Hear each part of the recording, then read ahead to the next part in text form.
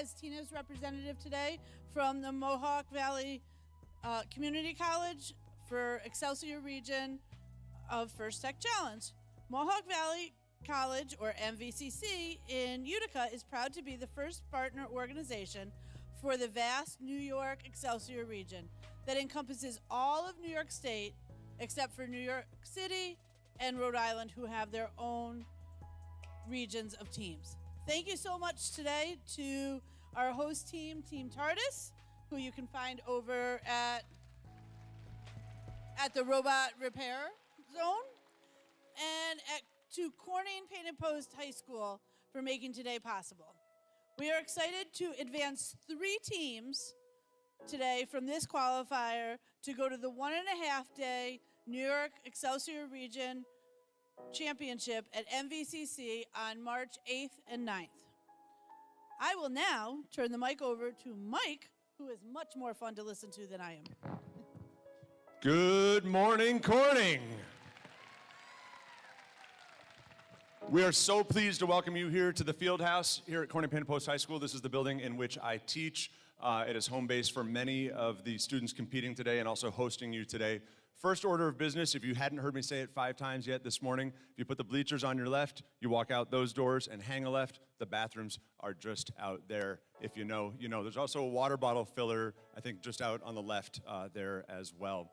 We are so glad to have you here. We've got 17 teams competing. Unfortunately, the Saints and Fayetteville Manulus Metal Stingers were not able to join us. If you guys are watching out there on the live feed, we miss you, but you're with us. We're excited to have the day of competition. This is the 9th qualifier this season and the last. Yesterday we hosted Peekskill downstate, and I want all of you to know, those of you competing today, they set a new state high record by a long shot. The previous was held by GorillaBots and TARDIS at Broadalbin, Perth. It was 284 points.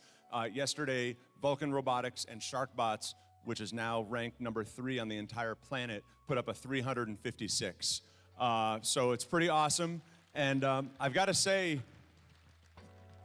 a little bit of healthy competition, healthy camaraderie within the region is pretty spectacular. To have Excelsior be the home of the number 3 team on the planet right now, I think is something that we can all be proud of. The SharkBots are getting it done. If you guys are watching, congratulations to you.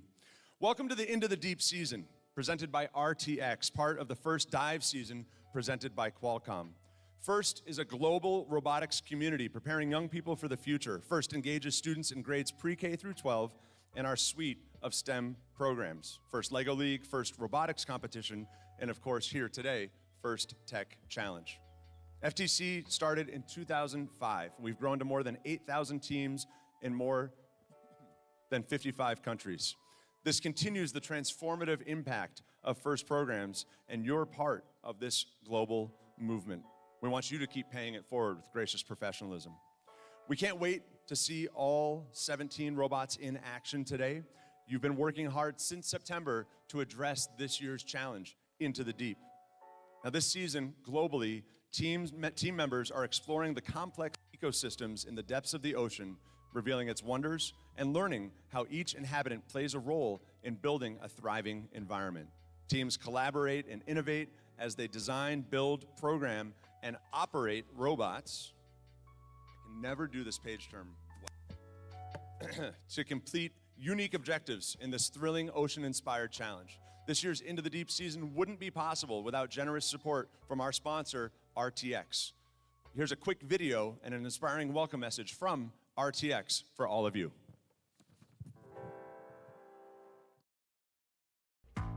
Welcome, First Tech Challenge teams, and congratulations on advancing to this level of the Into the Deep season. Through our collaboration with FIRST, we hope our work motivates you to see what's possible in the depths of our oceans and understand we all play an important role in protecting those waters. Let's look at some of those technologies with my colleague, Julie. Thanks, Dantea. From 500 miles up in space, the Visible Infrared Imaging Radiometer Suite, or VIIRS, which is what I work on, rides aboard a satellite gathering information about our environment, like ocean chlorophyll levels or algae blooms along the coast. VIIRS is basically just a really fancy camera that's changing the way we see our planet. It has a rotating telescope to gather particles of light called photons that travel through various lenses, mirrors, and detectors to generate data that's used to identify things, like emerging storm patterns. VIIRS' tracking capabilities can increase warning times on approaching hurricanes and forest fires, and this ultimately saves lives.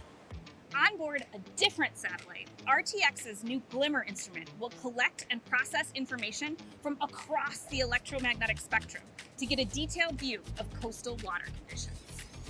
Glimmer will provide precise measurements of ocean ecosystems in the Gulf of Mexico, parts of the US coastline, and the Amazon River.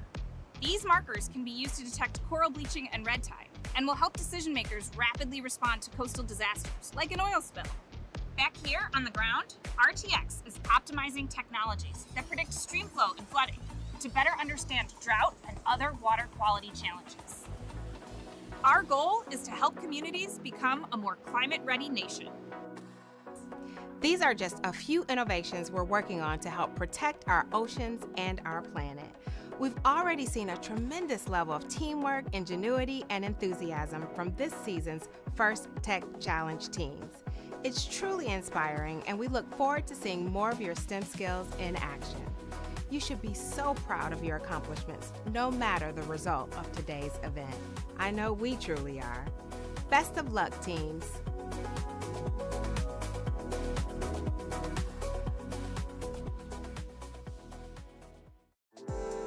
Now I know teams, you guys have seen that video a number of times. You're like, hey, RTX, who the heck are they? Real talk, this stuff just doesn't materialize out of nowhere. So to have them globally as a sponsor and a partner for us is really, really important. We're grateful for that. Let's talk about a different group of people. Being a first team member means access to education and career discovery opportunities through industry certifications, internships, and scholarships. First offers you the opportunity to network with employers and a place in the First community for life. I'm one of the alumni that I'm talking about right now. I was on a team in 1995.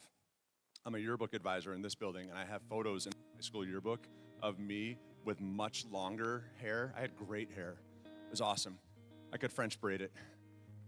It's true. On our robotics team in 1995. And now I'm back serving you today, and I hope that you guys will become part of our alumni network. Many of the volunteers you see behind me are first alums as well. These aren't just words. We want you to stay connected with us right on through. To learn more about how you can make the most of your first experience, you can go to firstinspires.org/alumni. We're going to hear from some of our alumni right now in a video. Participants, an alumni of FIRST programs. FIRST programs Gain access to education, amazing career discovery opportunities, exclusive connections to scholarships, really cool employers, and ultimately a place in the First community. and a place in the First community. and a place in the FIRST community For life. This is a network of people that you get to grow with for your entire career.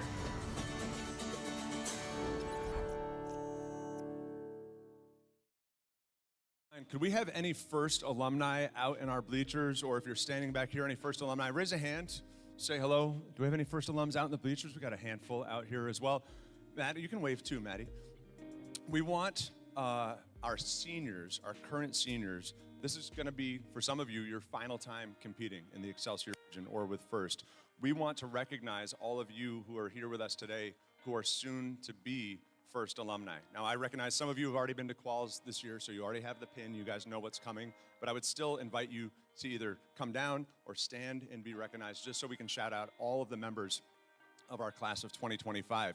If you haven't received your first alumni pin yet, you can come down and get it from Maddie right now. But class of 2025, on your feet. Let's recognize all of our seniors.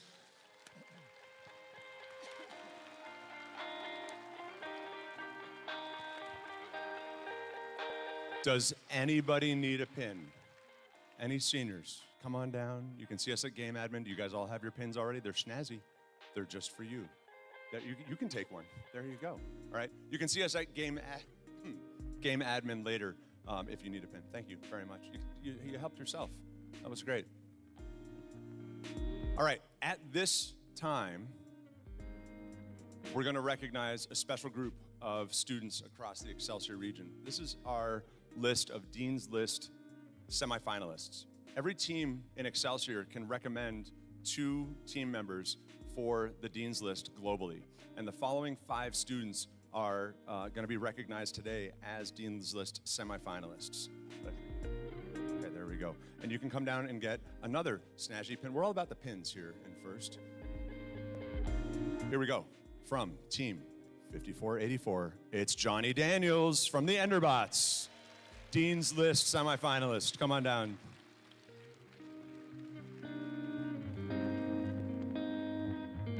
We'll make this next one a double. From Team 12736, Electric Mayhem Green, it's Nate and Hamid. Nate Gorton and Hamid Hussein. Come on down, guys. Dean's List semifinalists. They run a great weekly vodcast on YouTube that you should check out. They do an awesome job up at the Nichols School. Congratulations, guys. And our final two semifinalists, we might not see them coming because they're in camouflage. From Team 27364, it's Alexia and Judah from the Battery Battalion. Alexia Burt and Judah Paul. Congratulations to our Dean's List semifinalists.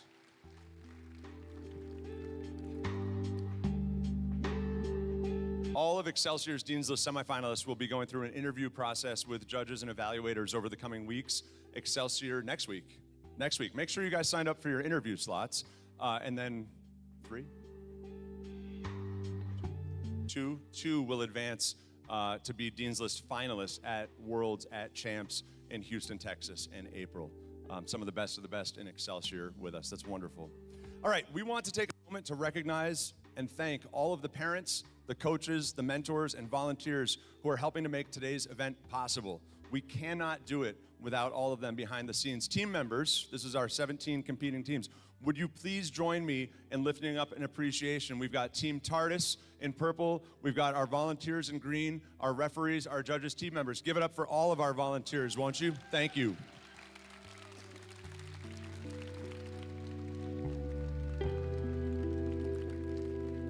Now, we know that today can be stressful. I'm a coach myself, and I've seen the stress in our own team when we compete. We're going to ask, despite it all, that you practice the first ethos of gracious professionalism all day long. It means doing your best work and at the same time respecting and valuing the other students, teams, and most especially our volunteers here. We want you to compete fiercely on the field, but be awesome to each other in the pits. You got a spare motor? You need a spare motor? You need some duct tape? Whatever it is, ask around and teams will support you out. Today is where the hard work you've put into designing, building, and programming your robots comes to life. It's your chance to share everything you've learned so far. So we want to say good luck to our teams, and most importantly, help out and get to know each other today.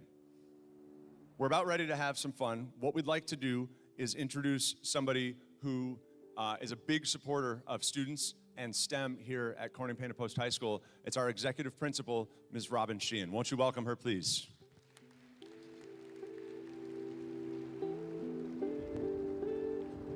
Good morning, everyone, and welcome to Corning Painted Post High School and the First Tech Challenge Qualifier here today. It truly is a pleasure to have you here, ready to showcase your hard work, creativity, and teamwork in what promises to be an exciting day of competition and innovation. First off, I want to take a moment to acknowledge the incredible journey each of you has been on throughout this season.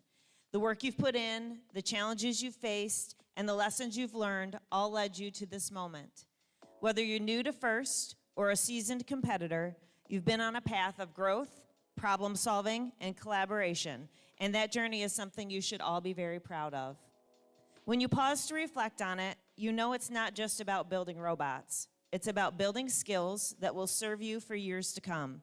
It's about creativity and ingenuity and using STEM principles to bring your ideas to life.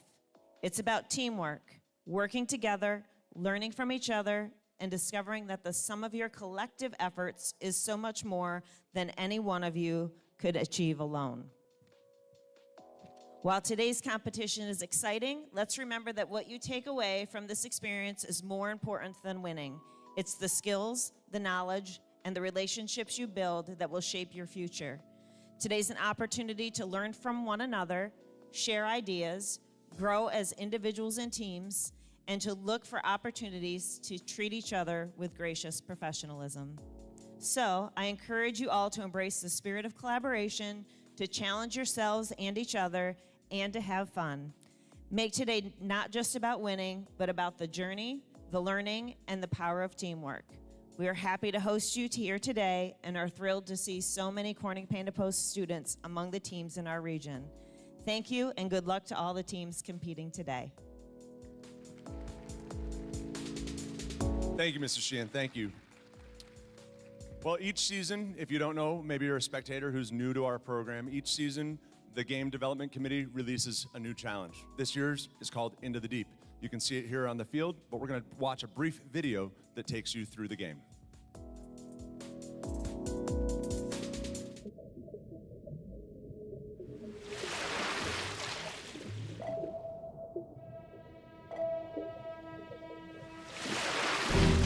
Welcome to the First Tech Challenge 2024 to 2025 season game, Into the Deep, presented by RTX. Two alliances of two teams each compete to retrieve and score samples into net zones, low baskets, and high baskets. Human players assemble clips onto samples to create specimens, which can be scored on the low chambers or high chambers. Each match begins with a 30-second autonomous period. Following auto is the 2-minute teleoperated period. The last 30 seconds of teleop is the end game. Robots may continue scoring samples and specimens, but can earn additional points by contacting the low rung, achieving a low-level ascent or high-level ascent, or parking in the observation zone. The alliance that earns the most points wins the match.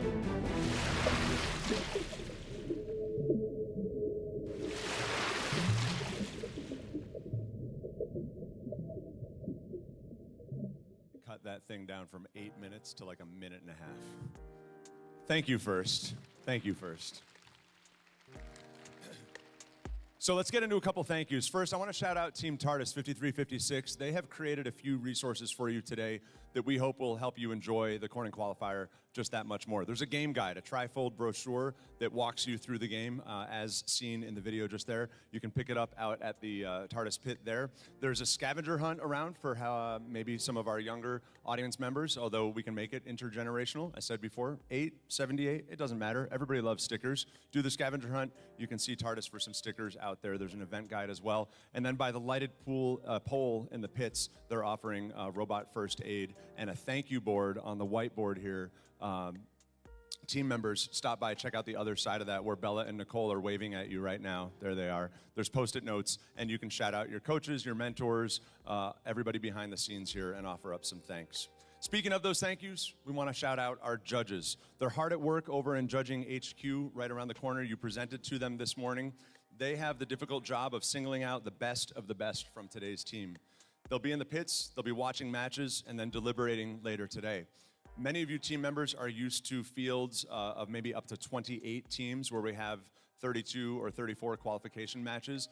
With only 17 teams here, we are going to pump the brakes just a little bit to make sure that all of you have time to visit with the judges in the pits. So those of you who are just spectating, just go with the flow, and team members, be attentive to those green shirts. They're in green shirts, right? They're in green shirts. They'll be making pit visits, and we want to make sure everybody's time, effort, and energy throughout the season is honored, and you can conduct those interviews in the time that you have.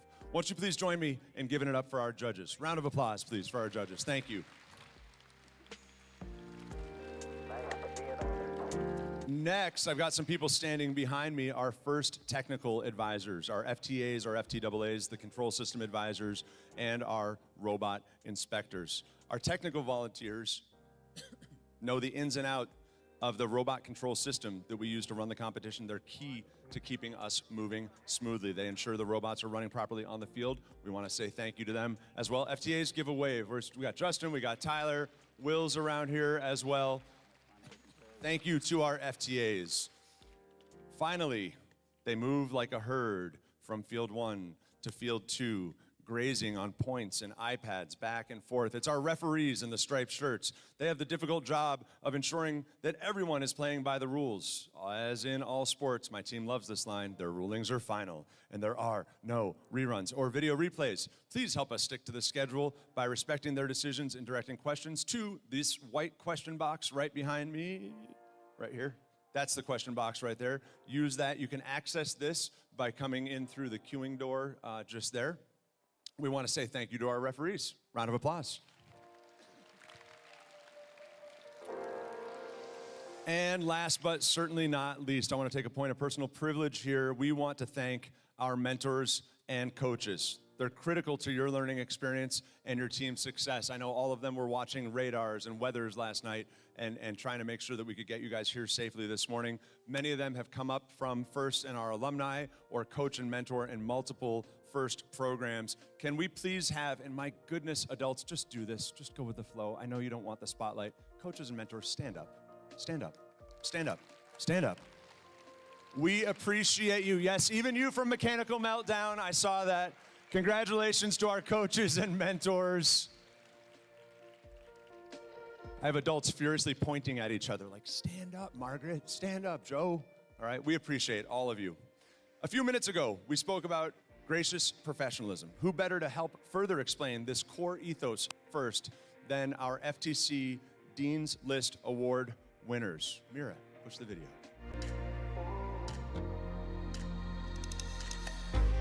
Gracious professionalism is the positive, kind, and respectful way in which we treat each other. It's the reason that the First community is so special. It's about balancing competition and cooperation. And it's all about cooperating in a time of manner. Well, even though there's stress, even though there's conflicts, we should always be in a respectful and kind manner to no matter who we are talking to. In a First setting, it's being nice to your teammates and being willing to lend a helping hand, even if you know, next match you may be competing against them. Our team tries to use gracious professionalism as an event by always supporting other teams, be willing to lend parts to others, and showing kindness to others no matter the outcome of a match. I was competing against another team and they had forgot to charge their battery. So I had one that was fully charged and I handed it to them because I wanted it to be a fair match and to make sure that everyone was having fun. Helping a kid who rarely smiled because he had a rough time light up with joy when he had his first robot move, and that gave me so much joy because I know that made his day, maybe his week, maybe even his year. I want to be a leader and like a person people can look to for support and help. You can be a gracious professional both in your everyday life and in your future just by being kind and respectful to everyone and helping everyone out. I work hard to learn technical skills so that I can help run local events in the community, and I actively mentor others to do the same. When I go to school, sometimes we have group projects and they're a little bit tough, and gracious professionalism can really help me through that with the collaboration and feedback sessions. We can, build sort of this ecosystem where everyone is happy and everyone's respecting each other and flourishing together as a family.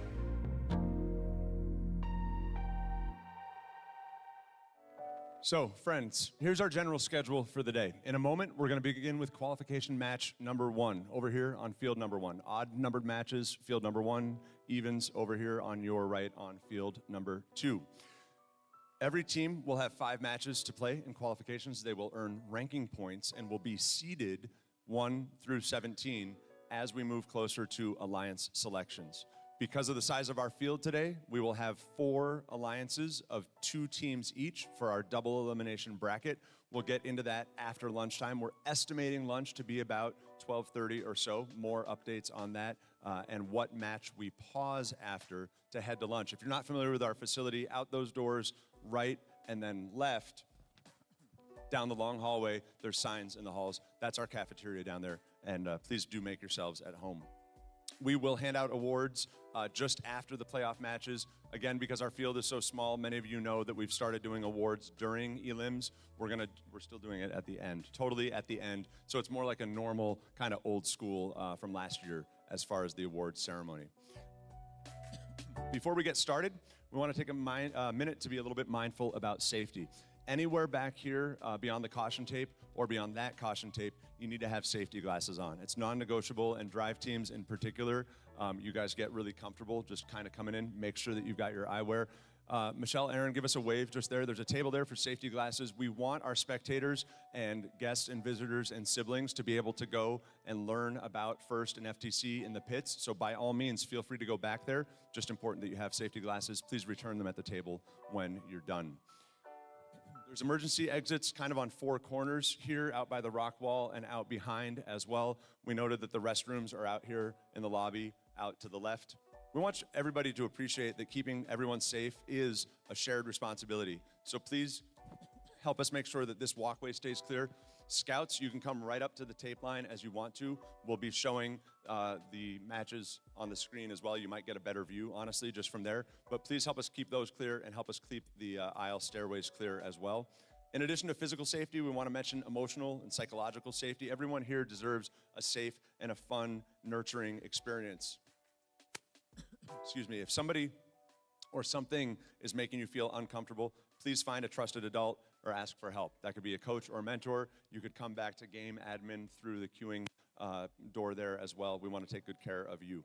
We're going to be a community today that looks out for each other, so if you do see somebody struggling, please check in with somebody here that's helping the day run. And thank you all for helping us make this a gracious, safe, and enjoyable event. Before we get to the matches, we'd like to invite all who are able to stand. Our flag is right there. Mira and Tyler are going to cue up our national anthem. Thank you.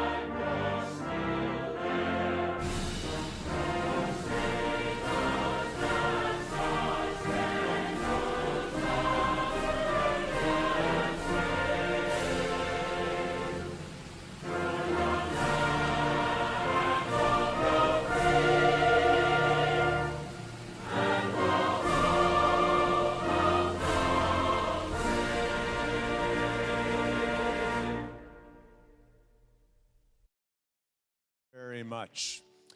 As Lisa previously announced, we've got 3 teams advancing to the Utica Regional Championship on March 8th and 9th. If you've been with Excelsior for a while, that is a change. It's now a 1.5-day event. Teams, eyes up, heads up. You guys ready to play? Let's dive into the deep. We need match 1, field 1, down over here. Field 2, you guys can queue out to the queuing table. We'll get started with these matches in just a second. Game announcer Ben Eamon is going to swing in and game announce with me here in the AM slot. We are streaming at Excelsior NY. That's okay. ExcelsiorNY.org/live. Again, that's live stream at ExcelsiorNY.org/live. Let's get this thing started, Excelsior.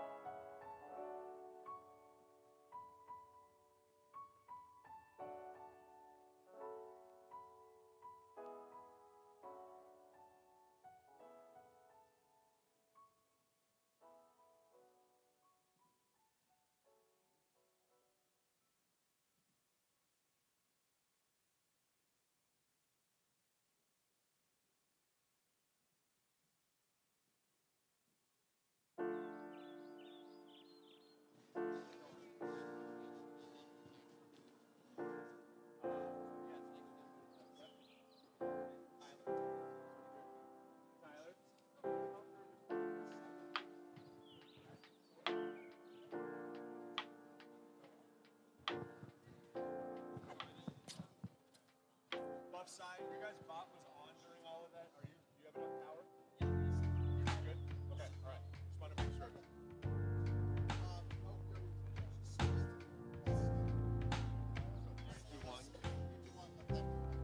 Right, okay. 3, 2, 1, but no goes.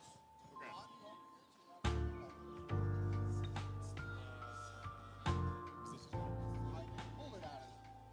But then we want the announcements. It's up to you guys. I can pull it and we just have it. It's not hard to push back in. Yeah, let's do that then. We'll just stay. Let's go on.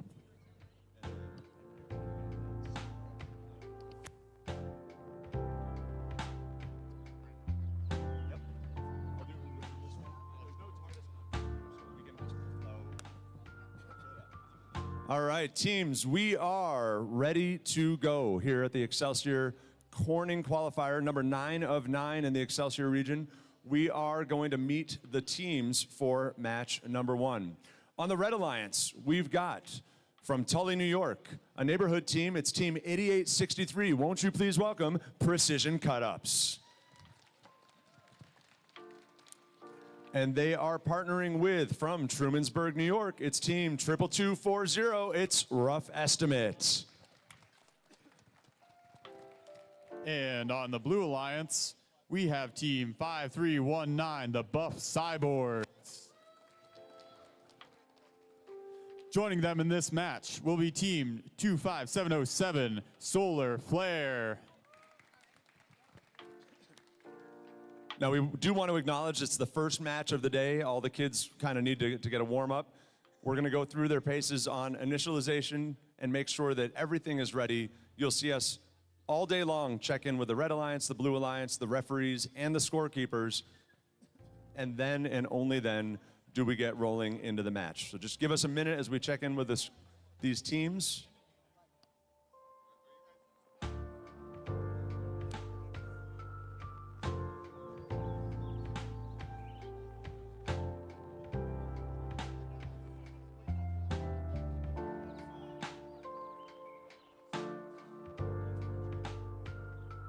All right, let's make this official. Blue Alliance, we're looking for a thumbs up from the Blue Alliance. Buff Cyborgs, Buff Cyborgs. Thumbs up, there you go. Red Alliance, thumbs up there. Referees, how we looking? Thumbs up from all of our volunteer referees and from our scorekeepers. Flippers up, we are diving into the deep.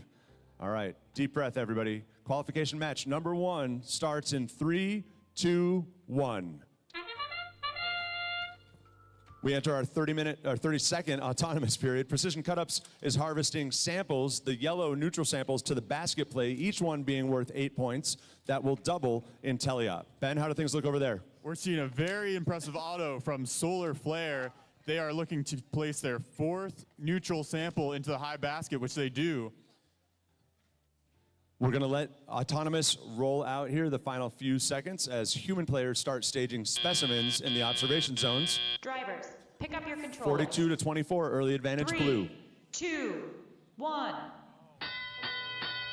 84-48 as all those points convert to teleop points as well. Now, these robots can play the basket side or they can hang specimens on the colored chambers at the end of the submersible. The submersible is that structure in the middle of the field. How's the Blue Alliance looking, Ben? Well, we see the Buff Cyborgs right now trying to place one of those specimens on their high chamber, which they successfully do. They now have 2 specimens on the high chamber.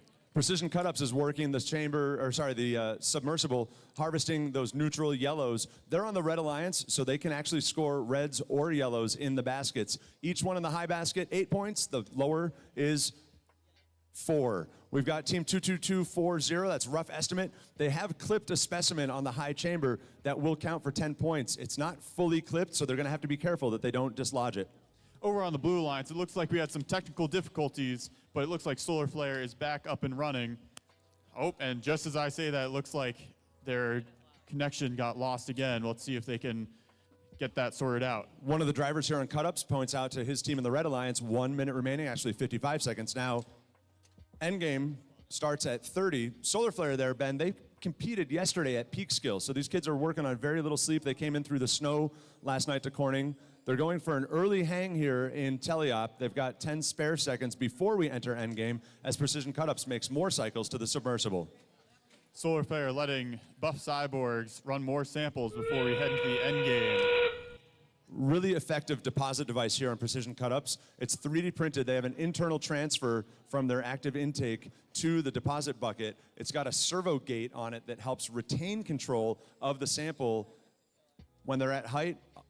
There they go. They deposit it like clockwork. 10 seconds in endgame.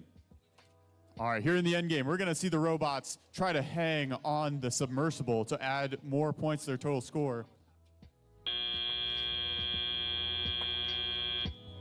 And that's the match. That's match number 1. Let's give it up for these teams.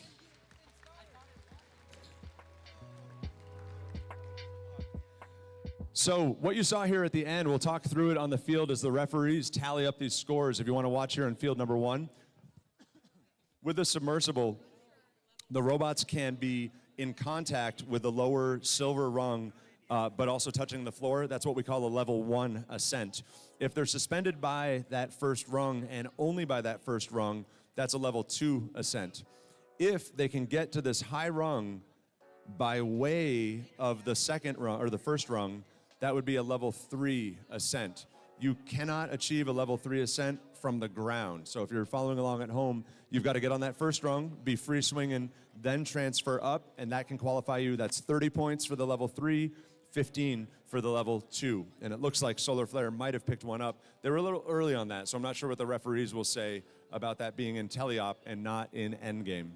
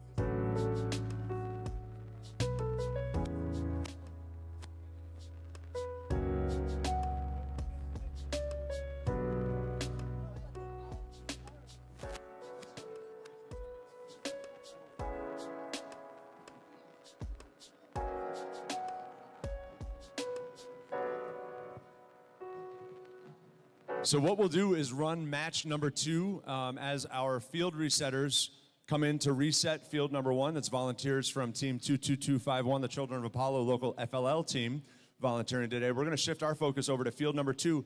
Ben, let's meet the Blue Alliance. Yeah, over on the Blue Alliance, for the audience, that is the left side of the field, we have team 5485, the Gorilla Bots from Corning, New York. And joining them from Buffalo is Electric Mayhem Green, team 12736. Who's over on the Red Alliance, Mike? So Mayhem Green has this cool charge up defibrillator thing. Do it again because Justin asked you guys a question in the middle of your team cheer. I want you guys to have your moment.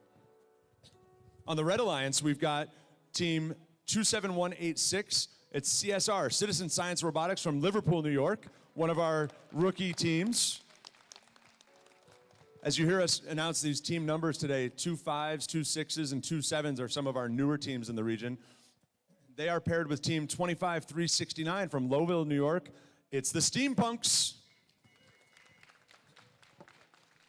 I think I heard a train whistle there. I like that. Is that your guys's? Is that yours? Steam. It's a steam whistle. I get it. It's a steam. I love that. All right. Head referee Bradley still on the field doing a checkout with our Blue Alliance as they get everything configured. Let's slide over here. Red, we're looking for thumbs up from both teams, CSR and Steampunks. Excellent. We're going to let our Gorilla Bots get hands off the bot. I see you. No worries. Something interesting strategy-wise. You can see Gorilla Bots isn't in front of their own robot right now. They're actually in front of Electric Mayhem Green's robot. They might be switching that position after auto runs. They might think that Electric Mayhem Green is better at doing the high bucket and they're better at doing the specimens. We'll have to see how it plays out. Miro, GorillaBots, Mayhem's looking for thumbs up, and Mayhem, thumbs up. Nate, you got it? Cool. Referees, we're looking good, and scorekeepers in the back row. There we go. All right, teams, deep breath. First match of the day. It's all good. All right, qualification match number 2 starts in 3, 2, 1. We see 4 bots in motion on Autonomous. That's great. It's late in the season, so a lot of these teams have practiced this. Looks like 25-369 Steampunks is looking to, and they do, clip a specimen on the high chamber. GorillaBots is working very fast, clipping those specimens. Actually, in the process of clipping a specimen, unclips one of their first ones that they scored. That could be easy pickings for them in Teleop. Looks like the robots have slowed to a stop. Getting to Drivers, pick Teleop up your period. controllers. 3, 2, 1. And we see 4 bots come alive. Now, those yellow samples, those are neutral. Those are easy pickings for any team, but teams need to stay away from the opposing alliance's color. Red stays with red, blue to blue. It'll be interesting to see if the blue alliance picks up that low sample that's right in front of the submersible. It looks like that Mayhem might be angling to bring it back to their human player.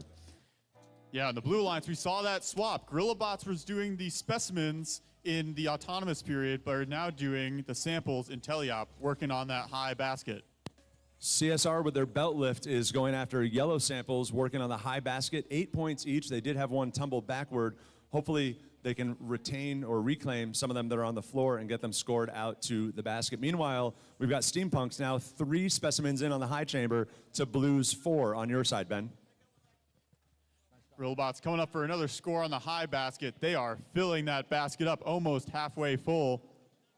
As that basket gets more and more full, it might get harder to score those elements. Meanwhile, with a minute remaining, it's 106-59, 67 that is, advantage blue at this point. GorillaBots putting a serious lead on them with that basket work. And Ben, you were right about the strategy. We've reversed now with Mayhem Green making quick work of the high chamber. CSR comes back for another yellow sample. They drop it, but I think we'll get it. We've got 7 seconds to end game. All right, Electric Mayhem Green are depositing an element in the observation zone and now looking to clip it on the high chamber. We've got a 6-5 specimen advantage in favor of blue. We are in endgame, so teams will start climbing. CSR goes from the floor up to the 3rd rung, but that will be only a level 2 ascent. Meanwhile, Steampunks does nice work there. Wow, really efficient hang for the Red Alliance. And green is up as well. That is Electric Mayhem Green. GorillaBots Parks, give a hand. That was a great match. Head referee Bradley says those hangs are all good. Mayhem for 15 points on the back. Red Alliance 15 apiece with CSR hanging at the highest rung, but advancing there from the ground, worth only 15, not 30 points. Still impressive work and speedy quick too. And GorillaBots, while not up in the air, were able to score 2 samples in the time that they would have otherwise hung, possibly giving them more points in the match.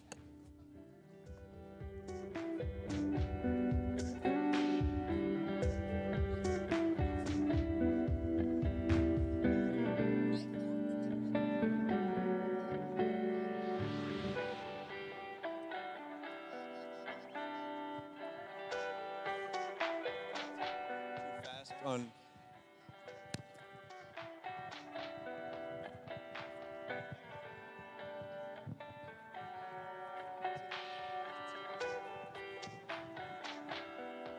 a reminder for all of our spectators, and especially our spectators who might be young at heart, out in the lobby just to the right, Team TARDIS is there with their bright purple booth. They have scavenger hunts available for the young and young at heart, successfully completing the scavenger hunt by visiting the pits or talking maybe to a referee or a team member earns you, I think, some stickers, some robot-themed stickers.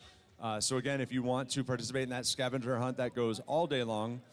And our STEM Commons are open in the lobby as well. We've got organizations, the Science and Discovery Center, iCode Corning, Electric Mayhem Green is here with Howard the Goldfish. They have a goldfish-powered robot. That's right, I said a goldfish-powered robot. Go check that out in the lobby as well, and you can drive TARDIS's demo bots out there too. There's lots and lots of action out in the lobby to keep us busy. We're gonna hold that match 1 score here for a little bit longer. We're doing a little bit of fact checking in the background. We wanna make sure that everything is fair and accurate for our teams. Ben, let's meet our alliances for match number 3. All right, looking over on the Blue Alliance. Let's meet our teams. Actually, we're gonna hold this match for a Go little do bit. the scavenger hunt, man. Go do the scavenger hunt. Hey, teams, we'll go do, everybody needs some stickers, right? Go do the scavenger hunt. For those of you here in the house at Corning Painted Post High School, the students that you see, the team members you see assembled down here in front on the tape line, they are scouts. They are collecting data basically to assess compatibility, and that is to say, if they advance this afternoon as an alliance captain, they want to make a selection of another team to take into the eliminations portion of the tournament that complements their own. So I'll give you an example. If we have a team that's very, very efficient at basket work, and that's their specialty, and they're the captain, they may want to pick a team that's really great on the chamber, very efficient there, because synergistically those two teams will cooperate very, very well and put up a higher score. Again, yesterday at Peekskill, shout out to SharkBots 14903 and Vulcan Robotics. They posted a New York State record 356-point game. Clean game, no penalties. That was on match 7 of the eliminations. The performance yesterday for SharkBots vaulted them into 3rd place globally. Out of 7,400 teams active right now in first in FTC, they are number 3 on the planet, and they belong to us here in the Excelsior region. Pretty awesome, and something that we look forward to celebrating with them at the Excelsior Championship in March.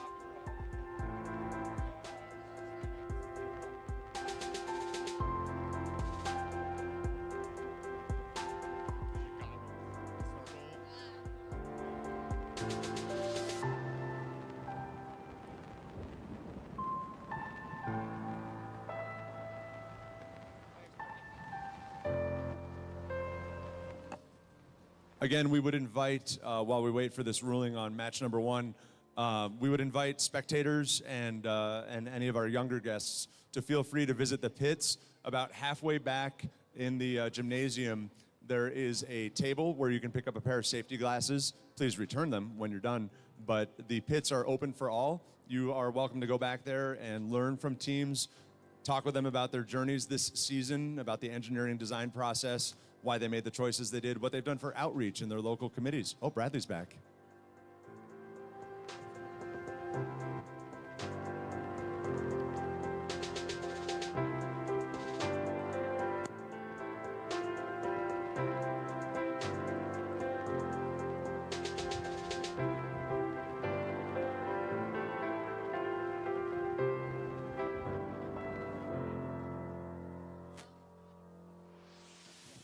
All right, so friends, we're going to send the score to the scoreboards. This is for match number 1. Eyes up. Which way will it go? The results to match number 1 at the Corning Qualifier. Red wins. It's a 178 to 122. Excellent work from Rough Estimate and Precision Cut-Ups. The question, just because I think we have a lot of folks curious, was about 25707 Solar Flare's teleop ascent, that level 2 ascent. They started ascending at 42 seconds, which is before endgame, but it is legal. It does qualify, it does count for 15 points, so kudos to them, and kudos to the Red Alliance. 178 is the bar. We're gonna shift our eyes back over. Ben, now it's time to meet these teams. Take it away, buddy. All right, I know you've been dying to meet the Blue Alliance over here. First, we have team number 27364, the Battery Battalion. Joining our friends in camo is team 6347, the Nerds of a Feather.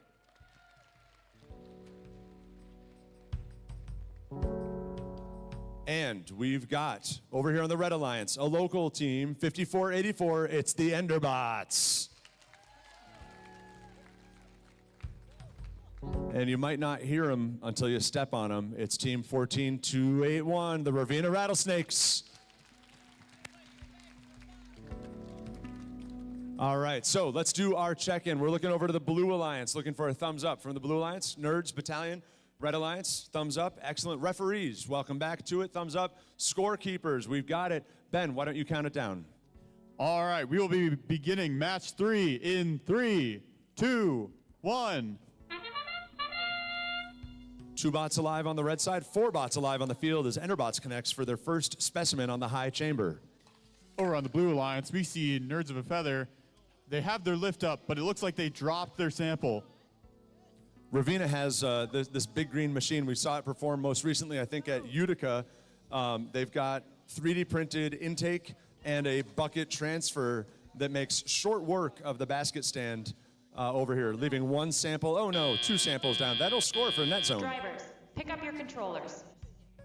3, 2, 1.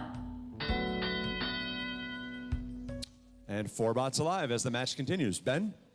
All the robots are springing to life on the Blue Alliance. We see the battalion, the Battery Battalion, with the blue and gold color scheme, anodized aluminum, very clean robot, score a sample in the high basket.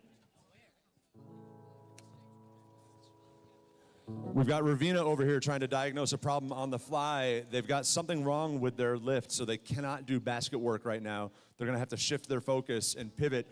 Smart. Defensive play. Red goes to blue side to harvest the neutral yellows. Completely legal, and they're gonna try to sneak one out from Battery Battalion's nose. They do, they're successful. Great defensive play here from the Rattlesnakes. It looks like the Nerds of the Feather are also having some technical difficulties. Enderbots seem to have their. Sorry, Ben, go ahead. They seem to have their lift stuck. We'll see if they can do any work scoring samples in the low goal where they don't necessarily need their lift. Ravenna's partner, the Enderbots, local favorite 5484, is doing a nice job with their human player cycling specimens into that observation zone. That's the one place on the field where human hands can make contact with game elements. They have to not be there at the same time as the robot. They'll convert them into specimens, and Enderbots has 3 racked and stacked, ready to score. 38 seconds remaining. The Nerds have pivoted their strategy to score in the low net zone. You don't get as many points for that, but the ability to adapt during technical difficulties is really what make the difference in the match. Ravina doing a nice job clearing way for Enderbots. Enderbots, every specimen, 10 points to the Red Alliance there as they make contact for specimen number 6 there on the high chamber. 9-second remaining, 120 to 46, advantage Red. I'm hearing hang on the Blue Alliance as the Battery Battalion goes up with just 2 seconds left. So it looks like Ravina is in contact with that lower rung. We'll let our referees make the call on that. That could be a level 1 ascent. Pretty clear that Battery Battalion is up on a level 2 ascent there for the Blue Alliance. A match well played. Teams, thank you for your patience as we sorted out match number 1. Gonna get a thumbs up from the referees here to clear the field in just a second. Do we have scores from match number 2 that we can send to the big board? Let's do that now. We'll shift our focus to field number 2. Here comes match number 2 results.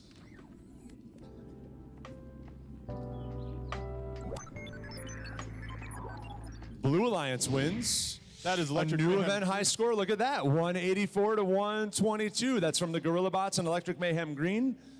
That is some awesome work. Teleop score, 143 points in Teleop. Well done.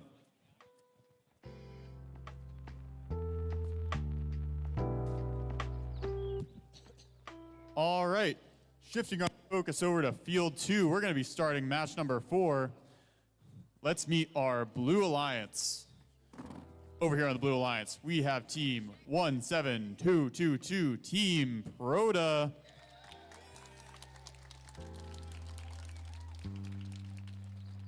Joining them from Penfield, New York, we have team 6996, Oncoming Storm.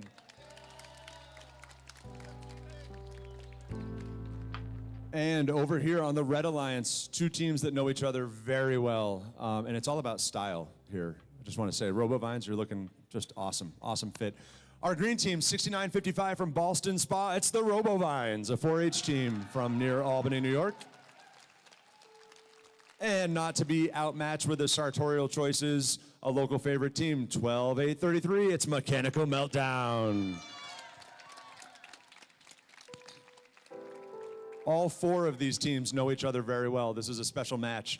They compete against each other all season long. Bradley's making some adjustments over here with the Blue Alliance. The robots do need to be in contact with the side wall, one way or another, and then out of the scoring zones. So out of the tape zones. Looks like we're clear here on the Red Alliance. We're gonna ask our Blue Alliance, Proda and Oncoming Storm, thumbs up. Storm, thumbs up, solid. Awesome. Red Alliance referees, love it. Scorekeepers in the back. There it is. All right, we'll count this down in 3, 2, 1. Mechanical Meltdown doing quick sample work on the basket side. They have a 4-sample auto. Unfortunately, the second one doesn't quite make it. Really cool bit of programming here, though. It knows that it fails, and it advances itself autonomously to the next one. Awesome work. Ben? Both bots on the Blue Alliance have scored. It looks like Proda is going for their second specimen. Oh, and they just missed the clip. Sometimes those clips can be tough to grab onto the bar. Keep an eye on Proda. I don't want to interrupt them right now. 3, 2, 1. Keep an eye on Proda. They're one of the only teams in Excelsior that has a 3rd level ascent. We'll see if we see that late in the game. RoboVines drives over one of their samples. We'll see if they reclaim that for their Red Alliance. Mechmelt back at the high basket, scoring again. Early lead Red, 76 to 36. On the Blue Alliance, we see Oncoming Storm going for the high basket while they let Proda do the specimen hangs. Oncoming Storm is now going for their 3rd sample, which they get. Mechmelt has these 2 compliant gripper wheels that they use, one direction for intake, one direction to score as they go back to the submersible for more yellow samples. Their human player is calling out to the drive team, 120, making sure that the team is aware how much time remains on the clock.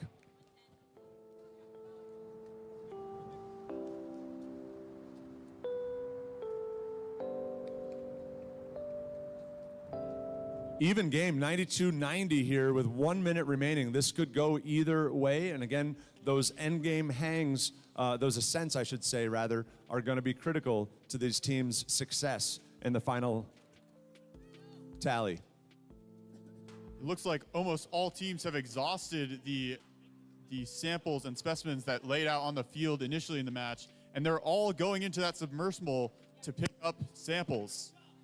RoboVines has a beautifully 3D printed gripper endgame here, endgame teams. They use that gripper to suspend specimens in kind of an upside down manner on that high chamber as they come back to score another one. 20 seconds. We are all tied up, friends. 126, 126, 17 seconds to go. Give it up for these teams in qualification match number 4. Froda goes 3. Froda goes 3. Mechmelda is up for a 2. Can Oncoming Storm match it? They do. Look at that.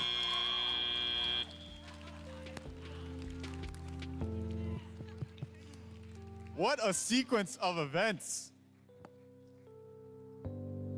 The Blue Line seems very excited about their performance, as they should be. I saw an early video of that Protobot on Facebook about a month ago when it was starting to go level 3. And I was like, is it going to get there? Is it going to get there? But today, just marvelous work for the team from Twin Tiers Christian Academy. Marvelous, marvelous work. Team 17222. Again, they're one of the only bots in the region that can pull that third level ascent. We'll see if there's more in the offing at Champs. Proto did advance out of Broad Alban 2 weeks ago, and we will see them playing again in March. Ben, you want to check in with the scorekeepers about match 3? We have scores for match 3? It looks like we do. All right. Please direct your attention to the scoreboards to see how our teams did in match 3.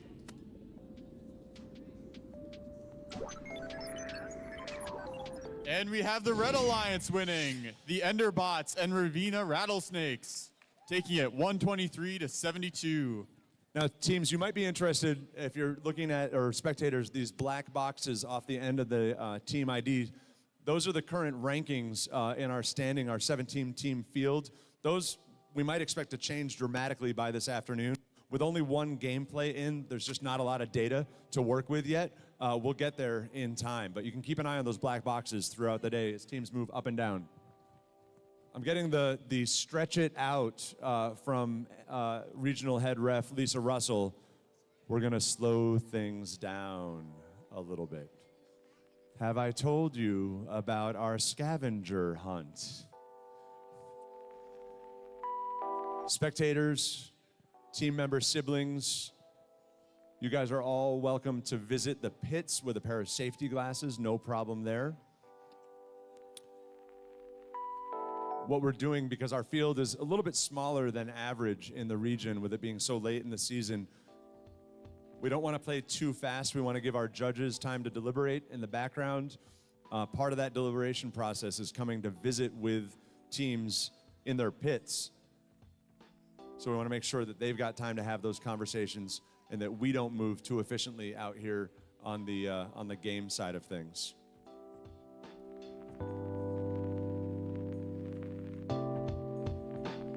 One thing you'll note is that every team gets 5 gameplays throughout the day, 5 qualification matches. But as I look at Solar Flare and the Enderbots and Steampunks, this is all second play for all of them.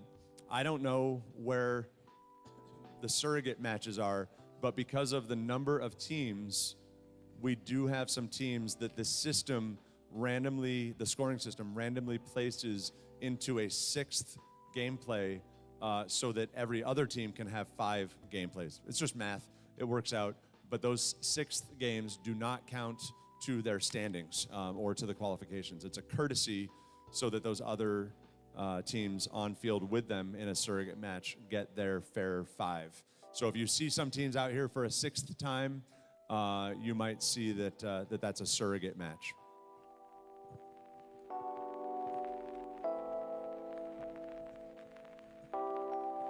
You might have heard us mention on the live stream or here in the house that the Utica Championships is a new format this year.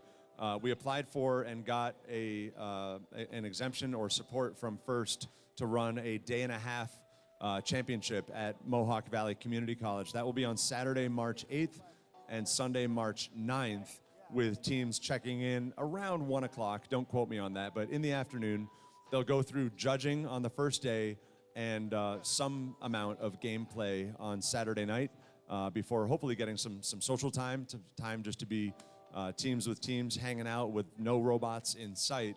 And then we'll wake up bright and early on Sunday morning and resume gameplay. There will be 8 qualification matches for each team, and fun fact, there will be 32 teams in that field. So a whole bunch of qualifying matches before we get on to championships. We'll talk more about that later. Got the thumbs up here, Ben, from head referee Bradley. Why don't you introduce an alliance here, buddy? All right. Closest to the audience, we have Team 5484, the Enderbots.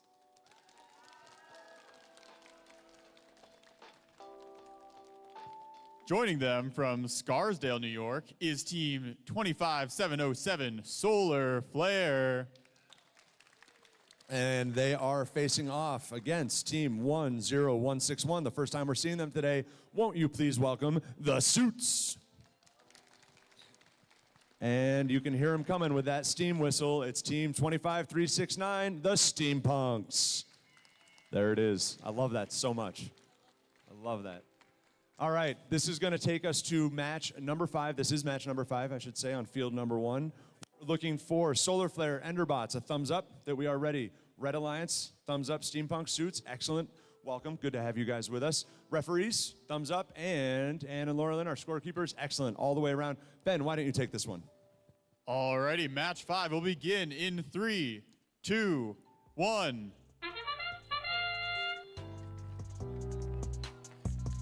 There's a loud what coming from Solar Flare.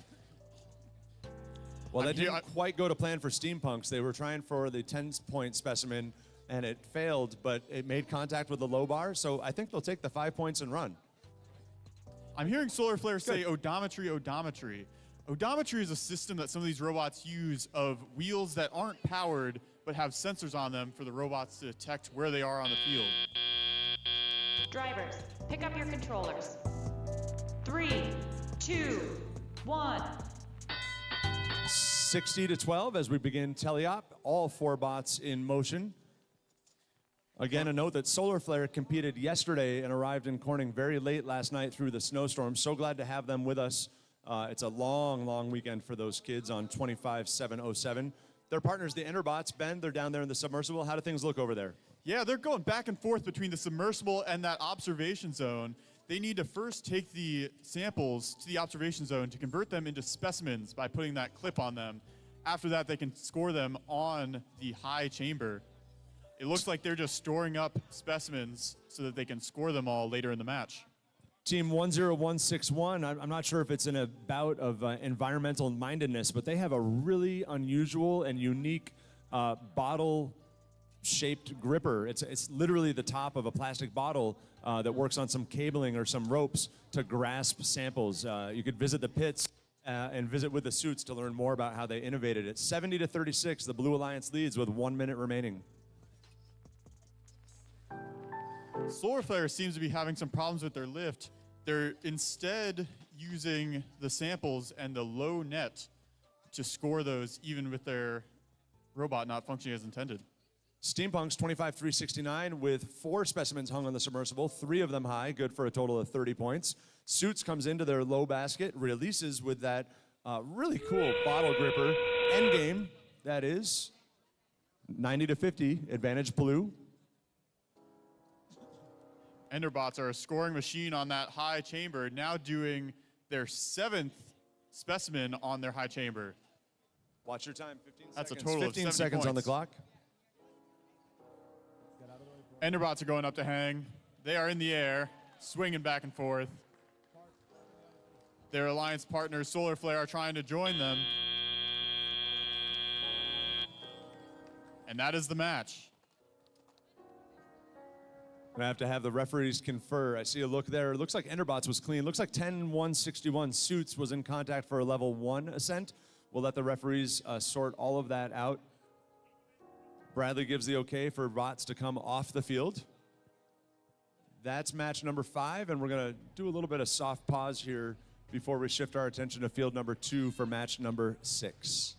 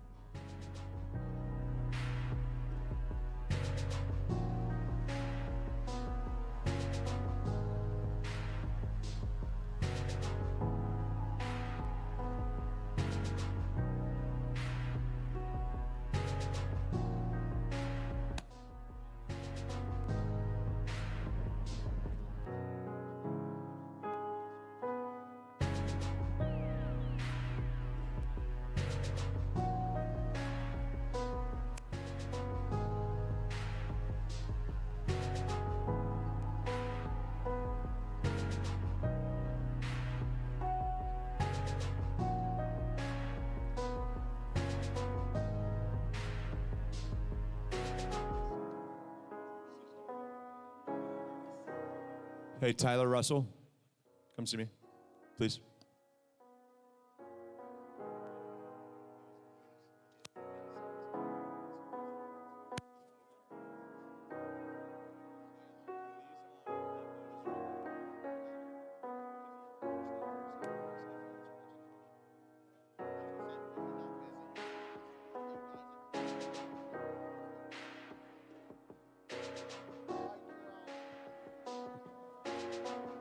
Teams in the pits, teams in general. Yep, it looks like you can hear me. So we want to announce, we want to make sure that all of you understand we have time. We have a schedule, we have time, and we know that Proto was in match 4 and now it's match 6 and they're back. So if any of you are feeling like it's too much or you need to deal with a power issue or replace a servo, just communicate with us. Head referee for the region, Lisa Russell, has assured me we can give you guys grace and space to take care of yourselves, take care of your bots, and compete fairly. So we will honor the match list, of course, but if we need a little bit of extra time here and there, please do speak up. You can talk to us. We're here to support you guys. Thank you very much.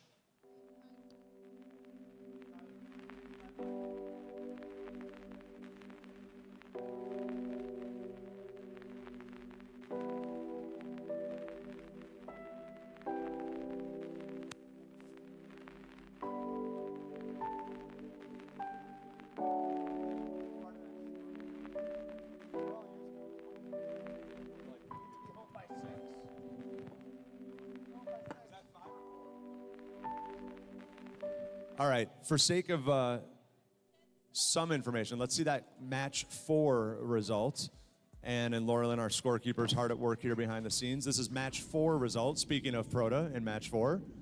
This was the level 3 and level 4, level 2 and level 3 ascent. Wow, but look at that composite. Look at that score. Look at that score. There is no shame there. Robovines and Mechmelt put out a solid 165, and the Blue Alliance bested them by 6 points. That is a great composite, and that's the kind of competition we're looking for all day long. That's awesome. We'll hold 5 for a little bit. Yeah, that margin, that's screen 1 sample or Proto's level 3 hang. It's tight. 45 points on Teleop Ascent.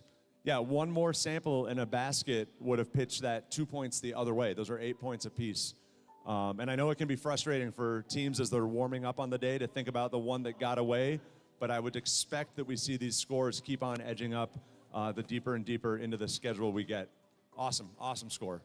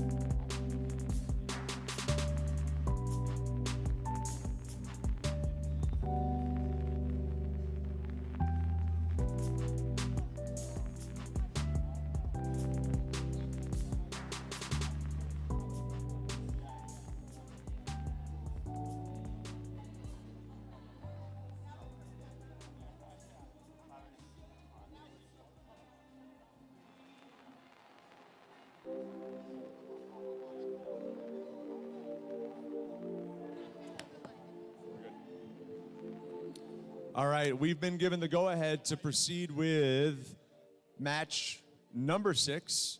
Ben, where are you, buddy? There you are. Let's meet the Red Alliance, and they are both parts of what's called the FTC Open Alliance. Open Alliance is something you can learn about from Team 12736 Electric Mayhem Green up at the Nichols School. It's a part of their project on outreach throughout the global FIRST community, and I do believe nerds are members of the Open Alliance. Come see Green and Nerds for more, but let's properly meet them. Once you give it up for Team 12736, it's Electric Mayhem Green. And they are partnered with Team 6347. It's Nerds of a Feather. Joining them in this match will be Team 17222, Team Proda. And their alliance partner, their number is about 22240, but that's just a rough estimate. Give it up for a rough estimate. Sorry, bad joke. No, that's a dad joke, not a bad joke. That was solid. That was solid. All right, this is qualification match number 6. Our teams have been patiently waiting. Let's get a thumbs up. Reds, awesome. Blues, and rough estimate. Finn, thumbs up. Solid, cool. Referees, awesome. And scorekeepers, we love it. Ben, count it down, buddy. All right, match number 6 will begin in 3, 2, 1. 3 of our 4 bots alive as Mayhem Green secures a specimen to the top chamber. Nerds is not loving what their autonomous is doing right now. How are things looking on the blue side? Yeah, we see Team Proda starting to cycle things into their observation zone. They've put one of their samples into the observation zone and are now looking to score the specimen for 2 specimens on the high chamber and a park. Drivers, pick up your controllers. 3, 2, 1. The score going into the teleop period favors the Blue Alliance. It's still anyone's game. Checking in with Nerds of a Feather, they had some concerns coming out of Autonomous that they might have a wrist problem for their handoff. We're about to see if it's behaving. Looks like they're going to be a net zone bot. There is a triangular scoring zone right here in front of me at the bottom of the base, the basket stack. They still can harvest from this submersible and score 2 points apiece for samples in the net zone. Ben? Proda is being a scoring machine on that high chamber, already getting 5 specimens on the high chamber. That's 50 points. And we're only at the beginning of the match. I love this Mayhem Green bot. It's speedy, unique looking. They have a pair of symmetrical grippers for their specimens. They can score off either side of the bot. I visited with them earlier in the season. That's so that they don't have to do quite as much driving. They can score off either side without having to spin around. Taking a look over at the Blue Alliance, their high chamber is just about full. They already have seven specimens on the high chamber. I know you say full, but I've seen teams get by hand just to see what the capacity is. I think it's like 16 or something like that. We'll see how high we go. How much time do we have, Ben? We have 36 seconds. We're about to head into our end game period. Mayhem Green looking to tackle a red specimen in there. Proda, here they come. Proda seem to be locking onto that third ascent bar. Look at that. Look at that.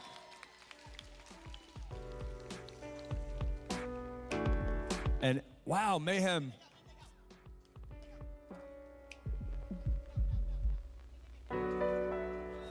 They've got to be hanging clear. Nah, not quite. Mayhem Green, they'll get that by the end of the day, I'm sure. 12-7-36, they've got to be hanging freely from that second rung, or really it's the first rung for a second level ascent. We're going to let the referees do their work. That Protobot, kudos to them. We see, a lot of 3D printed and a lot of fancy.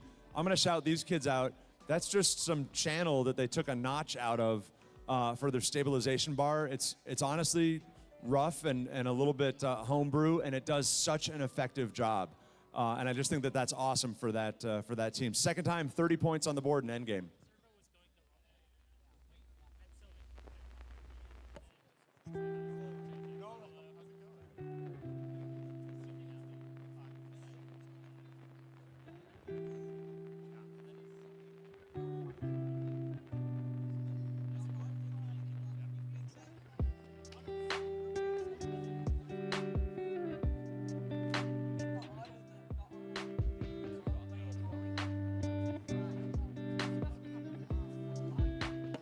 Hey, Ben, I know we've got, I think, match 5 stockpiled.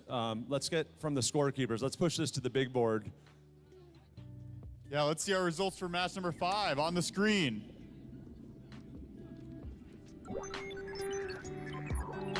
Is the Blue Alliance. The Blue Alliance of the Enderbots and Solar Flare.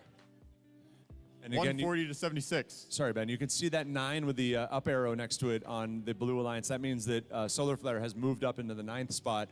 We are going to see a lot of churn, a lot of changes throughout the day as teams, win and lose matches. That's all based on ranking points. There's a whole tiebreaker system. There's all sorts of information available for that. There's a game guide out there that Team TARDIS 5356 has published. If you are a spectator or somebody that wants to know more about the ins and outs of the games. We're gonna hit a little pause here again as we shift focus to field number 1 for match number 7 in just a few moments.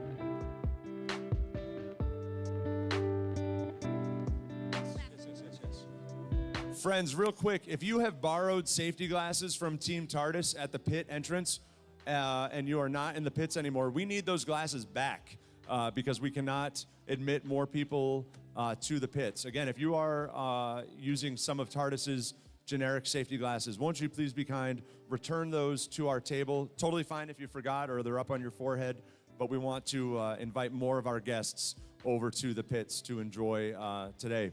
We have a found tool. It says, I think it's HH. It's a 454 Hex Plus 2.5 by 100 little witchy gidgy. I teach graphic design and I don't work on the robot. So coaches, mentors, team members, we've got a tool here. I'm gonna put it over at Game Admin. If you're missing, we'll call this out a couple more times as the day goes on. If you're missing a tool from your cart, it's over here at Game Admin, a 2.5 by 100 Torx wrench, it looks like.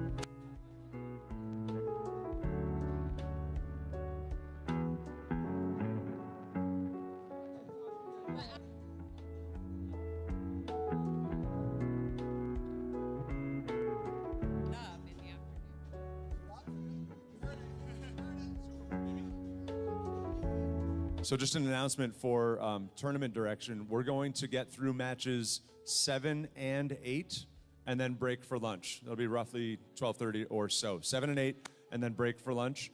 Again, if you've got Team TARDIS glasses at pit control, please stop by our table. Drop those back off. We appreciate that. And we're going to give Ravina, I think, a little bit of time here to hit the field. No rush. They're with FTA Justin there in the backfield. We'll give them a couple moments.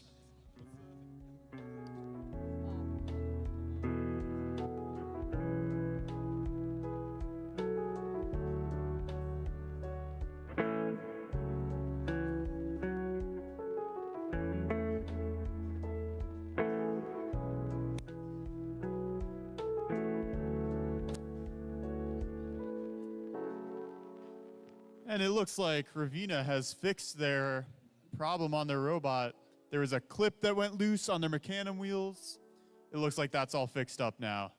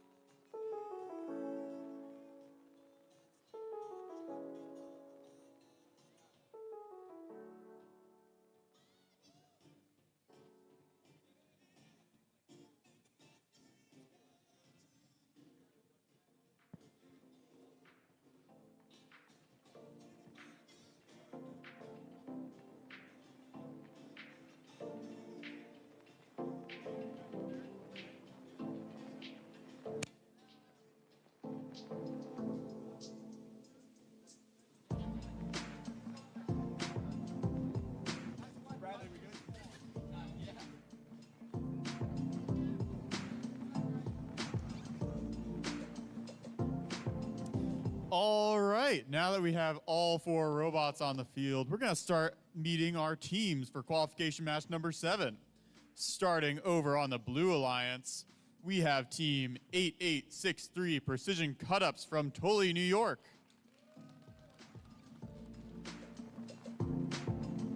And coming off of a brief fix of some mechanical issues, we have team 14281, the Ravina Rattlesnakes from Ravina, New York.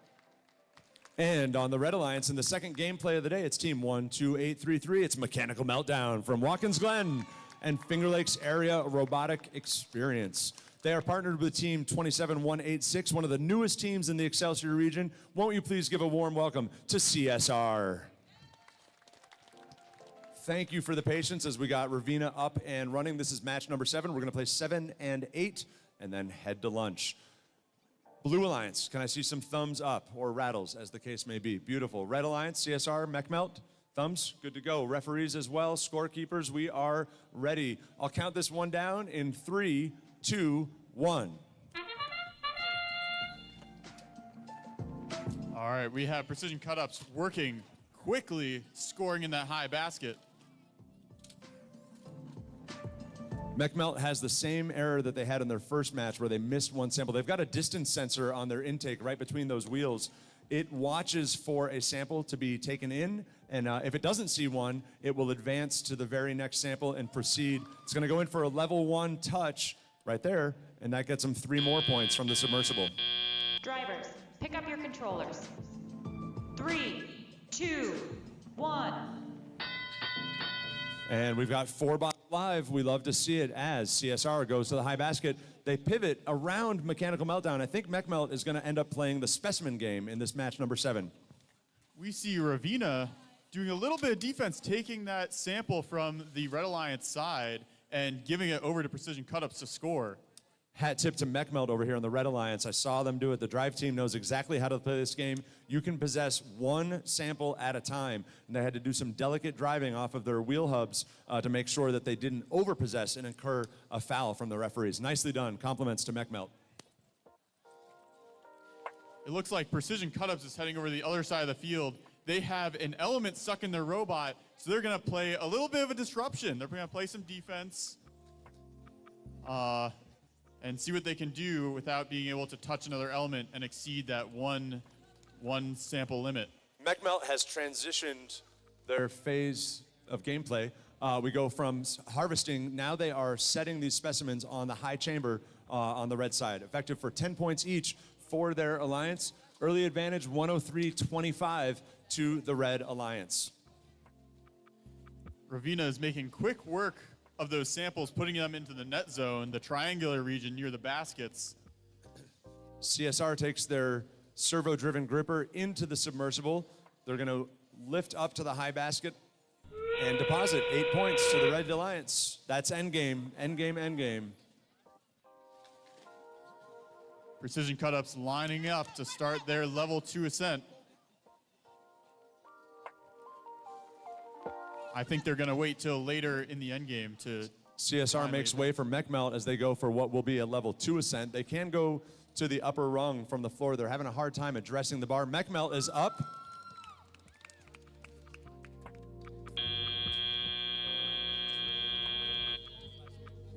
There we go. And we end the match with precision cut-ups and mech melt swinging from the bar.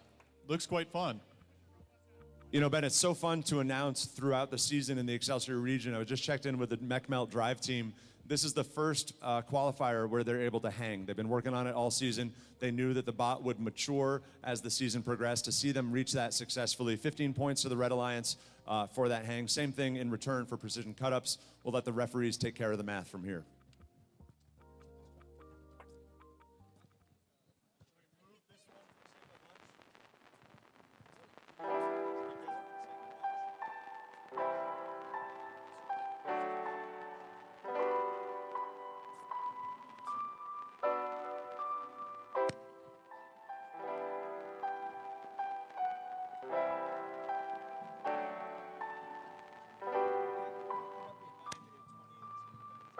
All right, and it seems like we have scores for qualification match number 6. Let's see those up on the big screen. And the winner is the Blue Alliance of Proda and Rough Estimate.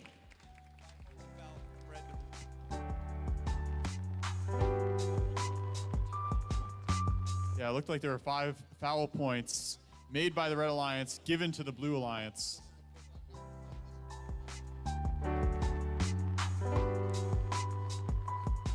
Yeah, that'll be a minor foul. I believe they're 5 and 10 points. And there's a whole litany of reasons that teams can incur fouls. Want clean games where we can have them. 5 points, not too bad. 135, great score.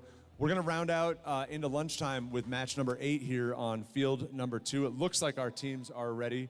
We're going to wait for head referee Bradley to confer off of match number 7. But while we're waiting, we, I think, can introduce these teams. Ben, start with the Blue Alliance. Over on the Blue Alliance, another local team from Corning. We have team 5485, the Gorilla Bots.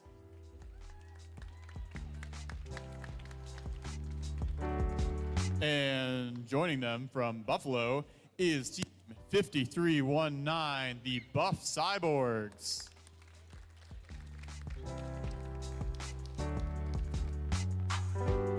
We want to take a moment. This is a nice pairing we've got over here for Excelsior. One of the oldest teams and one of our newest. We've got team 6955. It's the RoboVines.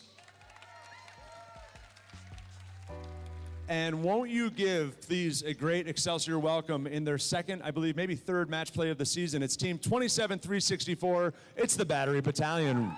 Rookie team.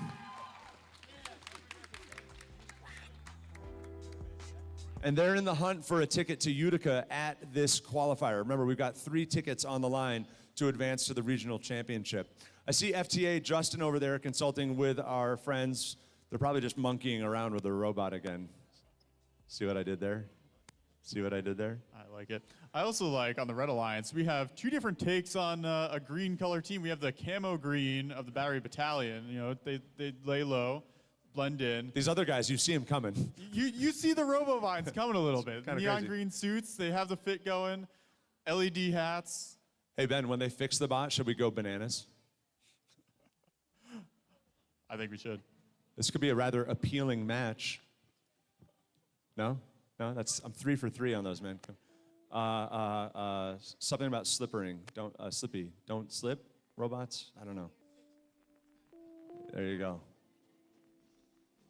We do want to give these teams a fair shot at gameplay.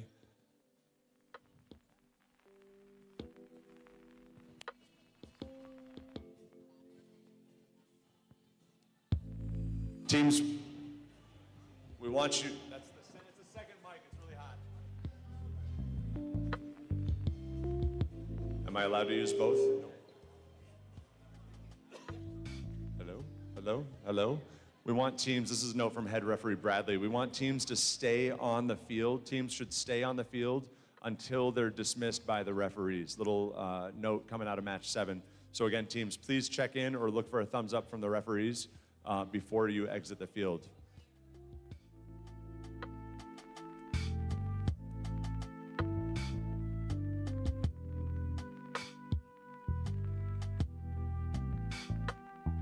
So it looks like GorillaBots is struggling with a Wi-Fi issue on their control system. We want to give them time with Tyler and Justin to work that out.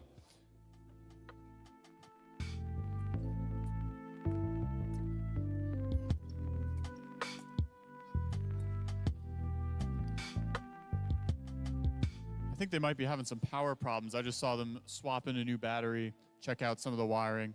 Want to make sure all those connections are secure.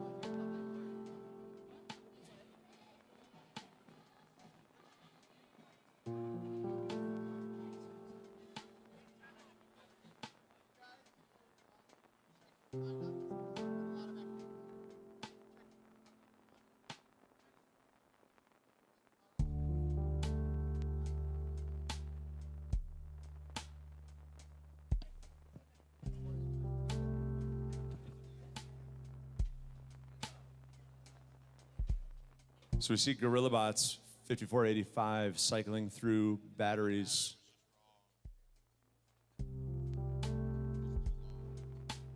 The robots need to have a certain amount of initial voltage to be able to do all that they need to do in autonomous and in teleop. See GorillaBots looking at their driver control hub to pair it with the robot, working with FTA Tyler there.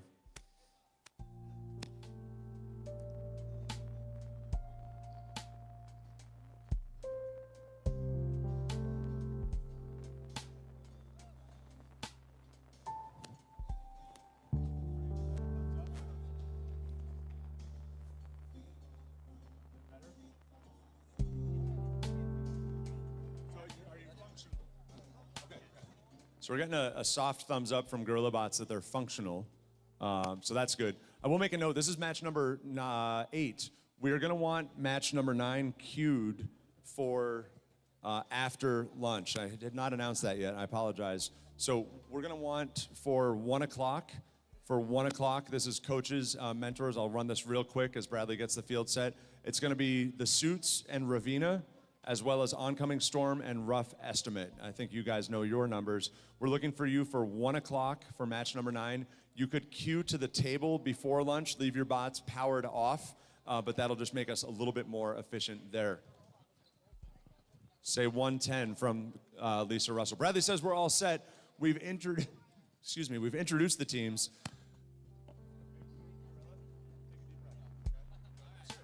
Serious, you guys are right. All right, RoboVines, Battery Battalion, can I get a thumbs up from you from the Red Alliance? Solid. Blue Alliance, Buff Psy and Gorilla. Gorilla Cyborgs, sounds terrifying actually. Referees, we're looking for thumbs up from all of you and from our scorekeepers in the background. Ben, over to you, buddy. All right, we're ready to start match 8 here on field 2 in 3, 2, 1.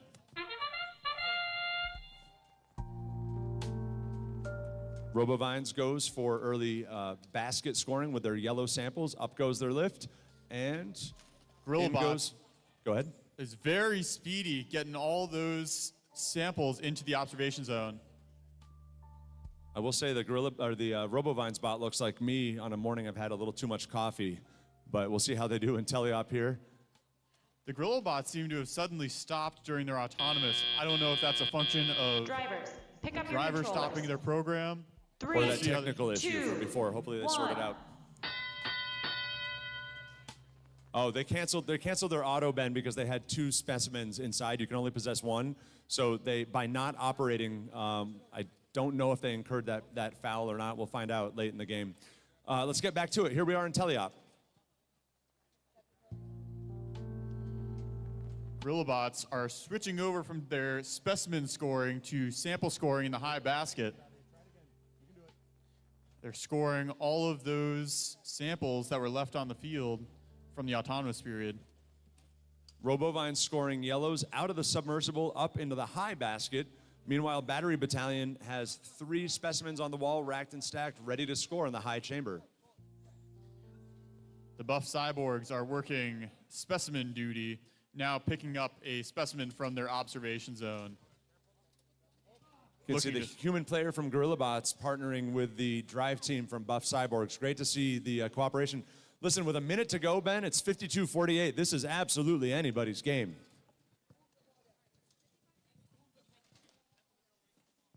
GorillaBots starting to fill that high basket about halfway full. It's about neck and neck for samples and baskets. Blue Lions has a slight lead on specimens, 2-1. It is still anyone's game to win. RoboVine's communicating here. They had intake a blue sample, and they knew that they needed to get rid of it. So they pivoted around to drop that.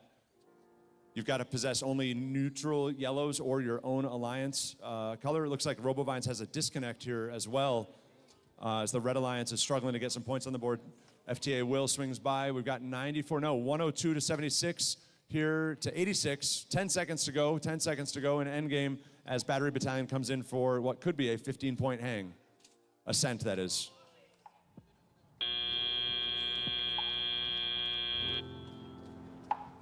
Round of applause, friends. That takes us to lunch. We're going to get the match 7 score before we usher you out the door.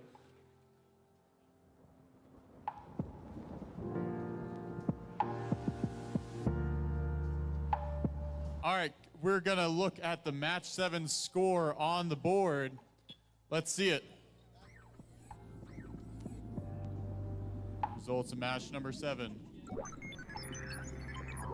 It is the Red Alliance, Mechanical Meltdown, and CSR. Very good performance. 114 points scored in teleop. Interesting note for Battery Battalion here. I checked in with referee Bradley. Their wheel cover kind of sheared mostly off. 3D printed wheel cover, flashy, love it, and was in contact with the side of the submersible. The ascent rules are such that if the piece that's touching the sub is supporting the robot, it wouldn't be a level 2 ascent, but because that wheel cover was just kind of flapping there in the breeze, if you will, it should be full score, 15 points to the Red Alliance. We'll see how that comes out. We'll get that score after lunch.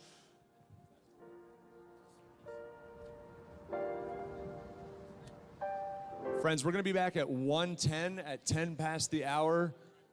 Honestly, it might be a couple minutes after that as well. We're going to take match number 9 queued to the table. We're looking for the suits. Wait, let me switch microphones.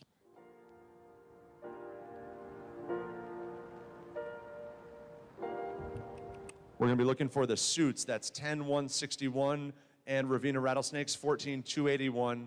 We'd like you guys queued to the Field 1 table with your bots powered off, as well as 6996 Oncoming Storm and 22240 Rough Estimate. If we could have those 4 teams queue your bots to the table before you depart for lunch, we would appreciate that. As you go to lunch, let's please take good care of the custodial team here at Corning Painted Post High School. Make sure that you guys clean up after yourselves down there in the cafeteria. Do visit our STEM Commons. TARDIS has 4 demo robots you can drive. Howard, the Mayhem Fish, is out there from Electric Mayhem, swimming around in his robot. We've got Legos. We've got the Society of Women Engineers here with an activity. We've got iCode Corning And it's just an awesome, awesome place for you guys out, especially with some of our younger spectators. We hope you guys enjoy that. We'll see you back here about, let's call it 1:15 or so, 1:15. Thank you.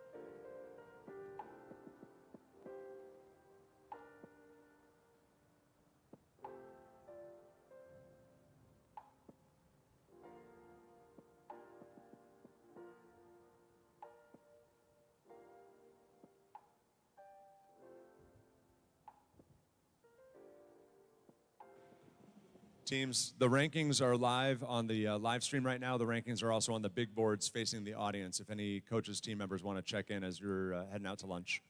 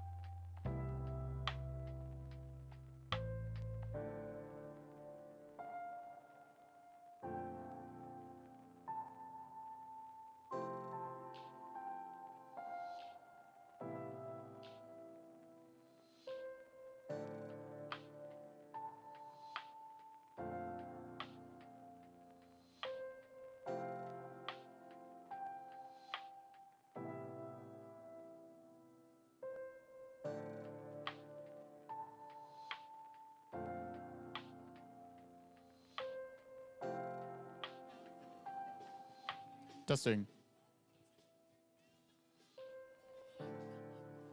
Attention, audience, and in the pits. We found a Samsung phone in the women's bathroom. If you have lost your phone, possibly in the bathroom, please come up to the front desk here, and if you can guess the password, you get the phone. Oh. Do you know if this is?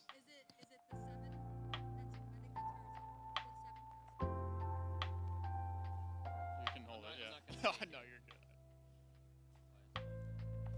Teams, we're going to ease back into competition here with match number 9 in just a moment, though we need some teams.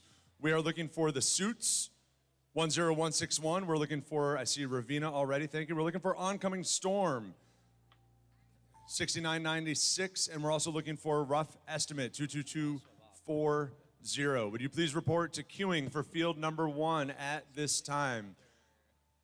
Friends, remember too, as we enter the back half of the competition, we need safety glasses everywhere behind the caution tape or in the pits. You can see Team TARDIS at the pit entrance for glasses if you need them. If you are done with some glasses, please return them there so that we can get more of our audience in and behind the scenes. Thank you so much for your help there.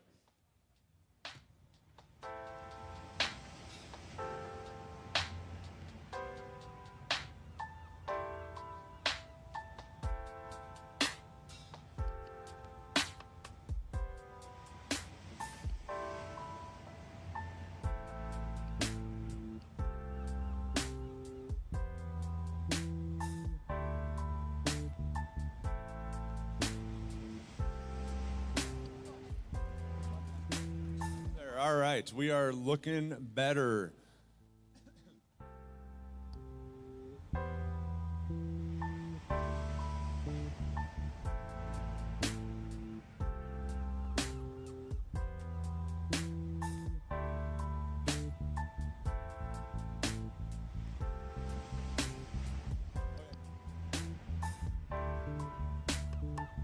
All right, as we get back into it, Ben, we're going to take a look at the scores from qualification match number 8. Scorekeepers are going to push that for us now. This is what took us out to lunch. A result here is Red wins. This was, a close, no! All right, let's take a look at these numbers. I said, oh no, because of the fouls. The Red Alliance comes out with the win, 116 to 113, but it was kind of a gift. The Gorilla Bots and Buff Cyborgs threw 15 points in fouls, which is either a major and a minor or 3 minors. They gave that gift of 15 points to the Red Alliance, and that's how the game is played. Red Alliance wins. So actions have consequences, so do fouls. We'll look for clean games through the afternoon as we resume match play with qualification match number 9.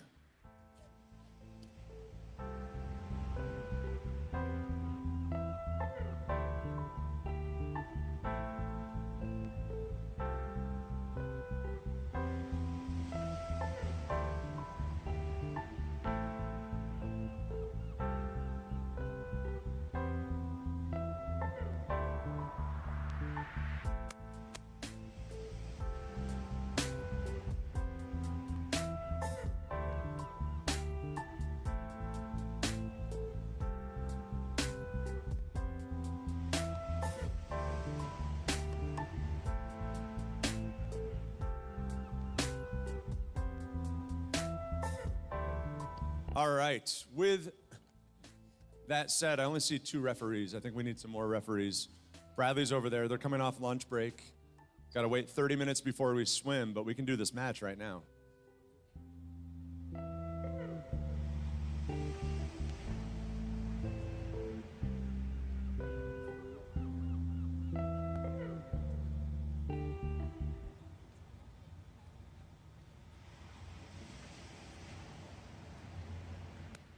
All right. We're welcoming to game announcing from Team TARDIS 5356, Victor Rusev, one of our programmers. Victor, in match number 9, let's meet the Blue Alliance. All right, over here on the Blue Alliance, we have, let's check here. Let me just verify. We have team 22240, rough estimate. There it is, there it is. Keep rolling. And with them, team 6996, oncoming storm. And they will face off in match number 9 against the Red Alliance. It's team 10161. It's the Suits from Fayetteville, New York. They are partnered up with team 14281. It's the Ravenna Rattlesnakes.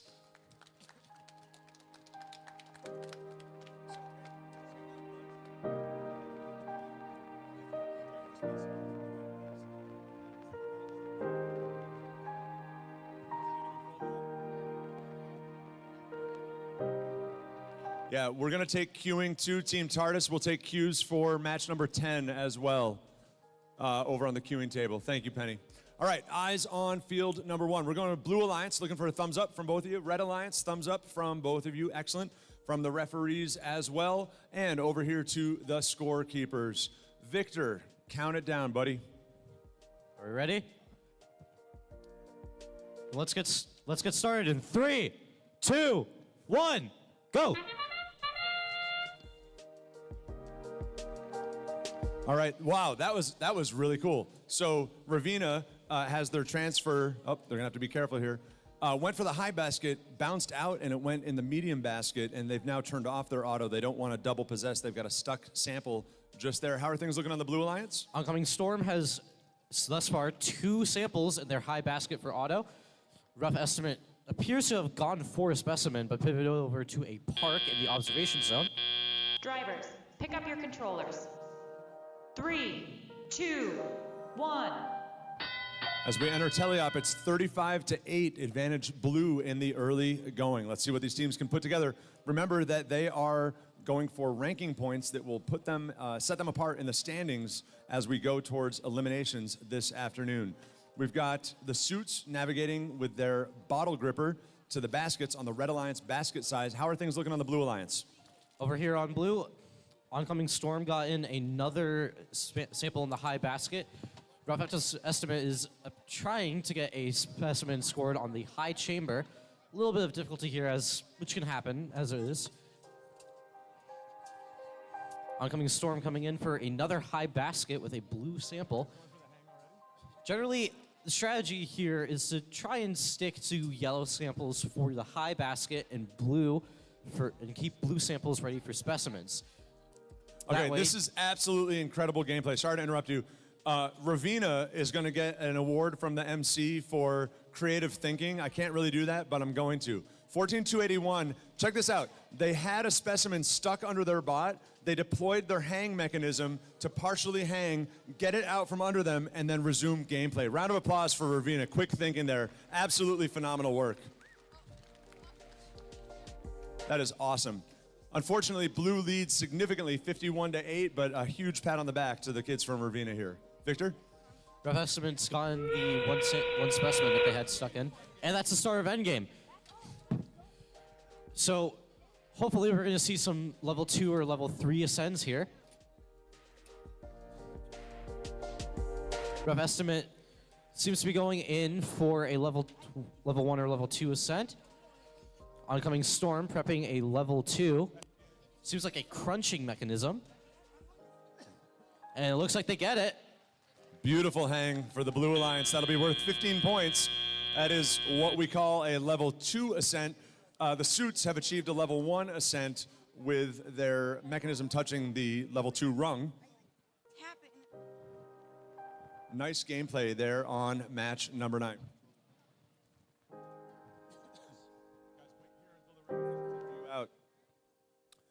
Again, for the teams, we're going to have you guys wait on the field until the referee squad and Bradley clear you out. They'll give you a thumbs up to get off the field. Spectators in the audience, if you're just joining us after lunch, thumbs up from Bradley. We're good to go. We are streaming at excelsiorny.org/live, excelsiorny.org/live. We want to thank the local FLL team 22251 Children of Apollo for both streaming today and field resetting for us today. Volunteers all around. We're going to move over to field number field number 2. And if you were with us this morning, we are going to pick up the tempo just a little bit here in the back half of the day. We do still have judges visiting with teams in the pits.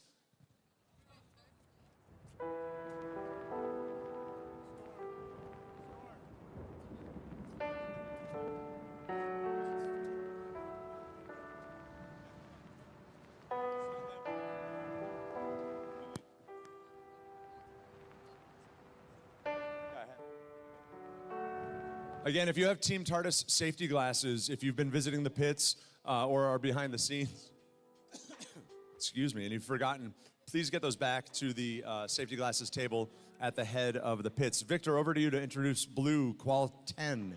Over here on Blue Alliance, coming from Buffalo, New York, we have Team 5319 Buff Cyborgs. And they will be assisted by Team 27364 Barry Battalion. A lot of energy over here for the Blue Alliance. Let's kick it over to the Red. And they will face off against the Red Alliance. Again, that's Team 25369. You'll hear the steam whistle in a second. It's the Steampunks. Oh, did I hear it? I don't know if I heard it. They're playing with our third level ascenders. They've been awesome on the day. This is match play 3 for them. It's Team 17222 from Twin Tiers Christian. It's Proda. If you're just joining us, watch them late in the game. They've got one of the best hangs in the Excelsior region. We're looking for a thumbs up from Buff and Battery. Ready to go? Thumbs up over here. Proda Steampunks from our referee crew, from our scorekeepers.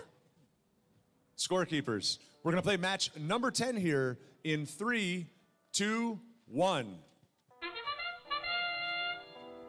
Proda goes for a specimen on the high chamber, as does Steampunks. That's actually one of the first alternate specimen attempts that we've seen. Wasn't quite successful, but great game strategy to see. We move through auto. Blue? Buff Cyborgs narrowly missing a specimen in their auto, but they're getting another one up. Will they get? They got it.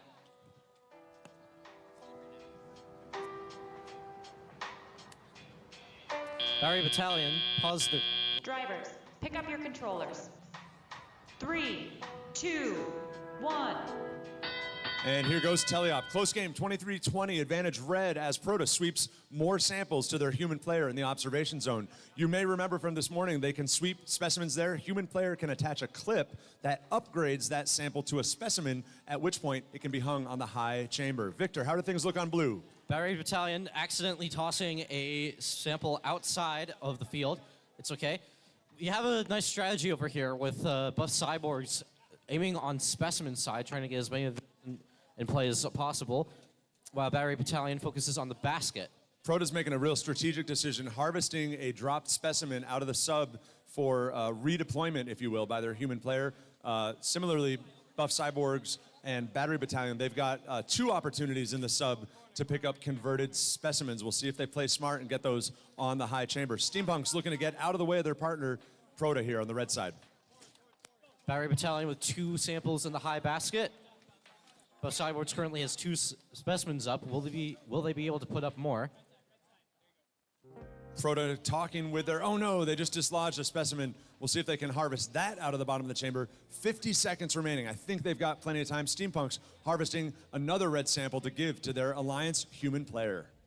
Barry Battalion getting another sample in the high basket. And Buff Cyborgs seems to be trying to reclaim one of their lost specimens. They do get it. FCA's Proda just disconnected.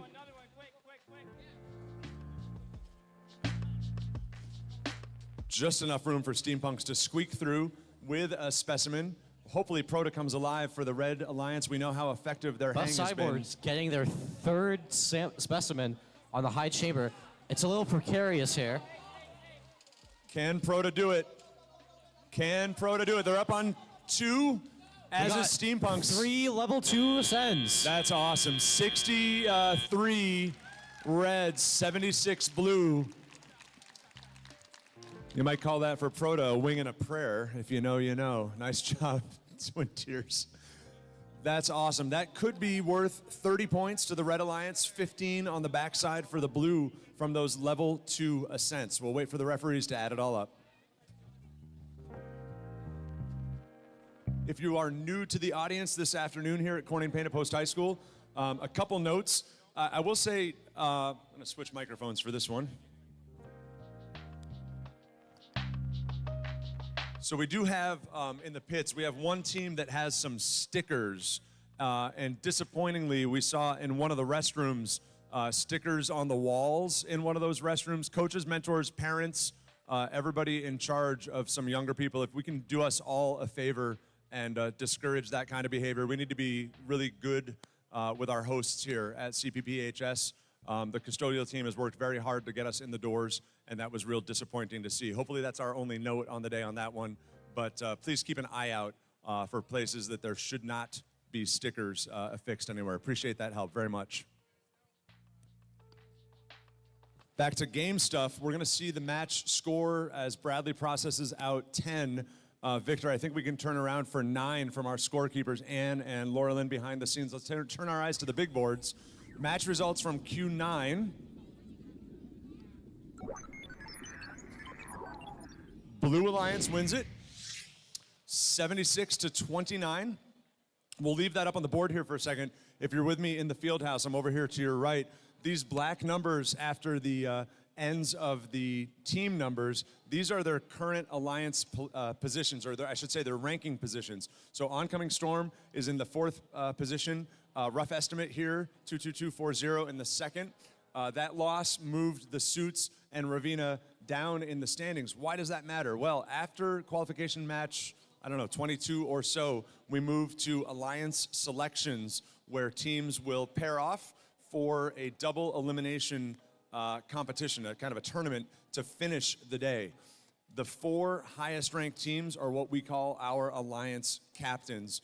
Much more on that to come. The teams are going to get through 5 game plays each before we get to that point. And we're going to turn our eyes to field number 1 for match number 11. On the blue side, we're still looking for, and they've had a quick cycle, we're looking for the Suits. They did just play, so we'll pump the brakes here just a second, let them take the field. I will introduce the Red Alliance very slowly. From the Nichols School in Buffalo, New York, home of snow, the Bills, chicken wings, really close to a waterfall. It is team 127. I'm giving the Suits time. 3-6. It's still too fast? All right. Friends, give it up for Electric Mayhem Green. Everybody in the bleachers that is just there like, what is he doing? Over here on my right, partnered with Green, is more Green. It is the Robovines. It's team 6955, a 4-H team from Ballston Spa. Little fun trivia, Robovines was one of the 3 teams that represented Excelsior at the World Championship last April in Houston, Texas. They are, yep, absolutely, a super well-established team. You can tell by their low number, they've been in the region quite a long time. Our newest teams are numbered 25,000, 26,000, and 27,000. Victor, over to you. Let's meet the Blue Alliance. First off, we have team 8863 Precision Cut-Ups. With them is team 10161, the Suits. And all jokes aside, if anybody in the bleachers was wondering why I was talking about Buffalo, we were giving Suits a little bit of time to get out here. They just played in match number 9, and almost with whiplash, this is match number 11. We want to be good to our teams. They need to change batteries, take a breather, all of that. You guys good to go? Cool? Precision? Cool? Red? Beautiful. Referees are ready, and scorekeepers. We're looking good. Thumbs up from our scorekeepers. Thank you to all of today's volunteers. I'll count this one down. This is match number 11 at the Corning Qualifier Excelsior region in 3, 2, 1. Starting off in auto, we got Precision Cut-Ups cycling on the high basket. They have a cool 2 a 2 gecko wheel intake, side by side parallel to the floor, with little spokes on them, surgical tubing, to quickly intake samples from a variety of orientations. I was just talking to RoboVines over here. It looked like they got stuck, and I said, you could pause, and they chose not to, and I'm glad that they didn't. They've now scored 2 samples in the high basket, good for Driver, 16 points. Pick up your controllers. 3, 2, 1. And we're starting telly-up. 64-55, advantage blue early as Mayhem causes some on the field, going after red samples for their human player. Meanwhile, RoboVines getting a little friendly with Suits over here. Legal play, but we're trying to get by Suits so they can create some scoring. RoboVines says, nope, we're going to go into the submersible instead. Red Alliance, they can pick up red or yellow samples and score them to the high basket. Precision Cups continuing to cycle on the high baskets as quickly as possible to rack up points. The Suits are harvesting a yellow sample from the red side of the field, preventing Red Alliance from being able to conveniently grab that nicely placed sample in the middle of the field. Oh, a little tete-a-tete here as RoboVines tried to sneak out the yellow sample from underneath the Suits. They said, no, we'll go back to the sub. 101 to 112. Anybody's game this early. We know those ascents are worth 15 points apiece for level 2. We know Precision Cut-Ups can hang.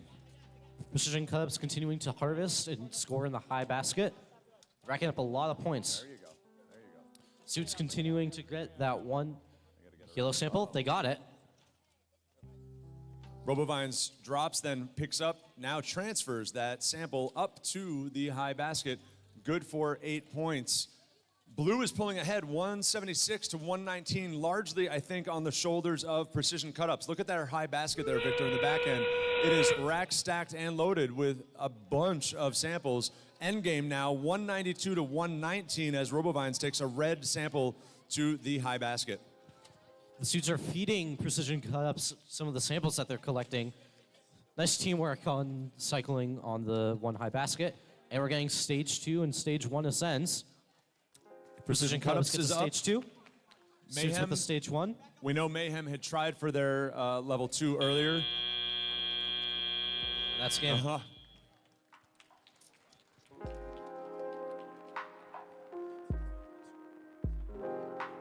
If we walk over here to the high basket on Blue Alliance, we got really a fully packed basket here. Looks really good. When you get cycling really quickly, eventually you will get baskets filled with like this, and then it gets very difficult to score more points. You could pivot over to the lower basket down here, but if you're skilled enough and have enough precision, you can gently place samples on top and they will still count for points. So our referees are talking over a number of things here in the background. The end game scoring, there's some pretty strict rules and some revisions to rules about game action in those final 3 seconds of the buzzer. RoboVines is in the observation zone. That's good for 3 points in the park. Mayhem, to my eyes, looks like they've achieved that level 1 ascent. I think it's all going to be about timing. Certainly Precision Cut-Ups hanging free there on the back bar, and Suits there, I think, also in contact.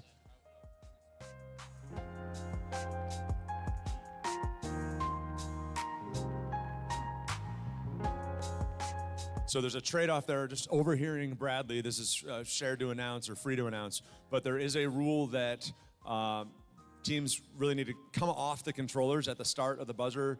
Green Mayhem wasn't quite there. They'll get the points for the ascent, but they'll also be assessed a major foul, which is 10 points in favor of the Blue Alliance. So teams do need to be careful. If there's any question about that, think about it like this. We're trying to make sure that end game is 30 seconds, not 33 seconds, right? So when that buzzer sounds, hands need to be coming off the controllers. And drivers were given some caution about that at this morning's drivers meeting. So that's not new information. We're going, excuse me, Victor, we're going to be looking here at match number 12 in a second, but we're going to turn our eyes to our scorekeeping crew for results from match number 10, I think it is we're looking for. No, 10? Yep. 10. Go ahead and push it to the big boards.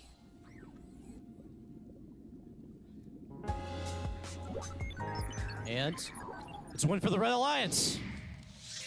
94 to 98. Oh, look at the fouls again.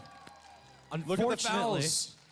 It's a 5-point foul. And that mattered. That threw Without the 5-point foul, it would have been in favor of blue, 94 to 93.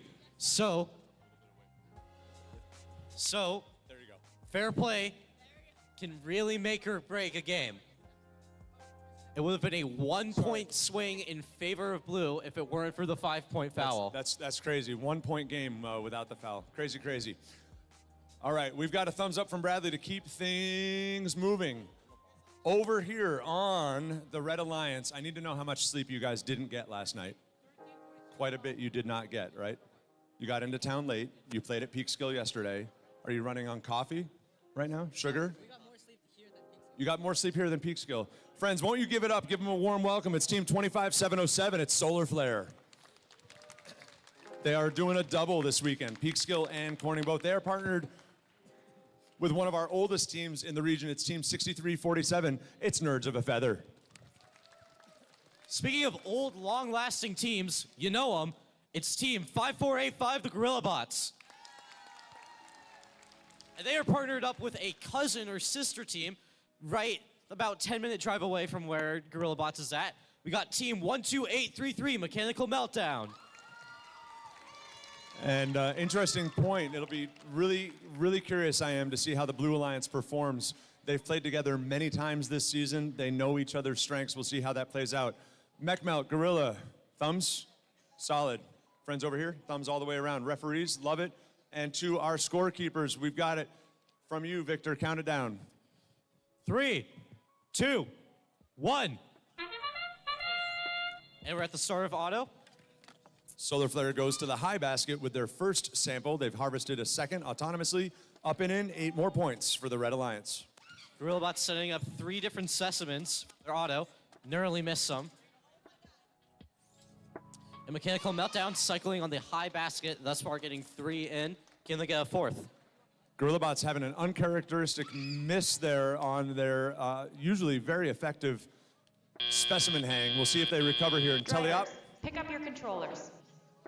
3, 2, 1. 84-64, Blue Alliance as we open things up.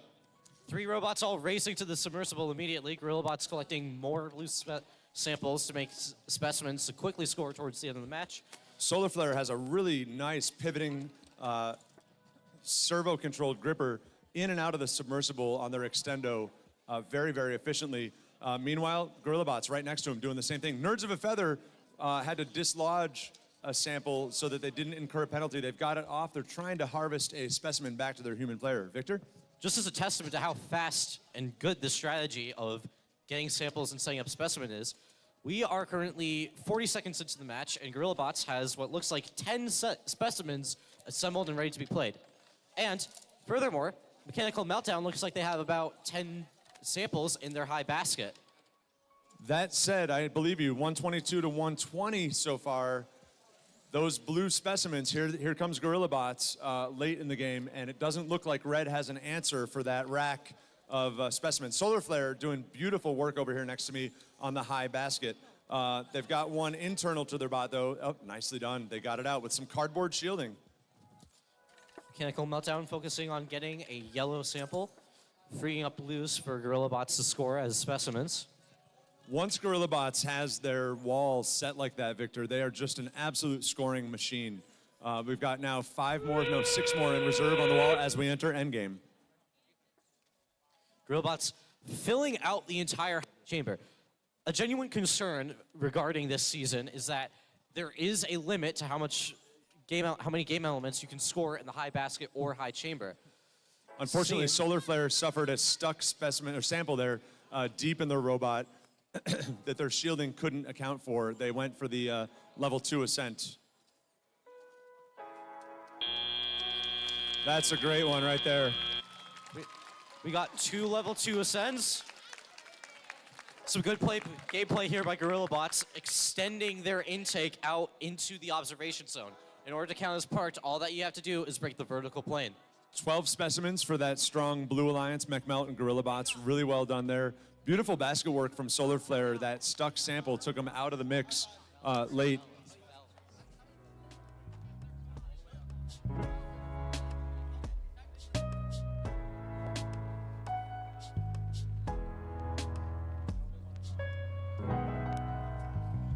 Just a caution to teams and coaches.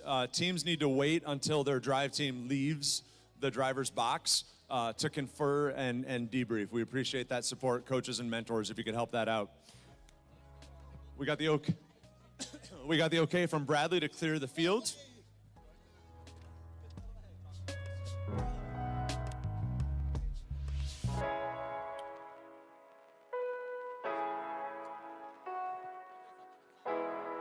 Before we start, Victor, we've got scores from 11. You want to call it out from the scorekeepers? Sure.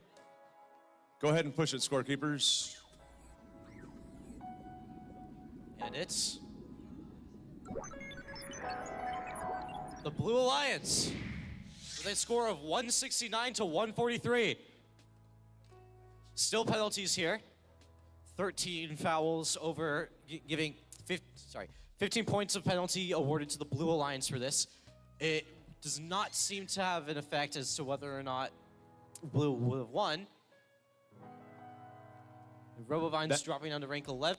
And that puts Precision Cutups knocking on the door of being an Alliance captain. With the 17-team field that we've got today, you want to be one of the top 4 teams as we enter Alliance picks. Precision Cutups is set up for some success here late in the day. Let's meet them. Victor, Blue. Over here on the Blue Alliance for Qualifier 13, we have Team 27186, Citizen Science Robotics. And they are joined with Team 5319, Buff Cyborgs. One of our newest teams and one of our oldest teams playing together. Wonderful, wonderful to see it. We just saw both of these teams relatively recently. It's Oncoming Storm at 6996. They come to us from Penfield High School up in the Rochester area. They are teamed with some folks from right here in town. They've got some students on the team that go to this here school. It's Team 5484, the Enderbots.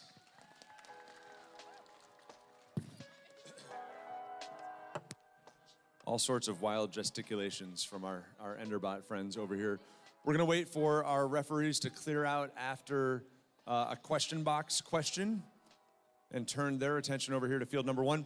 If you had not been with us before lunch, our hosts, Team TARDIS 5356 in purple, there are a variety of activities that they have created for spectators, young and old alike. You can find them just out in the lobby to the right, and they have partnered with a number of local organizations. One of them I'd like to highlight, the Twin Tiers chapter of the Society of Women Engineers.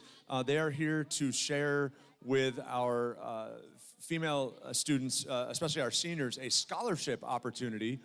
So if you're on a team here and interested in learning more about their scholarships, you can go out to the lobby. We've also got Electric Mayhem's goldfish-powered robot. You heard that right, a goldfish-powered robot. The goldfish's name is Howard, and you'll be shocked at how old Howard is. Howard is out there driving around the lobby. We've got iCode Corning. Team TARDIS has its 4 demo bots here. We've got the Science and Discovery Center, all sorts of engagement and activity for all things STEM as you are enjoying the Corning Qualifier. This is the 9th of 9 qualifiers. After this, we take a month's break for a field of 32 teams to prepare for the Utica Regional Championships. Those will be held at Mohawk Valley Community College March 8th and 9th. Again, that field will be 32 teams strong. Right now, it numbers 29. And today, 3 teams will advance out. All right, we've got the thumbs up from Bradley. We're looking for thumbs up from CSR, from the Red Alliance, sorry. Thumbs up again from the referees and from our scorekeepers. Victor, why don't you count down match number 13? Match number 13 in 3, 2, 1. 4 bots come alive, specimens from the Enderbots on the high chamber as Oncoming Storm gets their first sample up into the high basket. The Cyborg saying one specimen in the high chamber. With CSR scoring a couple Oncoming samples in the Storm high with their basket. second sample up into the high basket. Looks like they're gonna go for maybe a level 1 ascent here. Enderbots comes up with an empty Drivers, gripper. Pick up your controllers. 3, 2, 1. And we're in teleop. 72-36 favors red in the early going. The reason you see those scores jump when teleop begins is that the game pieces scored during autonomous count again in teleop. So it's roughly double, not exactly, but roughly double. Storm's going to the submersible now, looking for yellow or red samples as their partners, the Enderbots, is making quick work of specimens, hanging them on the high chamber. Victor, how's blue looking? Buff Cyborg Scott has another specimen, and they're scoring it on the high chamber, while CSR is cycling all of the preset samples on the field into their high basket. Really good communication here in the red box about turning, dropping, dropping. Good call-outs. Each alliance has 2 human players talking with the drive team. Most often, those human players are charged with having a good vision of the entire field overall, and most importantly, probably keeping track of time. Speaking of, we've got 1 minute and 3 seconds left in qualification match number 13. Buff Cyborg is looking to grab some samples from the field, and CSR grabbing samples from the submersible. End goal here is to score about 8 or 10 points, either from the high chamber or high basket.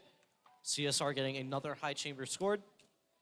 Enderbots gets another red specimen on the high chamber, 144 to 88 in favor of red, with 1, 2, 3, 4, 5, 6, 7 specimens, and oncoming Storm with an equal number of samples in their high basket. 30 seconds. It's endgame now, friends. Endgame.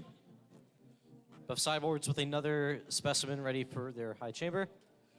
And CSR looking to prepare for a second level ascent. Oh no, a third level ascent. Grabbing right onto the top bar from the ground. Can they get it? Oncoming Storm leaves a sample in their net zone as both they and the Enderbots approach the rungs for their endgame hangs. 2 seconds to go. And that's endgame. And looks like we kudos. have 2 second or maybe third level ascent there. It's the ref's call on that. Enderbots with the second level ascent and CSR with... I want to shout out oncoming Storm here. They did a good job as a drive team. Teams need to stop controlling the bots at the beginning of that buzzer now with that rule revision, and they did the right thing. They were getting pinched there on the ascent, but they made the right call, did not incur that penalty from the referees.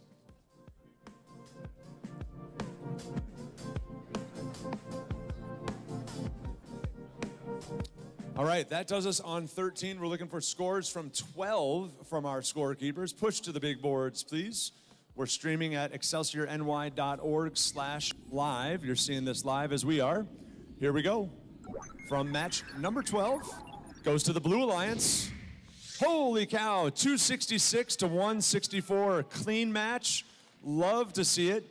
You'll see that increases or burnishes Mechmelt and GorillaBot's resumes. They move into the 5th and 6th positions respectively as they go after those coveted 4 Alliance captain positions, 1, 2, 3, 4. That's an event high score, 266. The region and state high score right now is a 356, 90 points higher, set yesterday by Vulcan Robotics and their partners Sharkbots in match number 7 of their eliminations at the Peak Skill Qualifier. We're looking for one more robot here in match number 14 on the Red Alliance, partnering with Solar Flare. It's going to be Electric Mayhem Green. Here they come. We'll give them a moment's grace. No worries. A lot of green on the field this time, Victor. 3 out of 4.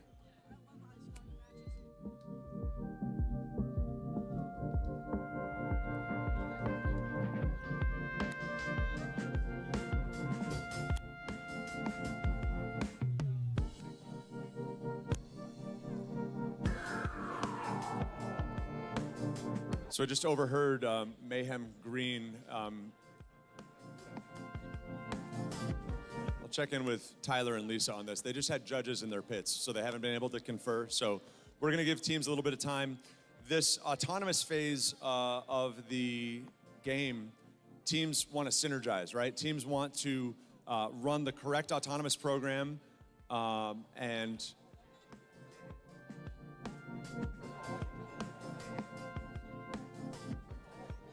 there you go. That's fine. So some courtesy there from our regional head ref, Lisa Russell. She kicked Electric Mayhem Green off the field with a smile on her face, said, go do your interviews. So let me talk about that for just a second. The robot game is not the only aspect of the kids' experience. If you're newer to FIRST or at FTC, maybe you saw one of Tardis's posts and you're just here with us for the day. The teams went through some pretty rigorous presentations and judging interviews this morning, and they're sharing with the judges the story of their engineering design process, the way that they are lifting up STEM and FIRST in their communities, and a whole host of other things, connecting with mentors from manufacturing, how they run their budgets, all sorts of things like that.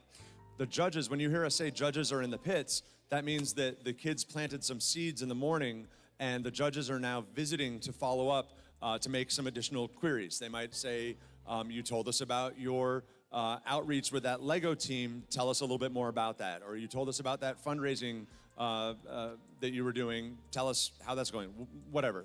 And that's where we just booted Mayhem Green to, so that they could have that interview time with the coach. Yeah, you guys can turn off your bots. Yeah, save your batteries.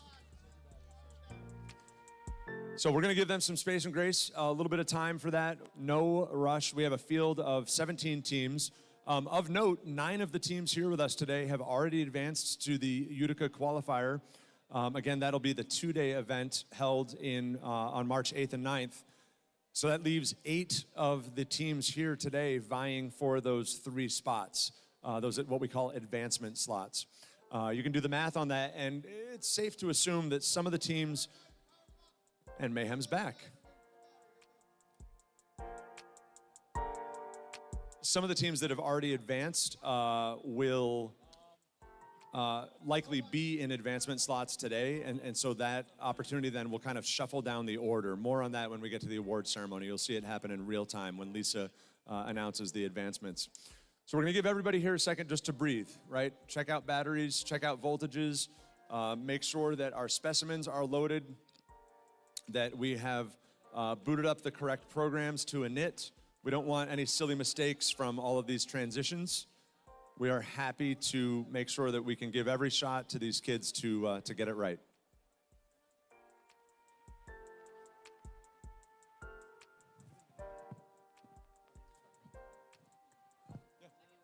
All right, let's start. Meet our teams. Over here on the Blue Alliance and the snazzy green suits, we have team 6955, Robovines. And they are joined by team 1428, 1 Ravina Rattlesnakes.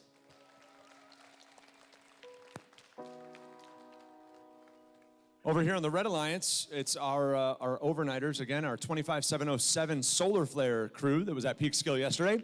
They are partnered with, how did the interview go, guys? Thumbs up? Solid. There you go. Thanks, Nate. We've got team 12736. It's Electric Mayhem Green. All right, the stage is set for Q14. Looking to the Red Alliance for thumbs up from both teams. Awesome. Blues, Ravina, Robo, thumbs up. Sweet. Referees, Bradley, and our scorekeepers. We are ready. This is Q14 in 3, 2, 1.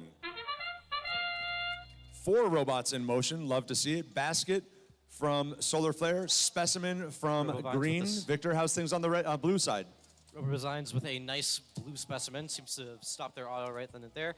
Ravina trying to go for some high baskets, but unfortunately failed. They'll be able to pick those back up at the start of teleop. Solar Flare came up just short on their samples for the basket. Touched both of them, but couldn't grapple them up. Here we go. Drivers, pick up your controllers. 3, 2, 1. 52-23 as qualification match 14 teleop gets underway. Solar Flare has quick samples up to the high basket. They've been efficient with that all day long. Mayhem Green is harvesting samples for their human player, creating specimens for scoring on the high chamber. Ravina getting more samples for their high basket, and Robovines cycling to gather some samples to make specimens for their high basket, or high chamber. Solar Flare was very nice. They gave me this shiny new yellow sample. I can't do anything with it. Doesn't count for bonus points, but they got one in the basket that time, so that's good. 78-41, minute 20 remaining, minute 20. Robovines accidentally got a blue sample on the top of their robot, on top of their shielding, but they were able to drive back and forth using momentum from their drivetrain to kick that sample off of their robot into the observation zone. Now they're scoring it to the high chamber as Ravenna Rattlesnakes continues to cycle yellows into the high basket. If you watch this Mayhem Green bot closely, it's got that dual-sided deposit claw that I talked about right before lunch. They can score on one side and without having to turn, go back, grab another. It reduces their turns by half. Really, really clever design. 148.73, 40 seconds remaining in the match. Solar Flare goes back to the sub, drops in another sample in the high basket. It is over brimming with samples. Here comes their basket again. There's another one. RoboVine's getting another specimen in the high chamber. Keep it up. They have a nice array here of 6 specimens, while their teammates, Ravenna, are also getting samples into the high basket. Again, it's divvying up the work between the two tasks of this season to get as many points as possible. Mayhem Green, great communication on the Red Alliance. Green is up. Solar Flare, can they do it too? They do. Looks good. That could be 2 level 2 ascents. Really nicely done. High fives all around on the Red Alliance.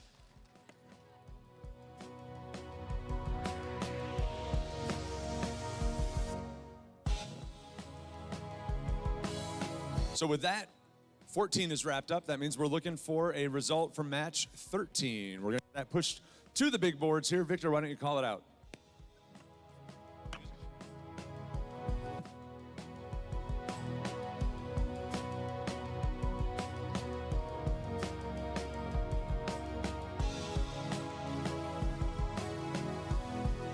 Weighing on scores for Q13.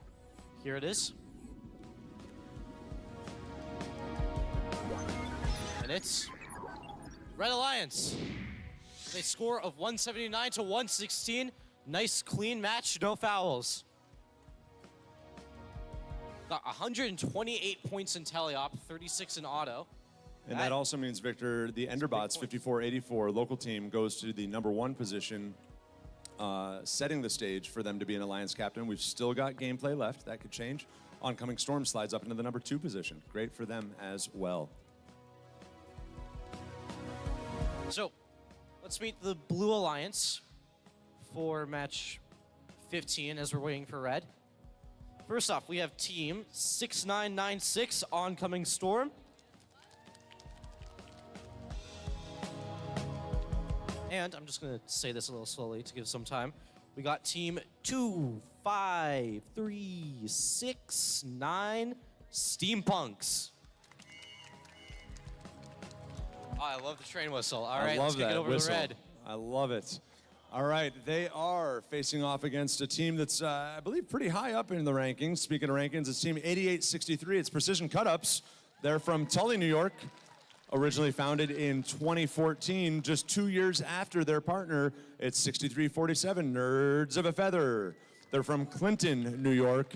They've been around since 2012.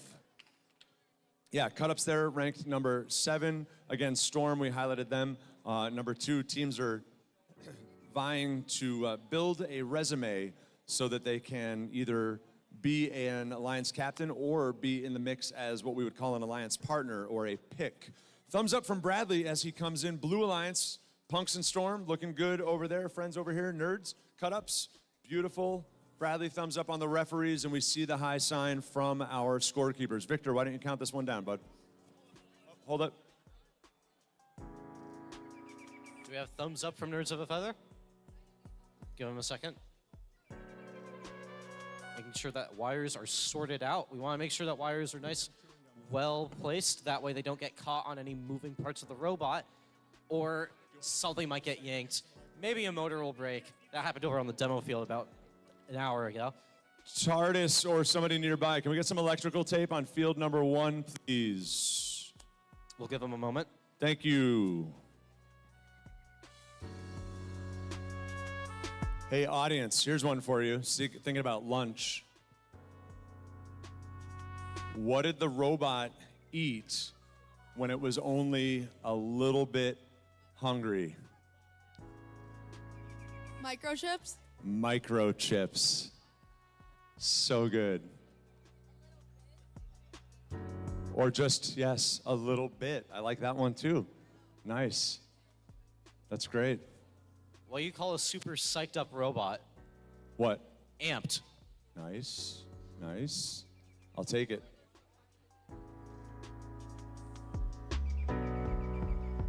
Again, just want to make sure duct that tape. everything That does it.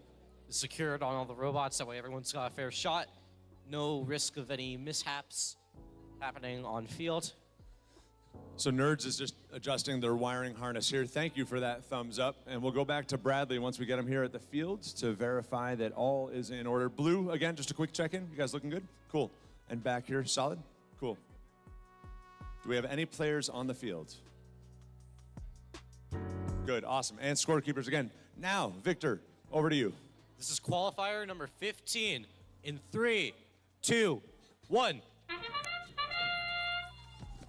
Oncoming Storm starting off with a high basket auto. This cut-ups bot is just so fast. Oncoming Storm, again, grabbing those pre-placed specimens, or samples. They're nice in a consistent spot every single match, so they're very useful for autonomous. 24-16. Drivers, pick up Cut-ups your didn't controllers. transfer on their last sample. Still 3, impressive precision. 2, 1. And we're at Teliop. 48-32. Steampunk's reclaiming a specimen that they unfortunately missed on auto, as Oncoming Storm continues to cycle their high basket. Over here on cut-ups, the kind of intake that we see, you might see it a little bit closer up on the video feed. It's what we would call an active intake. Looks like it also has a color sensor in there because it just scooped a red sample and it passed it all the way through. I think the bot knew, hey, that's not my color. Really smart control design there so it doesn't possess the wrong sample type and incur a penalty. 64-48, advantage red with 1:20 left to play. Steampunk's getting a specimen up onto their high chamber as Oncoming Storm gets another sample in their high basket. Now, you can just see there, Steampunk's unfortunately missed the specimen. However, it is still within the field area, so that can be picked up again from the inside of the submersible and rescored. It's reclaimable. So, Nerds is really working it to get a red specimen up on the high chamber as Cut-Ups comes back with, it looks like a 5th or 6th sample to the high basket. They had struggled for a minute there inside the submersible. There they go, quick turns. That's what we're used to seeing as a fast and efficient cycle from the Cut-Ups. Oh no, it looks like they're, maybe, can they score it without damaging their bot? Oncoming Storm getting another sample in the high basket, with Steampunks getting another specimen on their high chamber, and we're at endgame. Yeah, Cut-Ups right in front of me, their end effector on their lift. It looks like it busted a screw maybe on the servo.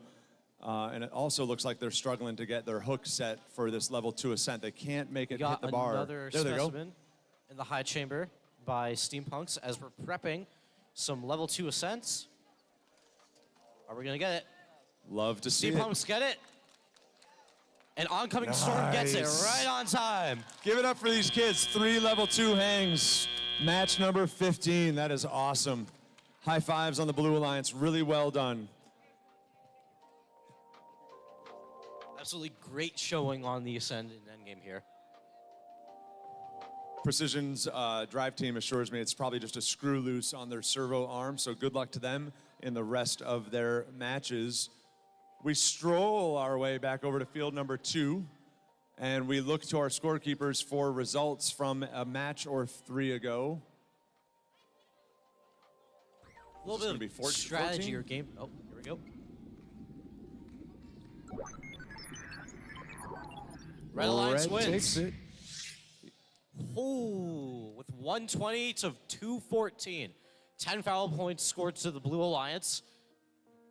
But a good game for Solar Flare and Electric Mayhem Green, and they're right in the mix, just out of captaincy, but certainly putting together a strong resume as a potential Alliance pick.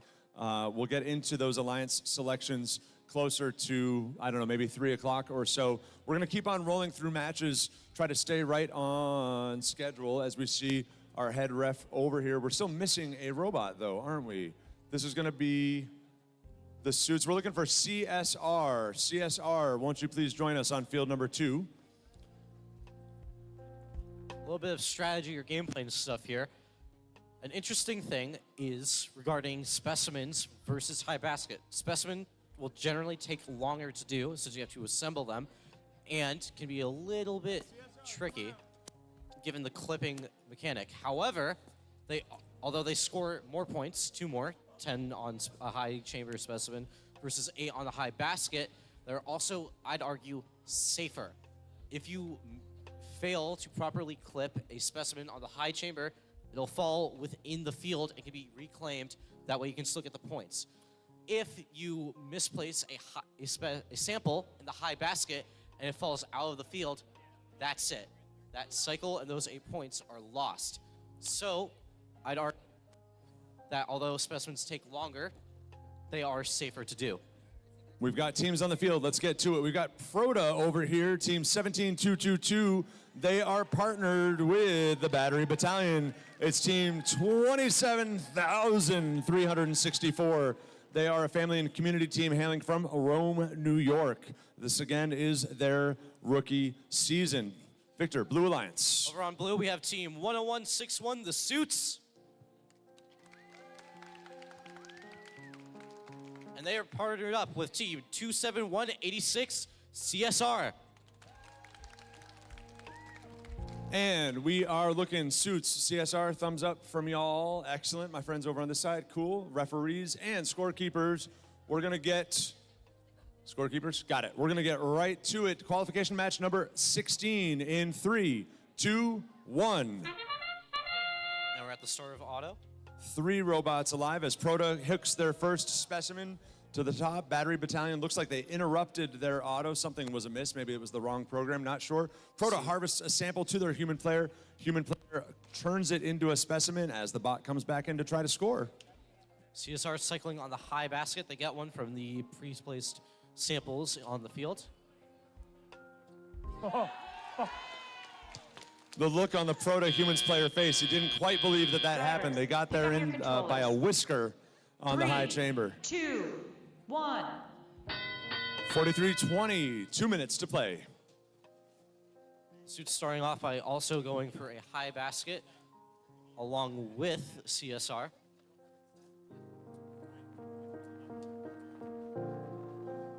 Battery Battalion, their belt-driven slides, for some reason, are not working right now. The driver says, I don't have extend, I don't have extend. They're shifting to a push bot so that they can get samples to their net zone. 2 points apiece to the Red Alliance. 45-32, advantage Red. How are things on blue? The Suits and CSR are divvying up samples to be scored. CSR is focusing on high basket. Suits are getting some in the low. That way, the two teams aren't going for the same basket at once.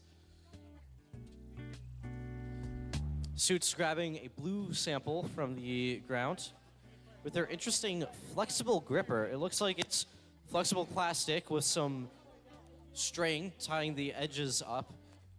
And it looks like that string gets pulled back by a servo or something to cause your compliant fingers to wrap around the sample. CSR focusing on the high basket. Again, focusing on getting yellows in the high basket to leave blues available for specimens. There you go. You got it. Red Alliance is working out over here their push bot with Battery Battalion as they're coming up with a little bit of a dance here with Proto. Proto's got another specimen to take to the high chamber. 20 seconds remaining. Proto's going to have to score this and then go move to hang. 15 seconds. CSR going for their hang. Lots of chatter. Oh, it looks like, will they be able to do it? Getting it on the top bar. Oh, kind of picking up the Suits as well. They do get the hang. And that's it. And now, Battery Battalion says, I want everybody to notice, now their lift works right here at the end. That happens sometimes. We've got Proto on it. That'll be a level 2 ascent because though it was hung on the level 3 bar, it had part of its chassis below. And the rule is that the entire robot needs to be above that rung there. So 15 points for the team there. We're going to keep things moving. Let's get over to our scorekeepers. We're going to try to pick up the pace here, get on track coming out of lunch. Send us a score, please. This should be qualification match, I think maybe number 15. Match 15 score. Let's see it. And it's the Blue Alliance with a score of 140 to 110, clean match. Oncoming Storm holds on to their second position, second ranking, I should say it that way. We've got 4 robots out here. This is going to be another interesting one, talking about robots that know each other. Start off with the Blue Alliance. Over here, we have Team 5484, the Enderbots. I'm gonna say that again. 5484, the Enderbots. And they are teamed with their cousin sister team, 12833, Mechanical Meltdown.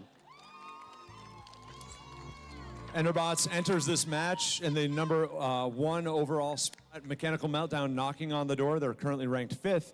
They will face off against the Red Alliance. This is actually, take a look at these scoreboards here right now. We've got from Trumansburg team 22240, that's Rough Estimate, now in the 3rd position. And GorillaBots, again, right on the doorstep of being an Alliance captain. They are currently ranked 6th. That is team 5485. Now, rough estimate, Trumansburg, about 90 minutes away or so, but I know for a fact that GorillaBots, Enderbots, and MechMelt have scrimmaged together in the last 2 weeks. They have all played with and against each other to practice, and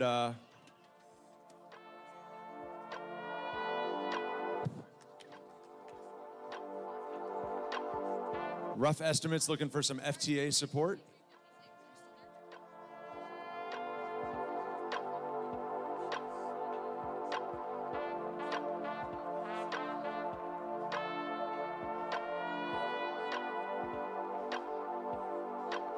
So this is going to be a pretty heated match. One, everyone involved here is within the top 6 for their Alliance ranking. And 2, we have 3 sister teams, very familiar with each other, practice with each other, up against each other. A little bit of a sibling rivalry, if you will.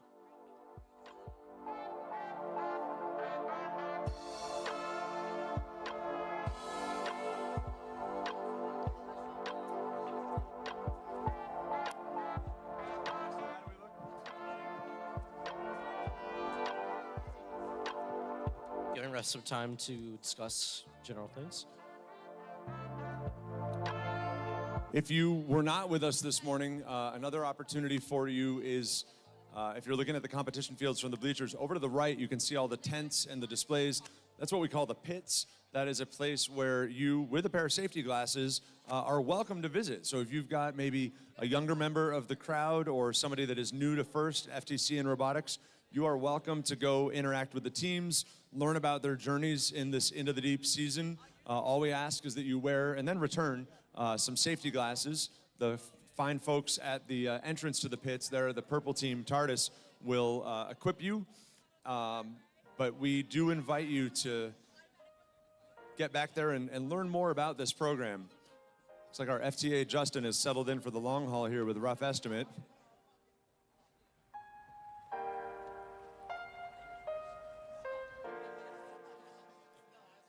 They're having some sort of connection issue with their driver control hub. The controllers that you see the kids use to steer their bots are essentially Xbox and PlayStation 4 controllers, if you're familiar, just video game console controllers. They plug into what is essentially a glorified cell phone. It is made by Rev Robotics. It's the driver control hub. It speaks to a counterpart device that's located on the robot itself, communicates via Wi-Fi. So they're troubleshooting that for the Red Alliance. Looks like Blue is set and ready to roll.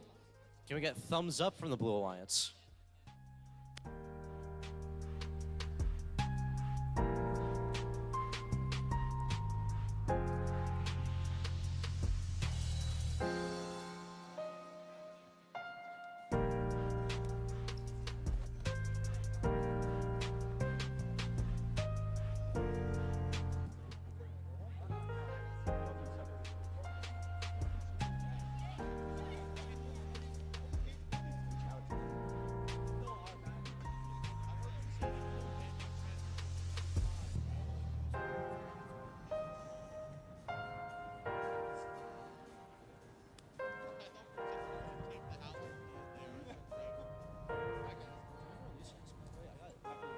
Do I know what?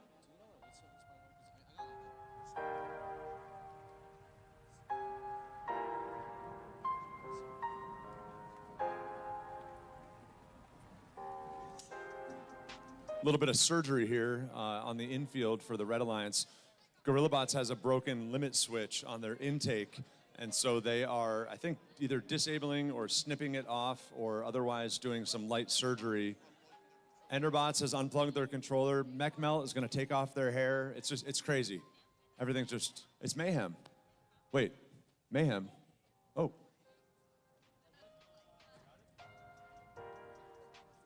Do you want to cut off anything else from your robot? Seems like Red's good at this point. Look pretty ready. Gonna look for thumbs up from the Blue Alliance. They're ready? Let's give Red a second.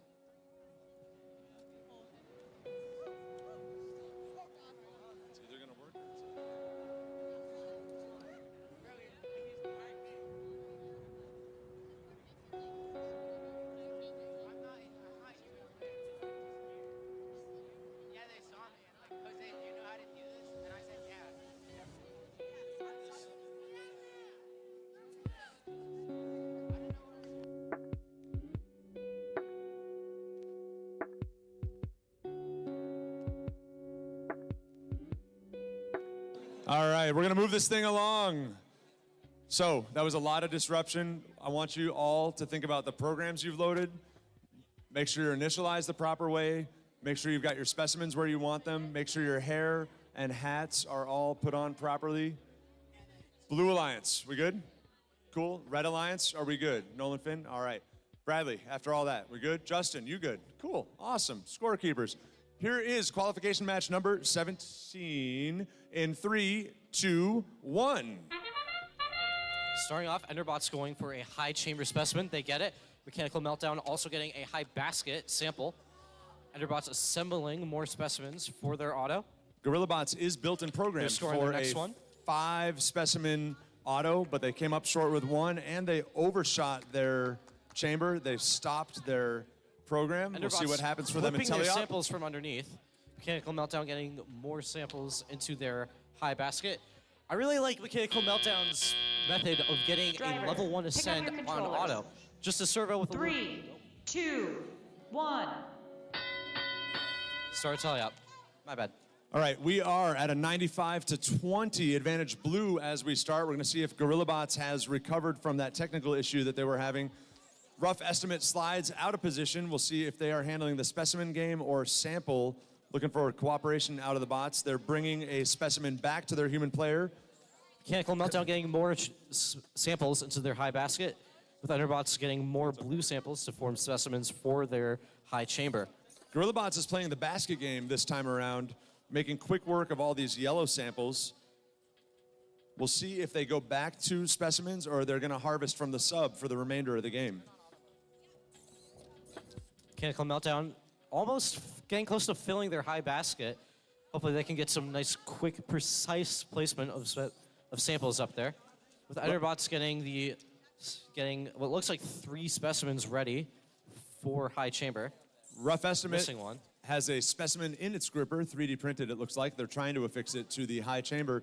Their partners, the GorillaBots, goes back to the bottom of the submersible to harvest another, oh no, they're having a uncharacteristically... Enderbots getting another specimen into their high chamber. Not fully clipped, however, so they're gonna have to be careful. GorillaBots comes back with a sample out of the bottom of the submersible into the high basket. They're going after a red one now, and Rough Estimate connects with now their 3rd specimen on the high chamber. That's endgame, 163 to 104. Enderbots accidentally descoring one of their specimens, bringing it back over to be set up properly. Rough Estimate's looking for clear air to go. I think they're going to attempt a hang here, or an ascent, I should say, on the submersible. 10 seconds to go. Mechanical Meltdown looking for a level 2 ascend. Same thing with Enderbots. Mechanical Meltdown with a level 2 ascend. Enderbots with a level 1.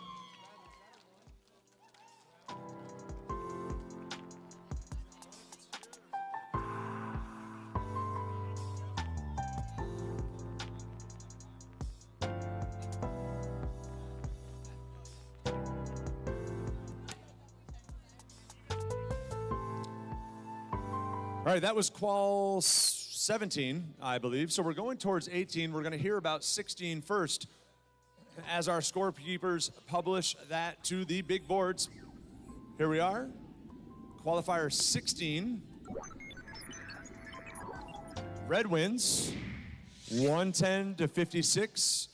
Proto hangs on to its fourth spot. I think they've got one more gameplay, but that right now would make them, if things finish right now, that would make them fourth Alliance captain.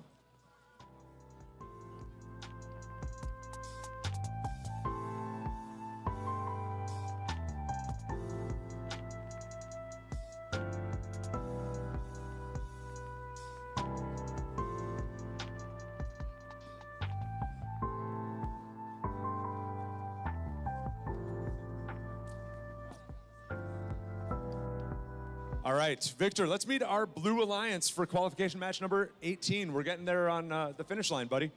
Over here on Blue Alliance, we have team 6347, Nerds of a Feather.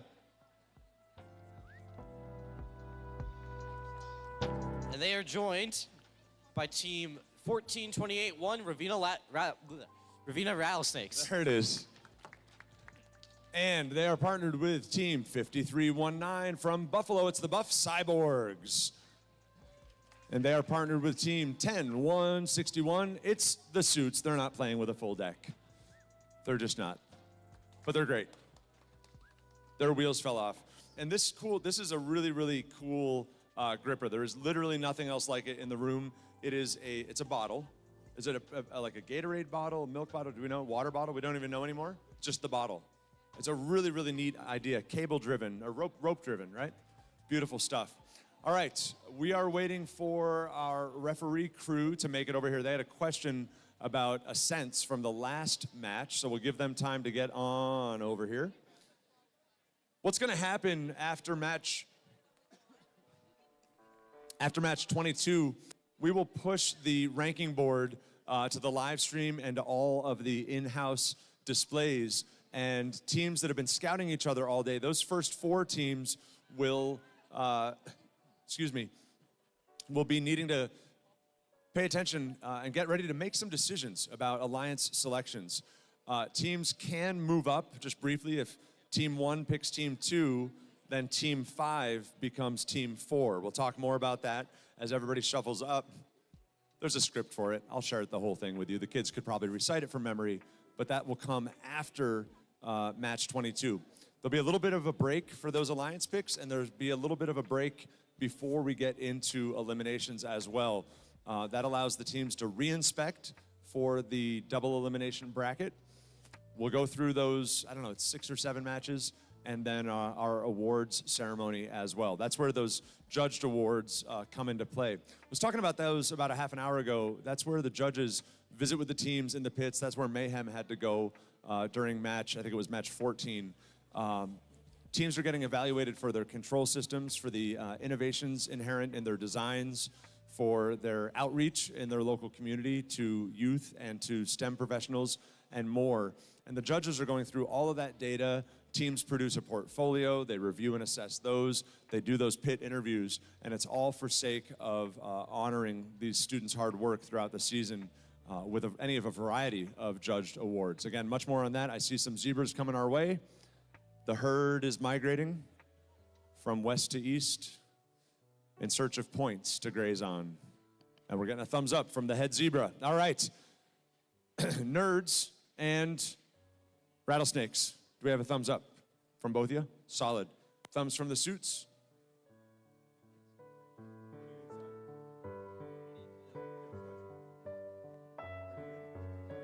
You guys, buff side? Excellent. And our referees as well. We are ready to play. We got the scorekeepers as well. I'll turn it over to my friend Victor to count it down. Qualification match number 18 in 3, 2, 1. Starting off autonomous, Ravina Rattlesnakes going for a high chamber specimen, missing. Buff Cyborgs 5319 connects with their first specimen, backs out. Human player for the Red Alliance is converting it to a specimen to be hung in on the high chamber. Ravina coming in for a park. Drivers, pick up your controllers. 3, 2, 1. All right, 4 bots alive here in Teleop, 20-3 in the early offing as the Suits comes in with their bottle gripper. Their lift is lifting. I think they're going to be going for this medium basket to deposit that for 4 points. How are things on the Blue Alliance? Ravina has a specimen ready for their high chamber. As Nerds of a Feather getting the yellow samples from the ground score up into the high basket. We've got Buff Cyborgs working on the backfield, harvesting red samples, that is, to their human player. Human player, again, makes those into specimens. In come Cyborgs. They are off and running to the high chamber. Victor, close game, 24-23 with 1:15 remaining. Over here on Blue Alliance, we're seeing some good gameplay where we have Nerds of a Feather feeding Ravina Rattlesnake's samples from the other side of the field to be scored into the high basket. If you have 2 teams and they aren't able or aren't super great at doing the high specimen chamber, you could have one feed the other a bunch of samples for quick cycles on the high basket. Buff Cyborgs and Red Alliance have a red specimen that they can grab. It's inside the OZ. I'm not sure if their human player sees it, but they could reclaim that to try to rescore it. 38 seconds, 37 remaining here in match number 18. Ravina Rattlesnakes with a sample stuck in their robot.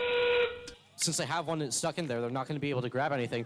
But they're having Nerds of the Feather grab it from the inside of the robot so that way they can be re-engaged in play. Absolutely great. Looks like Suits goes in for their level 1 ascent as Ravina's dual tape measures come out. Can they hang on 1? Will they hang on 2?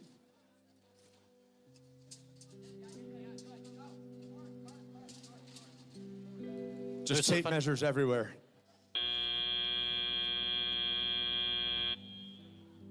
Didn't quite make it. That is match number 18 in the books. Let's check in. Looking for scorekeepers for match 17 scores. And it's going to be the Blue Alliance with a score of 219 to 141. Enderbots keeping their rank 1 placement as Mechanical Meltdown moves up to rank 4, so they will be an Alliance captain or eligible. Victor, I've got some people over here with orange hair jumping for joy. That just moved Mechanical Meltdown up into the number 4 spot, making them an Alliance captain. Was that 4 games or 5? So they still have 1 more game. They could up their standing. They could lose it, but they're putting together a strong case. Slides Gorilla Bots down into the 8th position, rough estimate to 5. But honestly, anybody in those top 10 is really in the mix. Well, we'll see when we get to Alliance picks. All right, Victor, let's meet the Blue Alliance, match number 19. For Qualifier 19 on the Blue Alliance, we are starting off with team 25707, Solar Flare. Nope, that's Red Alliance, my bad. My bad, that was Red Alliance. We'll stick with it. Team 6996, Oncoming Storm. For once, I'll come over on this side. I'm on the Blue Alliance. I look good in blue. Over to my left, we've got team 12736. It is Electric Mayhem Green. And their Goldfish Howard. I'm serious about the Goldfish. Is Howard still out there? There's literally a goldfish driving a robot in the lobby right now. You should go see it, young and old alike. They are partnered up with the Battery Battalion. It's team 27364. I was missing that from Utica. They were with us about a month ago in Utica, hooting and hollering all day long. We've got Bradley over here. I think that's a good sign. We're down 1 corner ref. Madeline Ortiz. Lately of the Enderbots. Excellent. All right, so we're going to check in. Blue Alliance, Battery Mayhem. Awesome. And Red Alliance, love that. Referees, hello, scorekeepers. I see you. That is match number 19 in 3, 2, 1. Starting off auto, Solar Flare getting a preloaded sample into their high basket as Oncoming Score gets a specimen into the high chamber.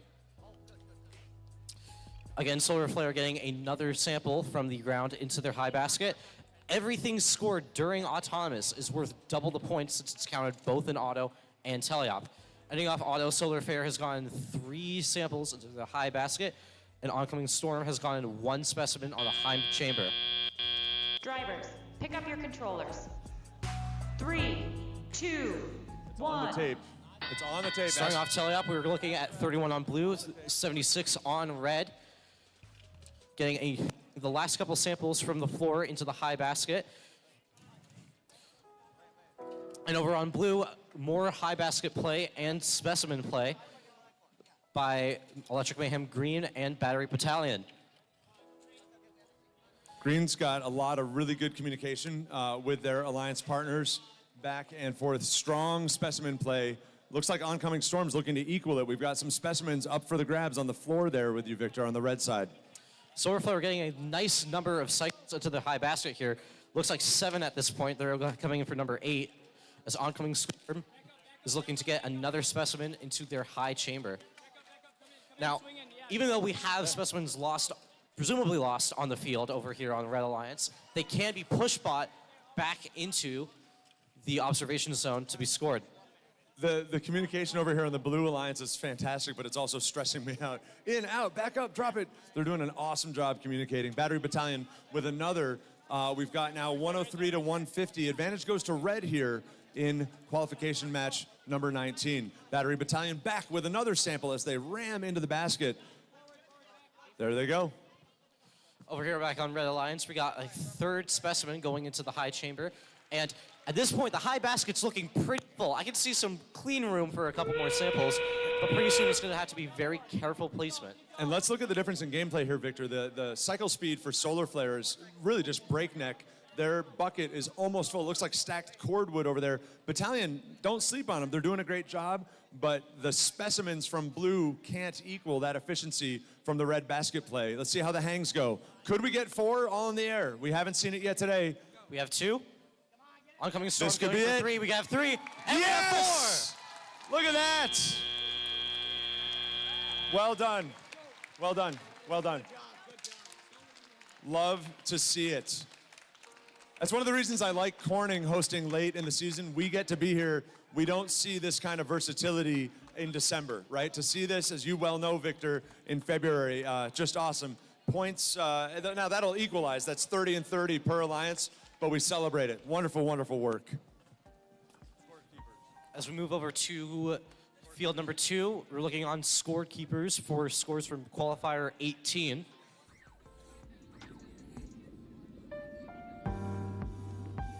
And it's going to be the Red Alliance with a score of 40 versus 38. Close game by 2 points. That's, I think, a park. That's literally just 1 sample in the basket zone. Yeah, or just Splitting parking them in the up. observation zone. Yeah. Well, we've got some familiar faces over here on field number 2, and I'm not talking about our referees. To my left in the Blue Alliance box, I'm going to stick with blue for a little bit here, buddy. We've got team 6955 from Boston Spa. It's the Robovines. And they are partnered, along with Battery Battalion, one of our rookie teams here today. It's 27,186 Citizen Science Robotics, CSR. Welcome to the family. We are so glad you're here. Over here on the Red Alliance, we have team 25369, the Steampunks. Love the train whistle. And they are joined by team 22240, Rough Estimate. Gonna be looking for thumbs up from the Blue Alliance. We do not have our head referee, so we're going to hit pause for a second. My bad. You can thumbs up all day. That's fine. But Victor, I'm curious, really asking, will you be watching the Super Bowl tonight when you get home? I will not. I'm gonna be doing a bunch of IB writing, so on and so forth. I will be watching for the commercials. Would have loved to see the Bills play. I'm not originally from around these parts, but I have a lot of people in my life who wanted to see the Bills go in on it. Hopefully, I think we'll get you guys home in time for that kickoff. Bradley is right there. Speaking of kicking things off, see what I did there? Let's do your check-ins again there, please. All right, Blue Alliance, do we got thumbs up? Thumbs up from Blue Alliance. Thumbs up from the Red Alliance. Thumbs up from refs. Thumbs up from scorekeepers. All right. Let's kick off match number 20 in 3, 2, 1. And we're at auto. Rough estimate with accidental double possession. They still have a preloaded specimen on their robot as they're shunting things in. They pause their auto to not get too many penalties. And their alliance partner, Steampunk's got a specimen in the high chamber. Take a look over here, Victor. We could see a particularly productive specimen auto from RoboVines. I'm not sure if they're programmed for 4. Nope, they park. So 3 plus a park. That'll be 33 points to Blue, Drivers, 38 pick up your overall. controllers. 3, 2, 1. And here we are at Teleop. Steampunk's grabbing the yellow samples from the floor to get them up onto the high chamber, or low chamber, my bad, or low basket. RoboVines is high centered on a specimen, or on a sample. They've got to get off it because before they can possess another one. So hopefully they can figure out some kind of strategy to get up and off or collide with something to dislodge it. Fancy dancing, but it's not helping yet. Rough estimate with a brief disconnection, but they're back in play. They're going to score a specimen into a basket. I don't exactly know whether or not that scores points, but it's a good way to get things out of the gripper in case you need to. Hopefully get more points, as you can then pivot over to whatever field of play you're best fit for. Disappointing to see for our friends, the RoboVines. Experienced team here, but it can happen to anybody. They have not been able to dislodge that sample from underneath the robot, rendering them ineffective on offense for a hefty portion of the game after a beautiful start with their 33-point autonomous. They're trying to ride up on the angled strut. Oh, hey, you're out. Oh, you're out. Go play. And they're out. Nice job, RoboVines. Really, really good work there. Hopefully they don't. There we go, to their human player. Victor, over to you, Red. Rough estimate harvesting a red sample to make into a specimen. And there's endgame. As Steampunk's gets more specimens into the high chamber. Rough estimate approaching for a first level ascent. Touch the low bar for level 1. As Steampunks gets a 4th specimen on field. And moving over to do their ascent. Will they be able to get the level 2? Ooh. Riding up on the field, barely missing level 1. Well, listen, for all of RoboVine's difficulties, 5 specimens up and strong play from their partners, it looked like in the raw accounting they had a healthy lead there, kept their heads on straight. That was quite a match. Do we have scores in from something previous? What are we looking at? We should be at... Looking at 18? scorekeepers for 18? qualification match 19.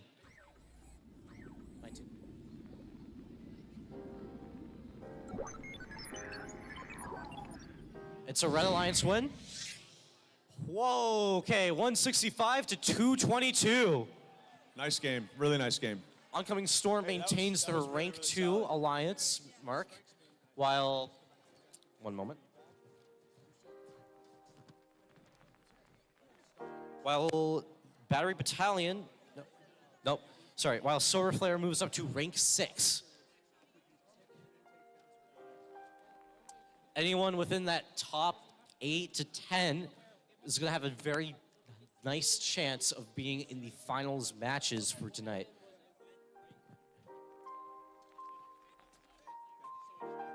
So, let's start getting familiar with our participants for qualification match number 21. Over here on the blue... Victor, I'm going to pause you for 1 second for an announcement from Lisa. So, I have heard from the power that be out at MVCC that she is looking for another 6 Dean's List judges. So, if anyone would like to help be a Dean's List judge, please reach out to Tina. So, I'm going to spontaneously say a Dean's List judge would be somebody probably familiar in STEM areas. It would be helpful, science, technology, engineering, math. And it's a Zoom meeting. It's a Zoom interview with our candidates from within the Excelsior region. Also, hi, Tina, out on the live stream there. So again, if you are somebody that'd be willing to volunteer and help out in the Excelsior region, you could see Lisa there in the backfield. Tyler in orange could be somebody that could orient you to that. You can come down to the tape line, see any of us. If that is something that you're familiar with or a speciality, that would be great to see. Victor, I've been looking forward to this match all day. I know we want to meet these teams. They are 4 very well-established teams in the region. Why don't we start with the Blue Alliance there, buddy? Over here on the Blue Alliance, we have Team 17-222 Proda.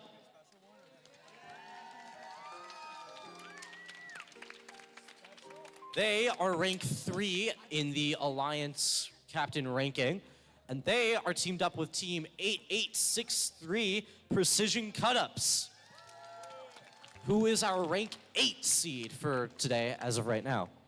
And to my right are 2 teams that practice about 20 feet away from each other. It is our #1 overall seed at this point with their final gameplay. It's Team 5484. Give it up for the Enderbots. And in their alliance box, we've got Team 5485. Give it up for the Gorilla Bots.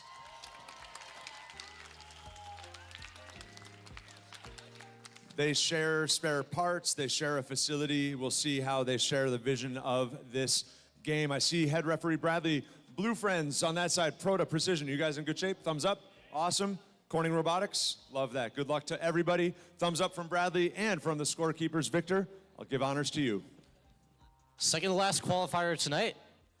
Let's get started in 3, 2, 1. Now, I know that Enderbots and GorillaBots are both built for what we would call a 4-sample and a 5-specimen auto. If this goes, I don't want to jinx it, but if this, GorillaBots comes up just short on one of their specimens. Proda grabbing a second specimen for their auto. Will they get it? Proda getting 2 specimens up on the high chamber for auto as we enter into teleop. Look at the scores. Look at the scores. 48-47, guys. This is going to be a good match. Lock in. Here we go. 91-90 at the start of teleop. Here we go. So GorillaBots came up short on their specimen auto. They've got specimens to spare. We saw early in the day they would rack and stack the wall and shift their focus late in the game. We know that their partner Enderbots is just going to work basket all day long. Victor, what's the strategy look on your side? Precision Cut-Ups working like clockwork with their active intake, grabbing yellows and getting them into the high basket nice and quick, as Proda quickly gets a bunch of specimens up onto their high chamber. They're getting another one ready as Precision Cut-Ups gets more for their high basket. This is going to be a really close match, but I can see over on the Red Alliance, kicking it over to you. Yeah, Blue Alliance is out to a 30-point lead at this point, roughly, but we know that GorillaBots is going to come on late. They've got these specimens racked and stacked. Here they go. They've shifted their focus. They're going to run cycles back and forth to the wall. Highly effective, highly efficient, 10 points per trip. Watch for these scores to equalize in short order. Proda looking to also set up quite a few specimens to quickly get towards the end of match, as Precision Cut-Ups continues to get a lot of samples into that high basket. We're nearing the limit there, space-wise. Now, Cut-Up's quick basket play that you just highlighted there, Victor, each basket trip is worth 8 points, each specimen worth 10. Can they beat them just on speed and efficiency alone, as Enderbots comes back to the basket? 178-93, advantage Blue. I think it might come down to hangs, to a sense. Proda getting another specimen onto that high chamber, barely missing right before. 20 seconds. As Let's everyone go, folks. rushes Let's in go. for hang. Proda, can they get their stage 3? 216, Red's out in the lead. 226. Can Proda get their stage 3 hang? Enderbots hangs. Oh, we got specimen from minor GorillaBots. collision Proda, here. no, Proda's hung up on Enderbots. There they go. Oh. Wow. Oh my God. We've got 3 level 2s, a brief little mishap between Proda and Enderbots, minor contact in between them. Now, there is a rule for endgame as, nope. Cool, sure.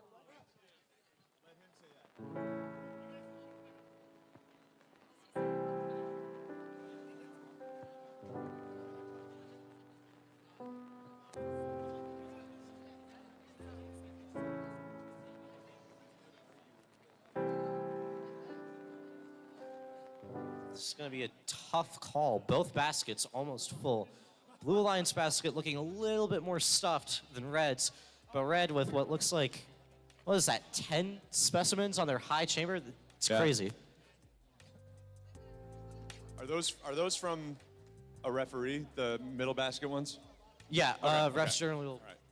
Wow. All right. Let's distract ourselves with a score from maybe 20. 20, I think, to our scorekeepers. Do we have score 20 ready to deliver?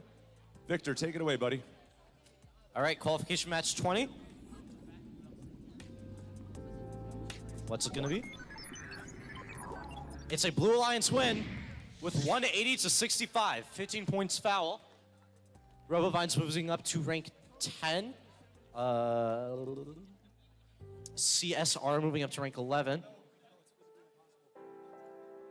Generally, any team has a very good chance of winding up in the finals matches.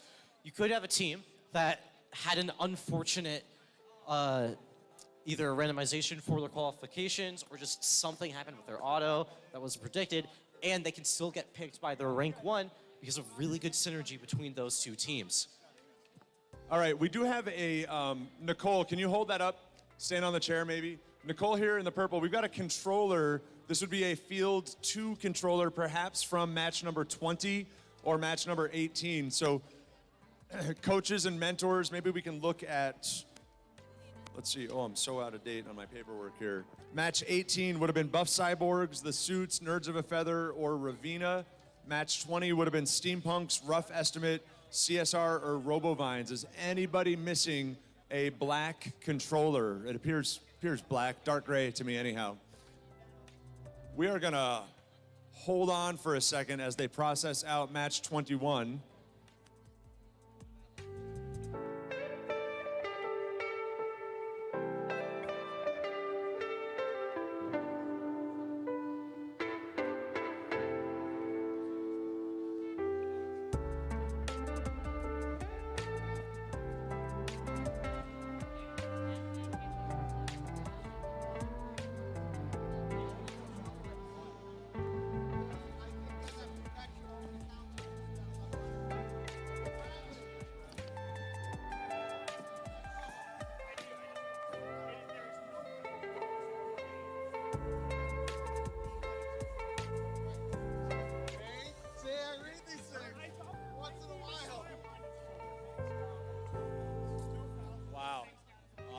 All right, we'll get an update from match number 21 after we play this one out. Victor, let's turn it over to you to introduce some teams, bud. Over here for qualification match 22, last one before finals.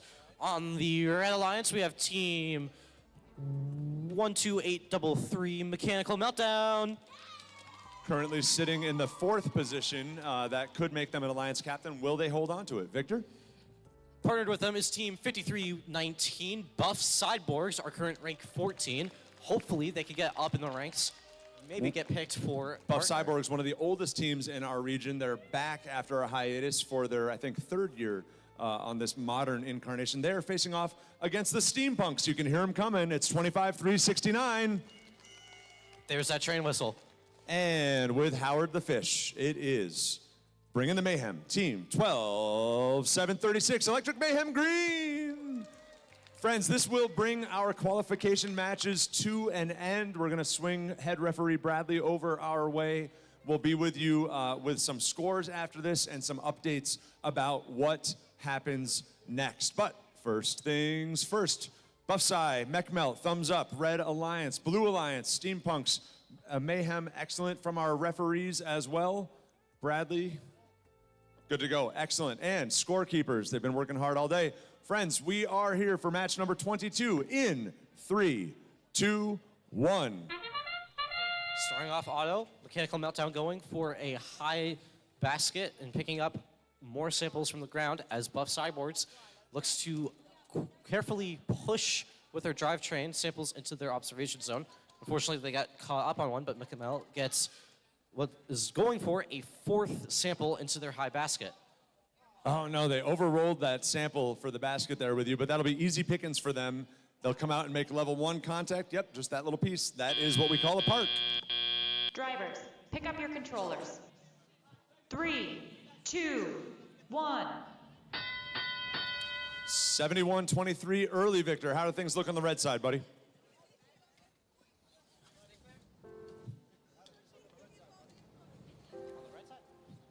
I was gonna say, okay. Buff Cyborg's going for a second specimen, picking up what they unfortunately missed out on auto, but it's okay. We can make it up. And Mechanical Meltdown looking to grab more samples from the inside of the submersible to score into that high basket for points. Blue Alliance human players being really careful, making sure they're not in the observation zone as this beautiful green machine comes in to score. Specimen after specimen. Blue will lead this here in a second. 4 specimens to Red's 3. But we know that MechMelt's making quick work of that basket side play. 107-69, Red Alliance out in the lead. Just over a minute left to play. Mechanical Meltdown looking to fill that basket to the brim as Buff Cyborgs gets more specimens onto the high chamber. Again, we're looking for fully stuffed areas. You know, Victor, we often get asked, is this battle bots, right? Are we dealing with chainsaws and flamethrowers? No, but defensive play, like we just saw from Electric Mayhem Green, is part of the game. It is managed. There are limits to it, but Mayhem just got in the way, caused a little bit of mayhem, if you will, for Mechanical Meltdown. MechMelt back on form with their basket scoring. We've got 34 seconds left. Red leads 123-77. And we're at endgame. Again, we're looking for a bunch of level 2, maybe level 3 ascents here. We know that Mayhem and MechMelt both can hang. We're looking at Blue with 6 specimens, going for 7. We have a hang as well. Mechanical Meltdown going for a level 2 ascent. And they get it. Hey, there we go. We got 3 ascents and a... I'll tell you, Victor, I don't know that it will make the difference, but each one of those hangs is 15 points, so that's 30 to Blue. Red had about a 45-point lead. I'm not sure if Blue's going to catch him, but really strong play and commendable. Hey, friends, that's the end of qualification matches. Round of applause for these teams. Every parent in the bleachers just said, yes, it means I'm that much closer to going home.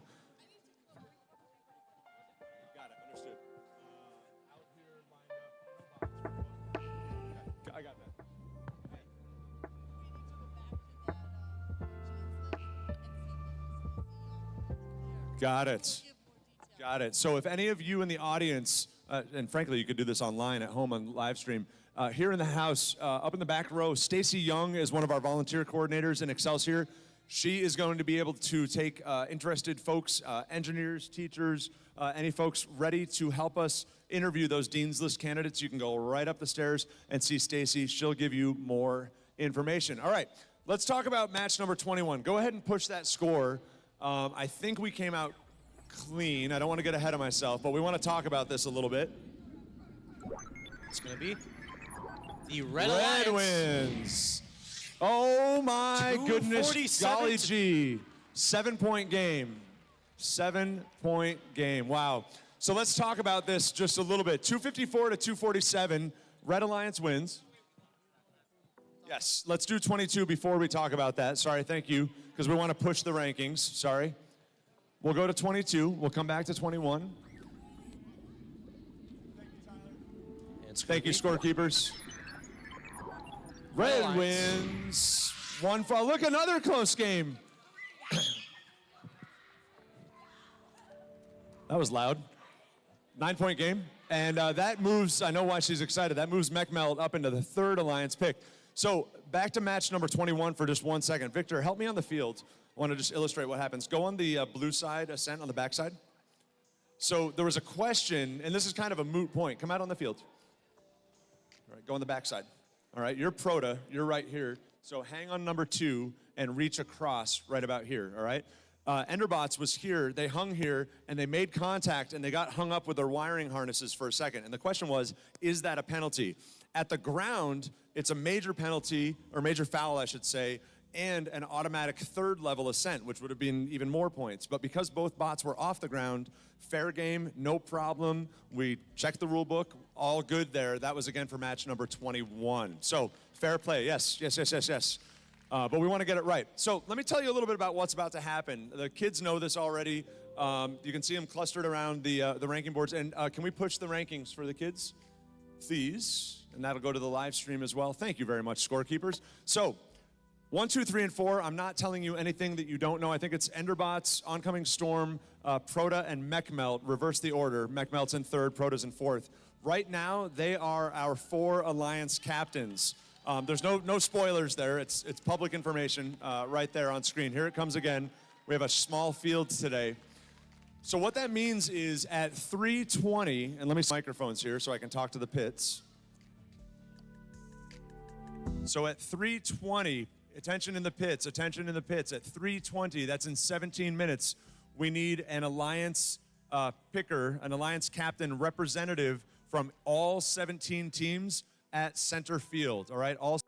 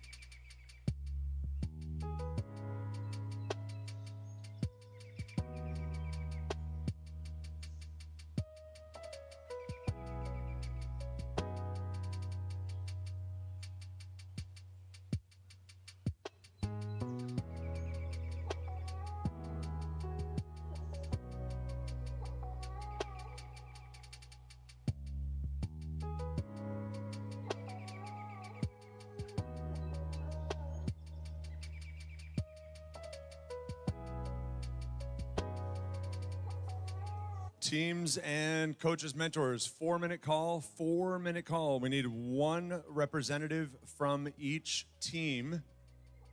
And we need teams and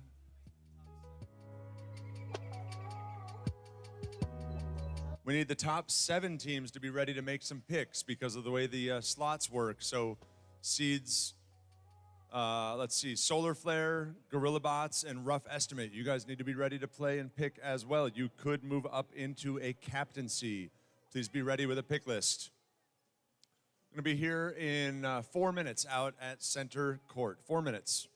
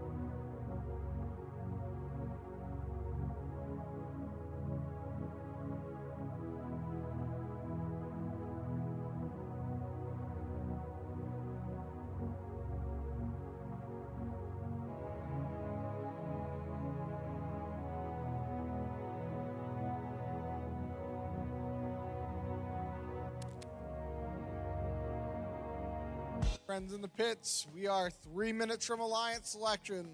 So make your final decisions. Make your final decisions, and let's start heading towards the question box area with your representative from your team.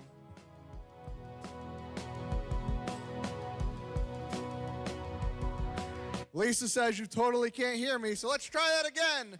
We are going to do alliance selection in 2 minutes. Please start making your way towards the question box area. Make sure that you have your picks ready with you. Nerds of a Feather is the first to show up. Woo!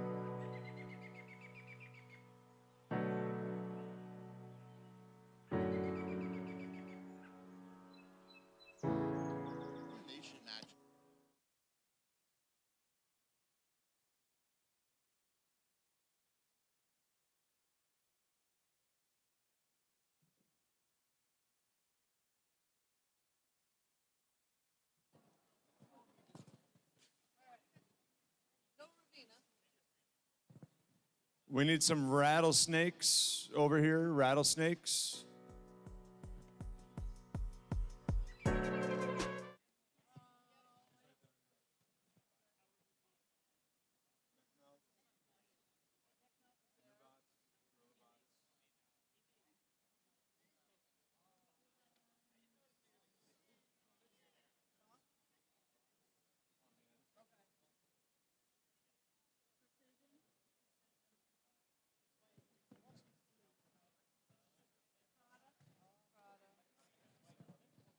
this real quick.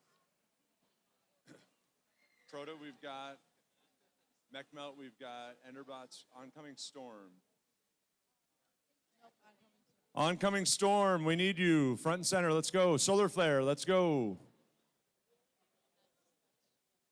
No, they're still down one. CSR, it's here. Where's Battalion?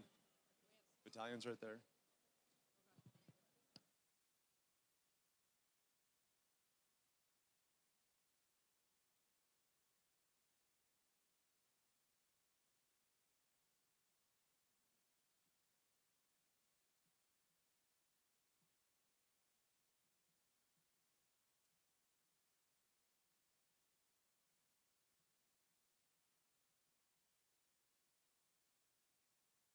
There we go. All right, friends.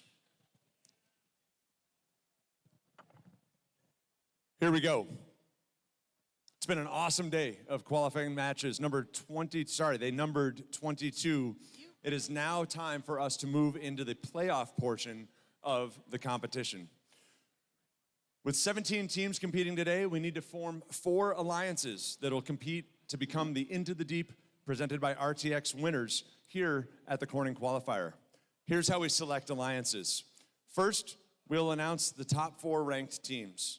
The first selection will begin with the highest ranked team based on performance in the qualification matches.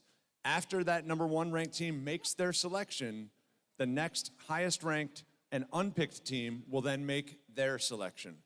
We continue that process until we have 4 complete alliances. Each alliance will be made up of 2 teams. The student representative from the highest ranked team on an alliance is that alliance's captain.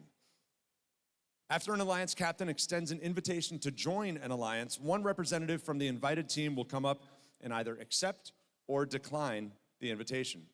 If a team declines an invitation to become an alliance partner, that team may not be invited to join any other alliance. The declining team does not, however, lose their right to select if they are or become an alliance captain. For example, the number 1 ranked team picks the number 4 ranked team, and they decline. The number 4 ranked team keeps their right to be an alliance captain. The number 1 ranked team will need to extend their invitation to another team. But the number 4 ranked team could not then be invited to join another alliance. And if the 4th ranked team accepts the invitation, the 5th ranked team then moves into that 4 position. Now, throughout the day, you've seen the teams here in the front row scouting each other to evaluate strengths, weaknesses, and possible collaborative strategies for these playoff rounds. This is where we see the scouting come into play, as these teams behind me have decided who they want to partner with. Each captain is looking to make the strongest possible alliance to play out through our double elimination bracket. Now, once we have 4 complete alliances, we'll begin the playoff matches again in double elimination. All alliances will start off in an upper bracket, and they'll play 1 match against another alliance. The losing team then drops to the lower bracket, while the winning team continues in that upper bracket. The lower bracket team will face a new alliance in the next round, and after they've lost a second time, they would be eliminated from this afternoon's tournament. Remember that both members of the winning alliance will receive invitations to the MVCC Utica Championship. So there's a lot on the line here. Let's meet these teams. As I call you teams, we want you to come up to the question box area. We're going to start by introducing and congratulating our number 4 seed. They're from Twin Tiers Christian. It's team 17222 Proda. Right there. Please won't you welcome, you'll see them coming with their Dayglow orange hair. It's the number 3 seed Mechanical Meltdown. They're a family and community team from Watkins Glen, New York, team 12833. Coming from Rochester, from the Bay Trail Middle School, it's Oncoming Storm 6996. They're our number 2 seed.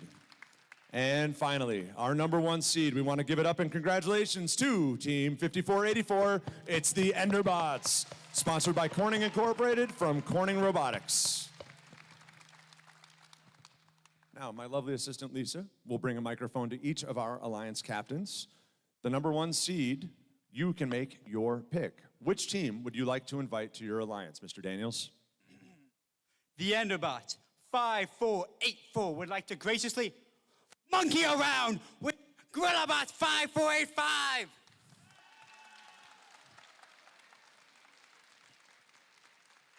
Lydia, you can't help but smile right through that. What do you say, friend? Team 5485, the GorillaBots would graciously like to accept. There it is. That's alliance number 1. Very good. Oncoming Storm 6996. Lena, who would you like to select? Team 6996, Oncoming Storm, we invite respectfully 8863 Precision Cut-Ups. Cut-ups, front and center. You've been called to dance. What say you? 8863 graciously accepts. There it is. Alliance number 2, Oncoming Storm, Precision Cut-Ups. 12833, Mech Melt. What do you say? Team 12833 Mechanical Meltdown would like to graciously invite Team 17222 Proto. Proto. Would you like to take a step to your right? What do you say? Team Proto 17222 graciously accepts. Excellent. Solar Flare, come on up. Proto, step over. Won't you please welcome to the stage 25707, working on very little sleep. It's Solar Flare. Take it away. Who would you like to pick as an alliance partner? Team 25707 Solar Flare would like to graciously invite Team 12736 Electric Mayhem Green. Green, bring your goldfish. Come on right up here. Electric Mayhem Green, what do you say? Team 12736 would like to gratefully accept. Excellent. There's our alliances. Now, can you guys all come this way for 1 second? Come here, come here, come here. All of you, all of you. Stand right there. Friends, over here, I want to give it up for all of these teams, right here. All right? Their robot game day is done, but they worked hard, they played hard. For some of them, this may mark the end of the Into the Deep season. Congratulations to each and every one of you guys. We appreciate you being part of our day, all right? You can go find your teams, grab a seat. Over here, we've got our alliances. We're gonna move into the bracket. 340, we need robots queued on 340. And we gotta do a driver meeting. So we need your drive teams. We don't need you, we need your drive teams. Of the alliance, elimination alliances, we need you guys front and center, if you would, please. And we'll get back to you. Probably around 340, 345, we'll kick things off. There you go. Guys, right now, I don't want to wait on this. Go find your drive team and tell them to get here right now. And bring them here. Like 2 minutes. Quick, quick. Don't run, but be quick. We need alliance drive teams. Yeah, don't walk, don't sashay. Hustle, hustle. Don't saunter. All right?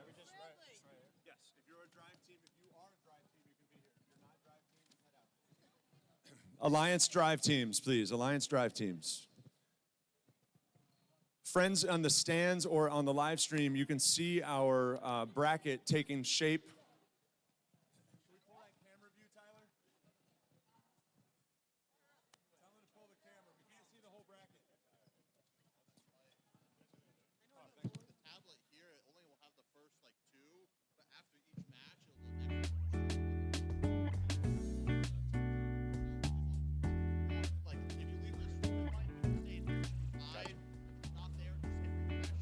Thank you.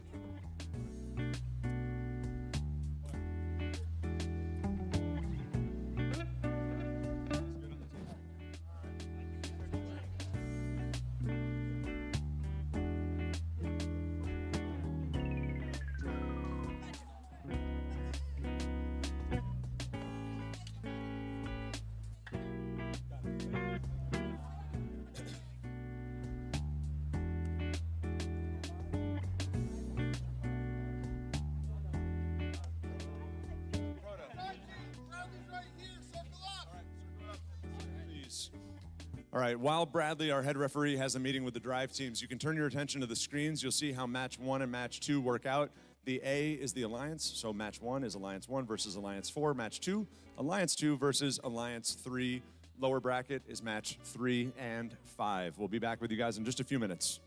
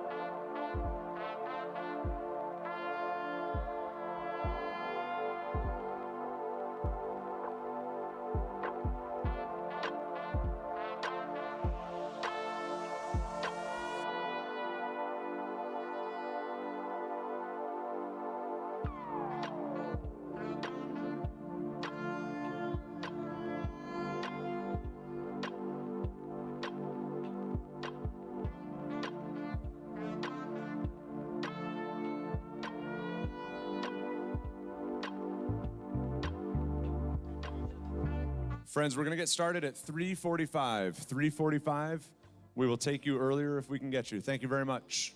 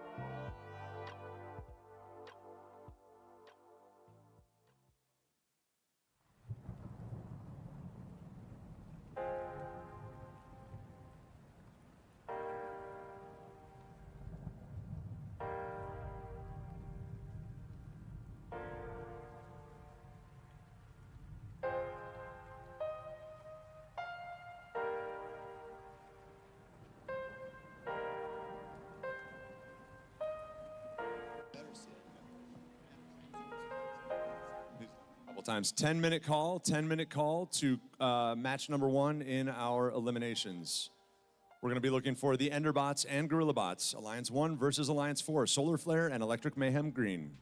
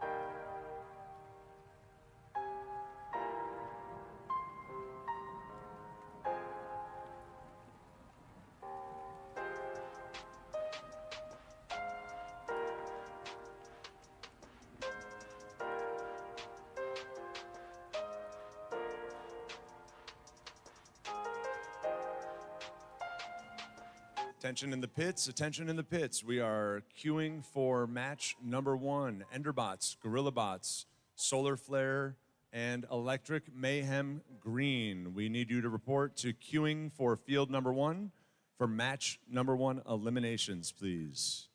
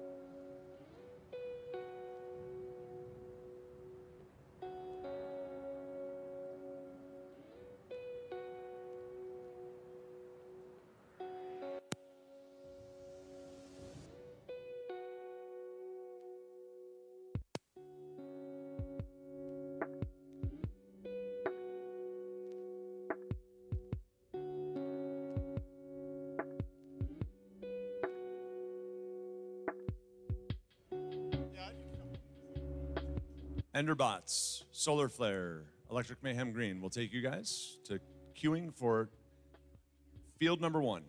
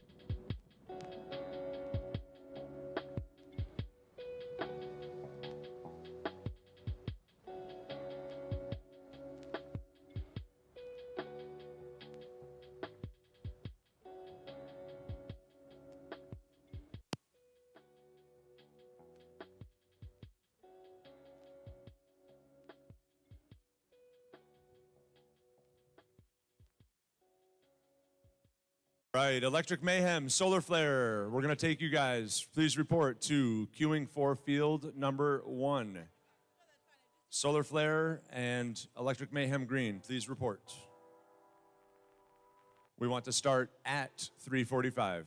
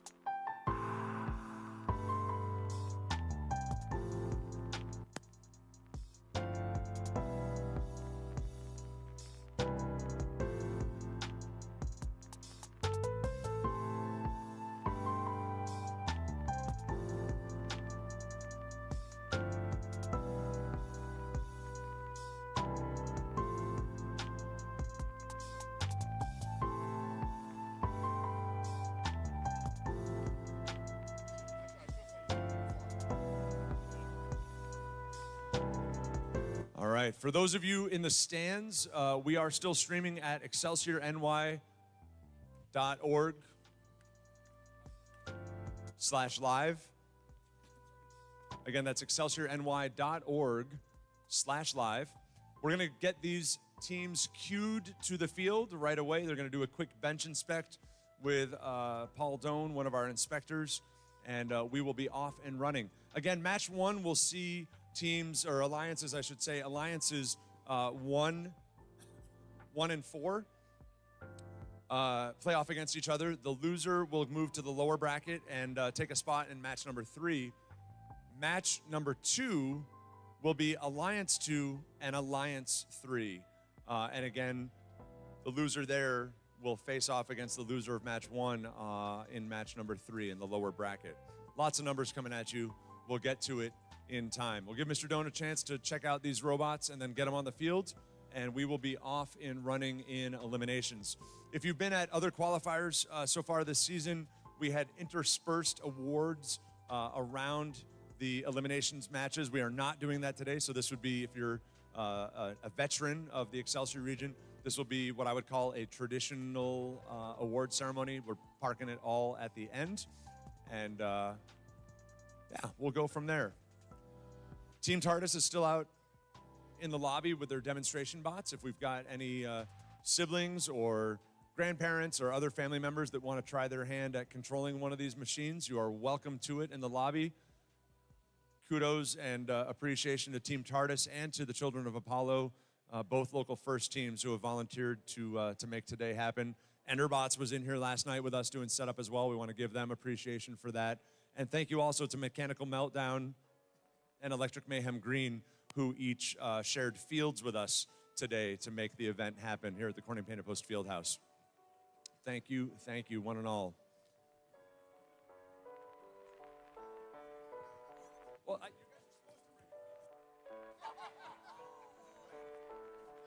all right, Lisa and Tyler brought a field too, but it's literally in their jobs. So I want to shout them out and say thank you.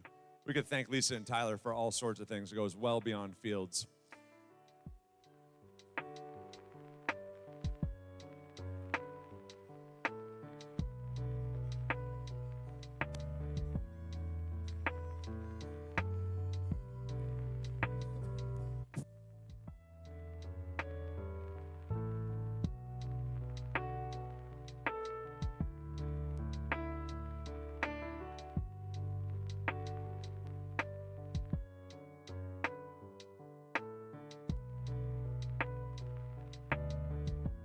Excellent. Hey, in the pits, we are going to take Alliance 2 and Alliance 3, Mechmelt and Proto, Oncoming Storm, and Precision Cut-Ups. Would you please queue to table number 2? We want you guys ready. Would we please queue to table number 2 so that Mr. Doan can give you guys a look? Alliance 1, Alliance 4, come take the field, please.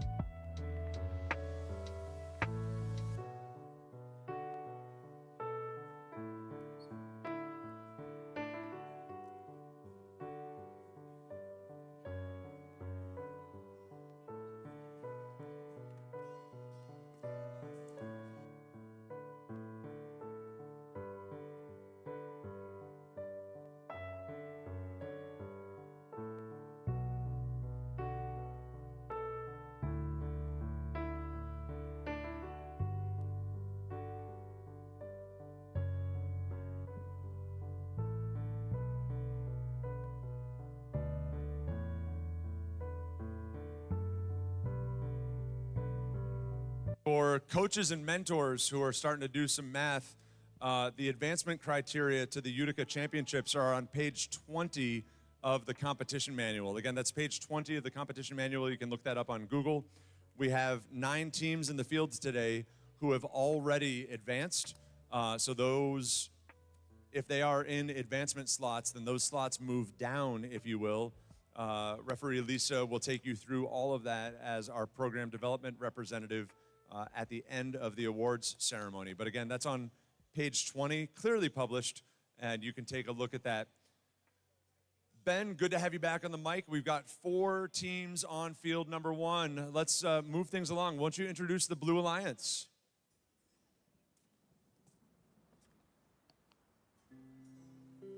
Hello, hello. Okay, we are working.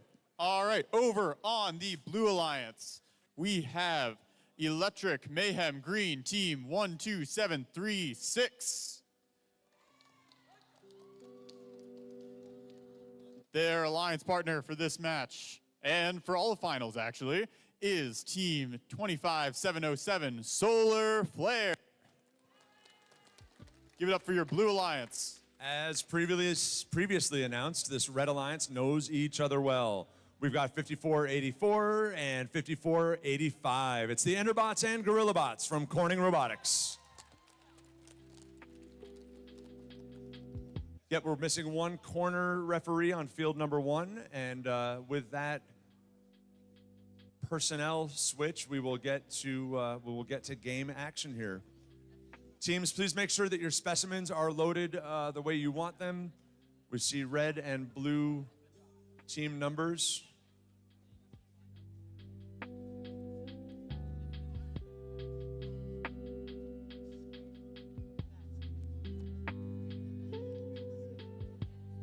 Alrighty, Blue Alliance, looking to a thumbs up. Alliance 4, Red Alliance, quit monkeying around.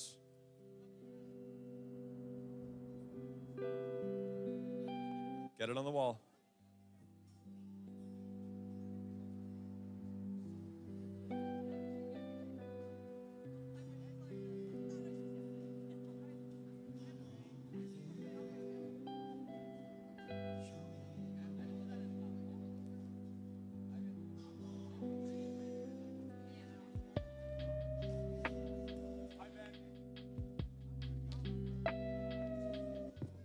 Thumbs up, there we go. Thumbs up blue, thumbs up red. Thank you very much. Thumbs up referees and to our scorekeepers. Round of applause to them. Thank you for the hard work back there all day. This is match number 1 in eliminations at the Corning Qualifier, Excelsior region, Into the Deep, presented by RTX. No, I'm kidding. Here we go, friends. 3, 2, 1. All 4 robots active at the beginning of this autonomous period. We see Solar Flare going for their second specimen in the top bucket.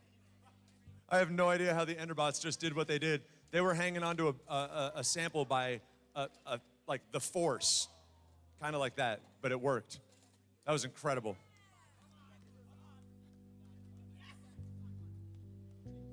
Enderbots pulls in for a level 1 park in auto. Mechmelt doesn't score that piece. Sorry, not Mechmelt, Mayhem. Both alliances with very strong starts to the match. 94-84 in the early going, red advantage with lots of time to play. We're gonna see basket work, we're gonna see specimen work. All 4 of these robots have been performing beautifully today. Solar Flare is digging into the submarine for those samples into the top goal. Both alliances, half full top buckets and plenty of specimens on their top chambers. Blue Alliance, meanwhile, Enderbots dips back into the submersible, squaring off against Solar Flare.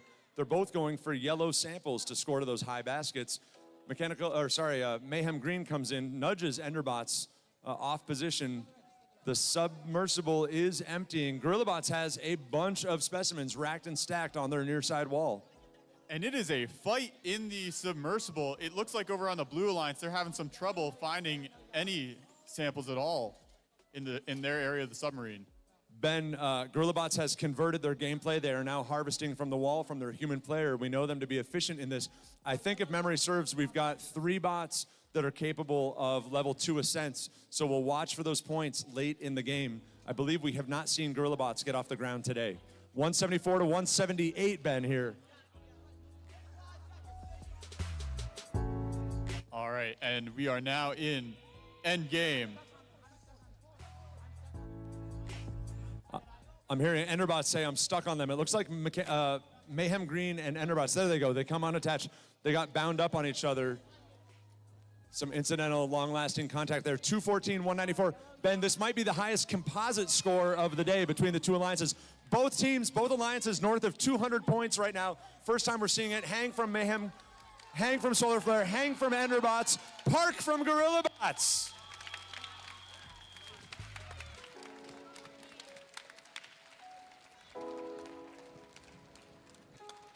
Now, I will say on the raw accounting, the Red Alliance had a 30-point lead, give or take. Blue, with their hangs, puts 30 points right there, but Enderbots came in clutch. Their 15 points may be the difference maker on this. We are going to wait and get that score reported before we move over to field number 2. Wow. We're going to wait for our referees to lock that score. We'll get a thumbs up from them and our scorekeepers when they push it.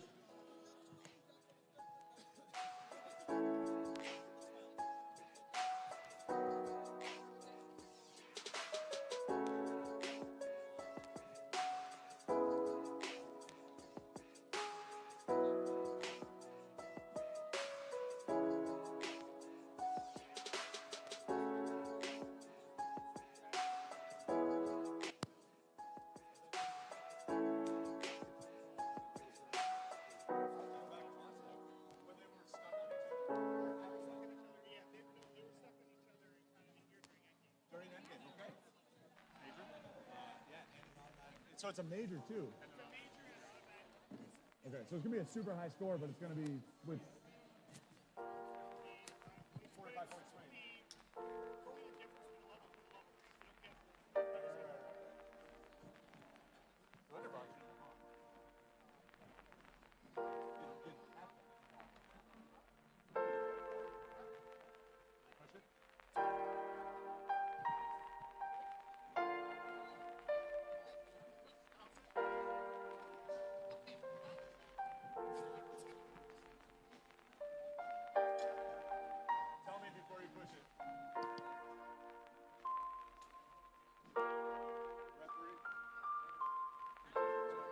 The referees are off the field. Friends, I'm going to encourage you to turn your attention to the screens. Scorekeepers, send it, please.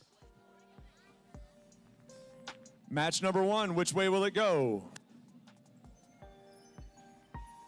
Red wins 288 to 232. So if you know, you know. We had a Rule 427 violation there. The teleop ascent for the Red Alliance. The Enderbots get credit for a 3rd level hang, even though they were on the 2nd bar. There was contact between them and the Blue Alliance. It's part of the game. It happens. It only swings you 15 points, so 30 points. They would have won anyway. Alliance 4 moves on to match number 3, and Alliance 1 moves on to match number 4. But right now, it's time for match number 2. Ben, you get all that? Go ahead and start announcing us, buddy. All right, let's turn our attention over to field 2 in the Blue Alliance. All right, we have team 12833 Alliance captains Mechanical Meltdown.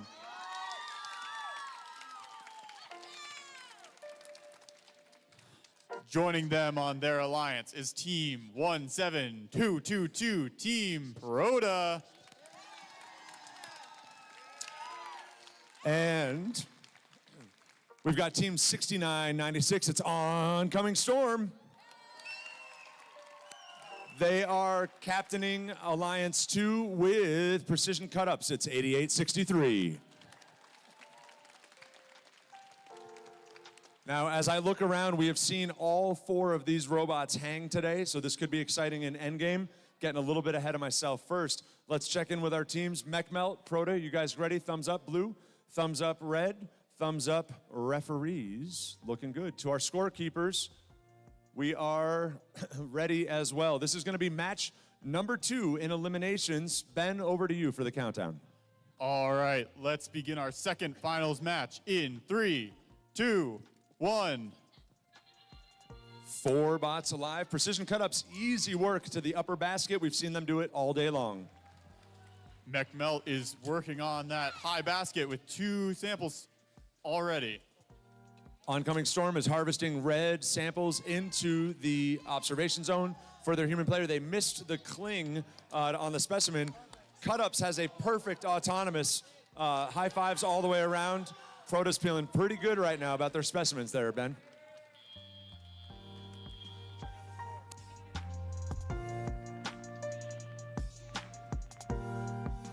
We go 94-87 as we enter teleop. Super tight score coming out of Otto. It's anyone's game. Precision Cut-Ups just got a very lucky bounce on a red sample into the low basket. They're going to go high with this one. Proto looking to add more specimens to the high chamber.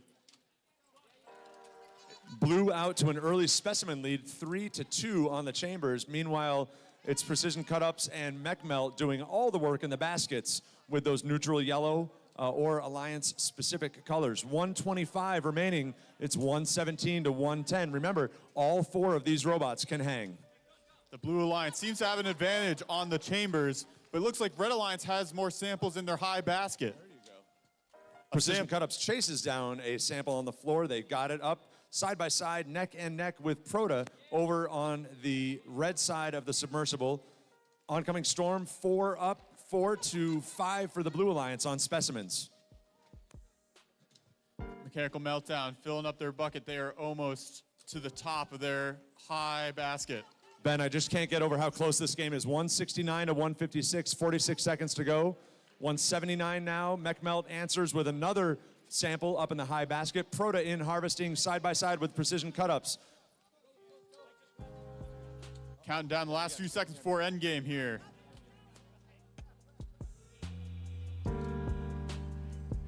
As Mike said, all of these robots are capable of a level 2 climb, and Proto is capable of a level 3 climb. Proto is beginning their ascent to level 3. 13 seconds. Teams are going to have to make some fast decisions. Here we go for hangs. Proto has a level 3 ascent. Mech Melt has a level 2 ascent.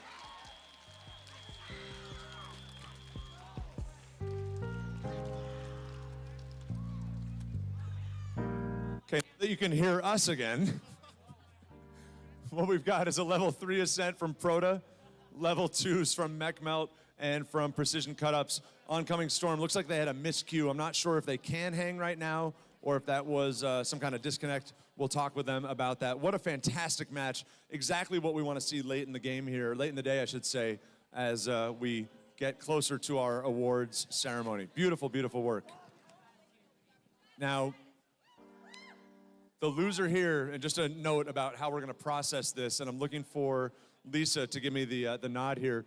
One of these teams, the loser of this match, advances to match 3, but they also get an 8-minute hold because they're about to go right back into gameplay.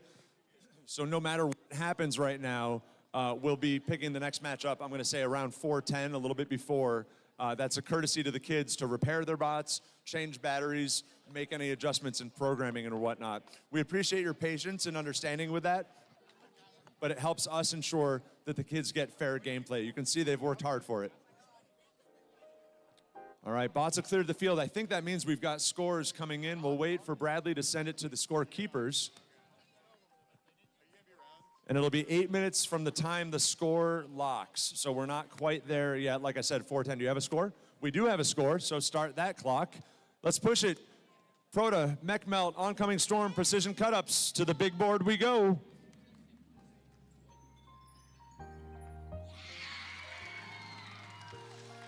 Look at these scores.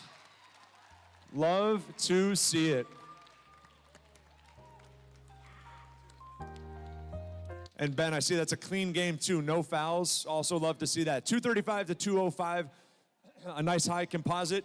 That will move the Blue Alliance, Alliance 3, as the winners into the upper bracket in match 4, where they will be the Blue Alliance. Red Alliance becomes blue in the lower bracket in match number 3. And they will face off against Solar Flare and Mayhem Green, excuse me. They'll face off against Solar Flare and Mayhem Green. That will be the match at, like I said, 4:10 or so. We'll see you guys in 8 minutes.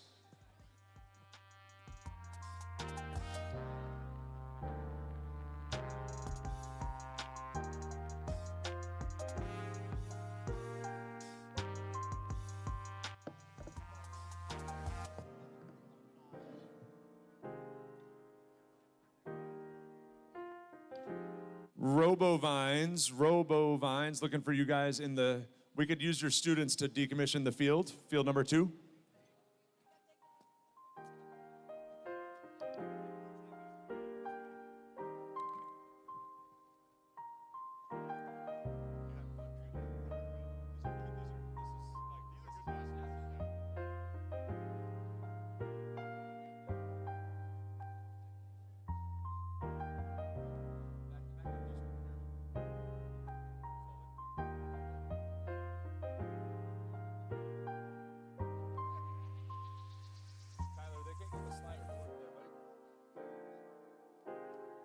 Music slider.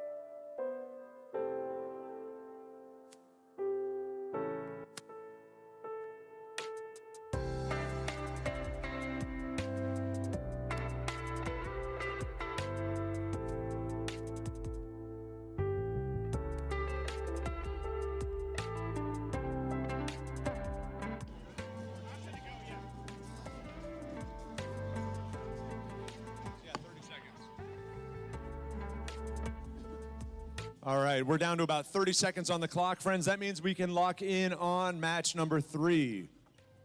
Now, there's no getting around it.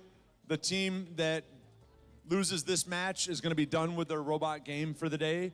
The team, or sorry, I should say the alliance that wins will advance over to match number 5. Match number 5, where they will face the loser of the upcoming match number 4. You can see it on the screen right there in front of you.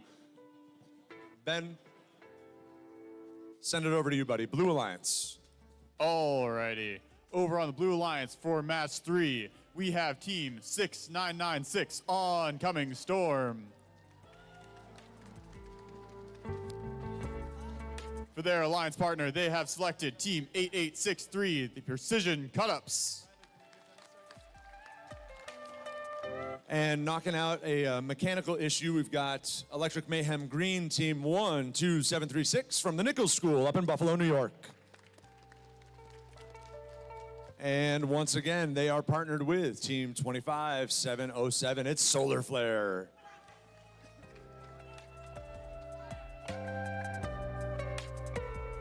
We've got a member of the drive team here for Mayhem, zipping a zip tie into place, securing some of their wiring chassis. Sounds pretty appropriate for Electric Mayhem to have some Electric Mayhem.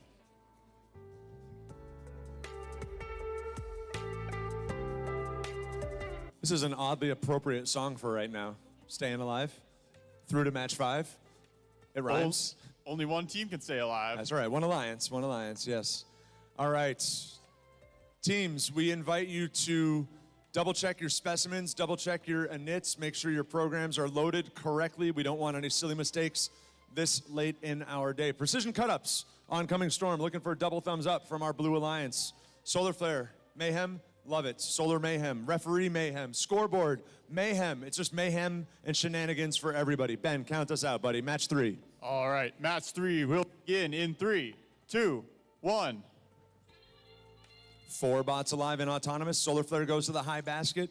Meanwhile, Electric Mayhem Green is looking for a specimen hang. I'm not sure if they're going to work it out. Solar Flare comes up a little short on 1 basket. Blue Alliance? Precision Cut-Ups executing expertly, looking to score their 4th sample in the high basket. Solar Flare goes 2 for 4 on their upper basket, though. And that is 4 samples for Precision Cut-Up. Perfect auto that they just ran. Second match in a row that Cut-Ups has done that.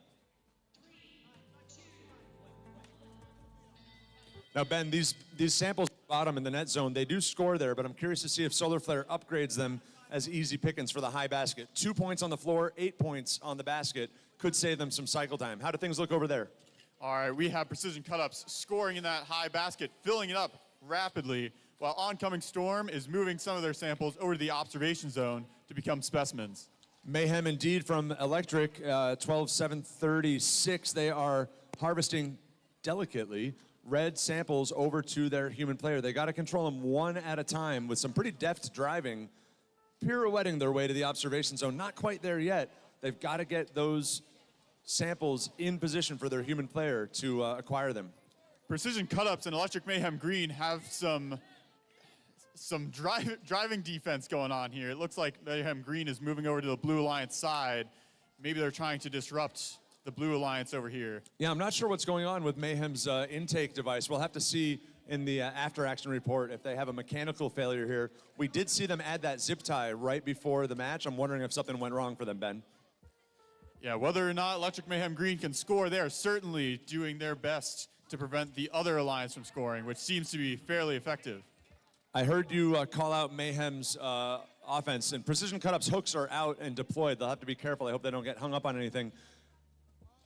Blue is 183 to 127 advantage now with 30 seconds as we get into endgame. Precision Cut-Ups has all but filled up their high basket, giving the Blue Alliance Solar Flare sneaking one more sample. They took it to the observation zone. I'm curious why they wouldn't score it to the high basket. We'll see if they go hang here with just 9 seconds remaining. Remember that new rule, they got to go controllers down at 3 seconds. Both Blue Alliance spots are up in the air. And I'll be interested to see what our referees saw there in endgame. We'll sit on that for a second, Ben. Let this all work out.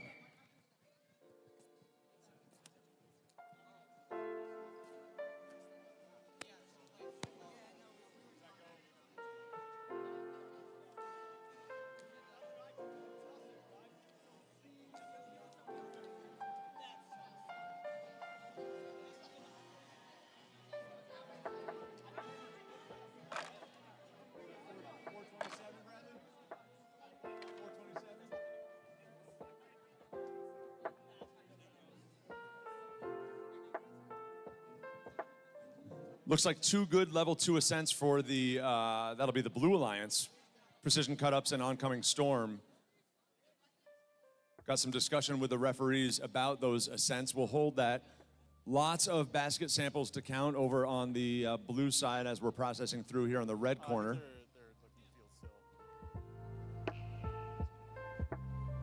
Again, once we're through match number, I think it's match number 6, we play out to the champion. We will get into our awards ceremony for our judged awards. We will call teams down for a traditional high five line.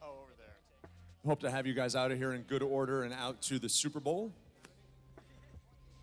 Or a nap. Or a 3-hour drive home.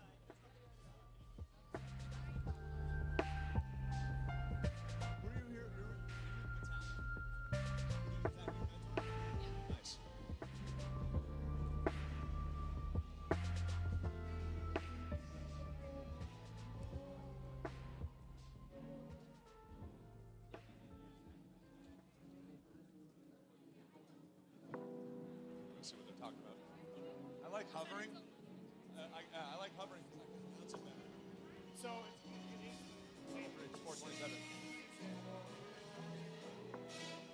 To blue. Yeah, right to blue. Yep.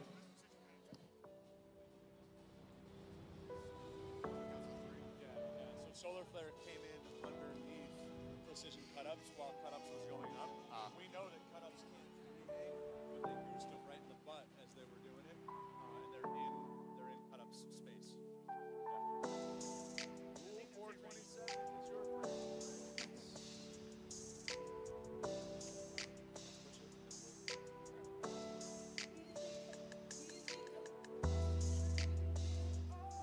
We'll have a score here with you shortly from match number 3.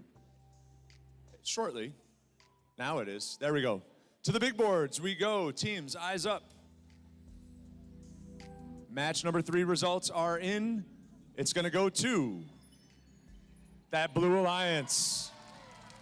Wow, 267 to 150. Outstanding score. Now, if you're doing the math on the teleop ascent, overhearing the referees talking, during endgame, Solar Flare reached all the way across the submersible and came up and under precision cut-ups. That's an interference. It's called Rule 427. Team members, if you know, read up on it. It's the crazy, thorny rule all season long.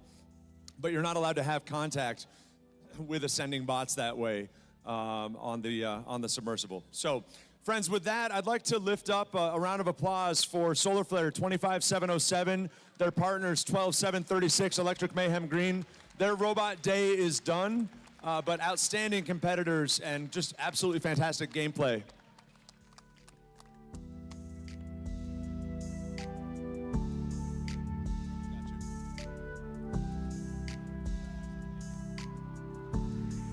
And with that, we're going to be in a hold out to match number 4 because Oncoming Storm and Precision Cut-Ups advance to match number 4 where they will face off against Gorilla Bots and Ender Bots. So we'll be with you around 4:25 or so.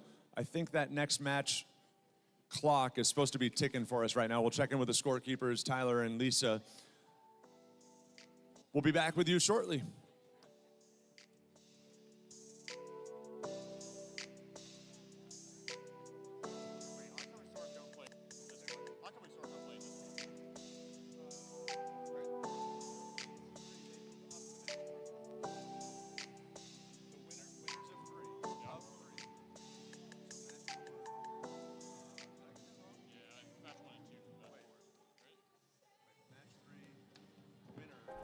Match 3 winner goes to match 5.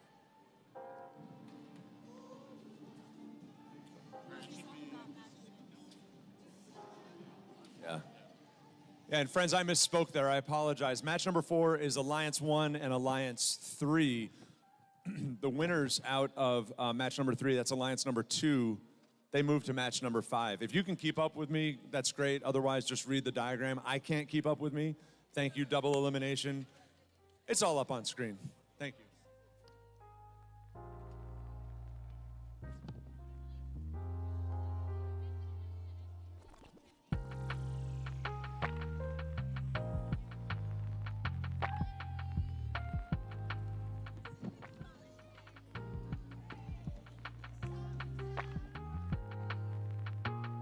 Teams, we have a mechanical meltdown need. We're looking for an 84 RPM motor for Mech Melt to get them back up and operational. Talking to all of you coaches and mentors out there, 84 RPM motor, 84 RPM. A yellow jacket is needed. It could come over all the way over here to Mech Melt at the queuing table. If anybody can support them, please. We're looking for an 84 RPM motor for Mech Melt. Thank you very much, friends. Thank you.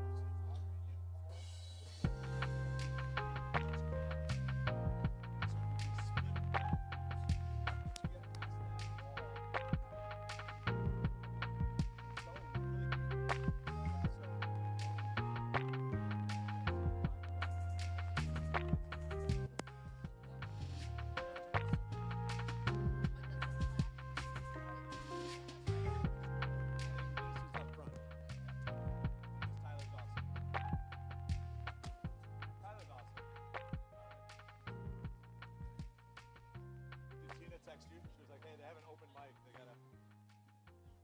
I didn't say any bad words. Hey. Cool. Yeah. We need your safety glasses. Thank you for serving.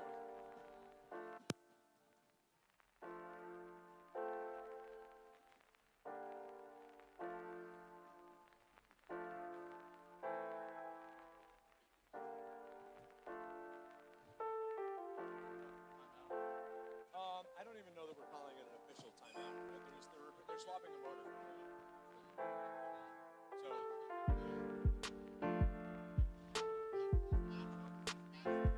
these guys have both been off for more than 8 minutes. What I'm asking in a broader sense, are we fine with their job for a view?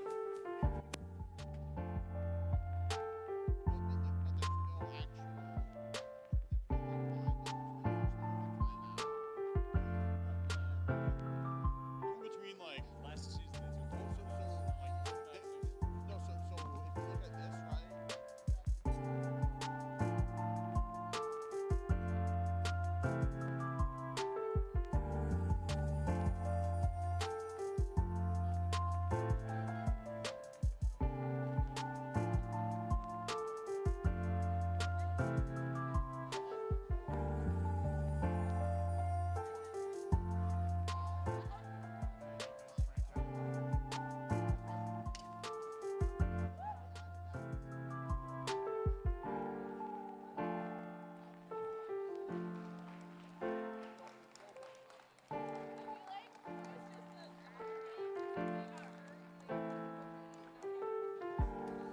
I smell a little just professionalism at the queuing table. Looks like Mech Melt has successfully replaced that motor. We're gonna let them take a deep breath and get themselves to the fields. GorillaBots, Enderbots, Frodo will take you guys to the field if and as you are ready. No rush for 12-8-33.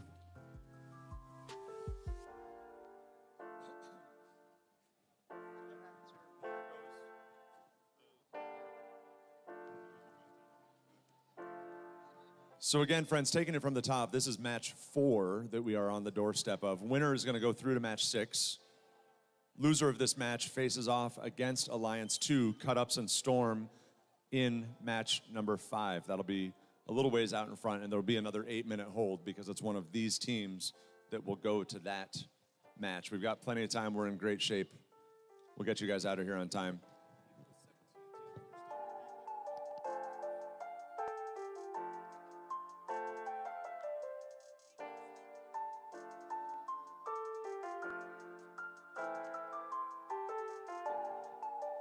That's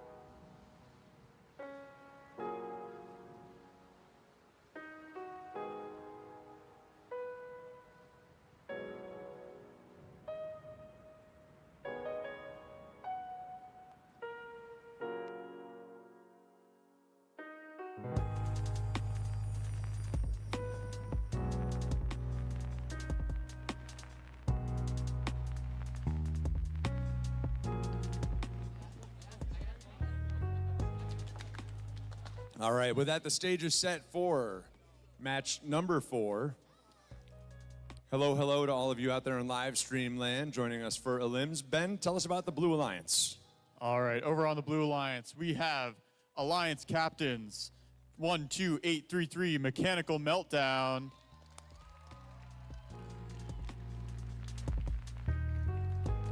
And as we already know, their alliance partner is 17222 Team Proda. Who do we have over on the Red Alliance? We've got the sister teams. It's Team 5485, partner Girlbots. They are partnered with their alliance captain and sister team, 5484, the Enderbots. There it is. All right, that is match number 4 set.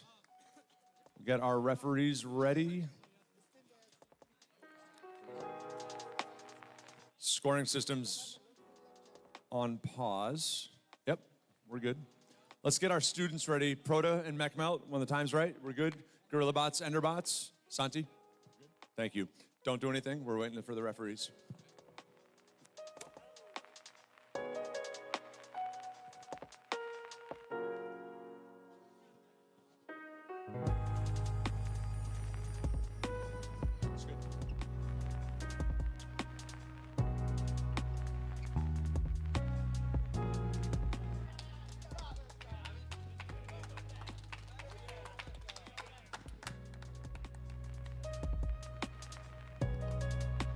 Referees all the way around? Solid. And scorekeepers, please. Scorekeepers are good. All right, Ben, over to you to count it down, buddy. Match number 4. All right, match number 4. We will be beginning in 3, 2, 1. Proda and MechMelt scoring instantly in the high basket and high chamber. GorillaBots has been in search of their 5-specimen auto all day long. We'll see if they can make good on it. Enderbots came up just shy on a basket drop-off on their, I think it was their second. GorillaBots. MechMelt get 2 samples in the high basket. Their alliance partner, Proda, gets 2 specimens in the high chamber.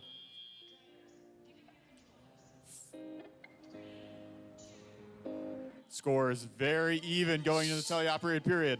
78-75 as we get rolling. GorillaBots rolls one of their specimens back to their human player. Another sample comes into the observation zone that we know is eventually destined for the high chamber.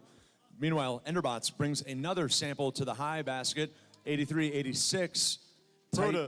Proto, like we saw in last match, is specialized in the high chamber, letting Mechanical Meltdown fill up that high basket. Really good communication over here in the red box on Enderbots, calling out positions of their servo-based gripper to make sure that they're spun the right way for maximum efficiency while they're ducked into the submersible. Mechanical Meltdown looking to pick up that neutral sample, placing the high basket. Both GorillaBots and Mechanical Meltdown are both fighting for the same spot, the same entry spot in the submersible, leading to some interference between the two. Ben, we're seeing that same pattern from GorillaBots that we've seen all day long. They harvest early and score late. So though the score may look like there's a blue lead right now, and there is, 120 to 107, what we would expect to see is GorillaBots here transitioning their gameplay to chamber play. They've got, I think, 7 specimens lined up on the wall, 10 points each as they clip them in.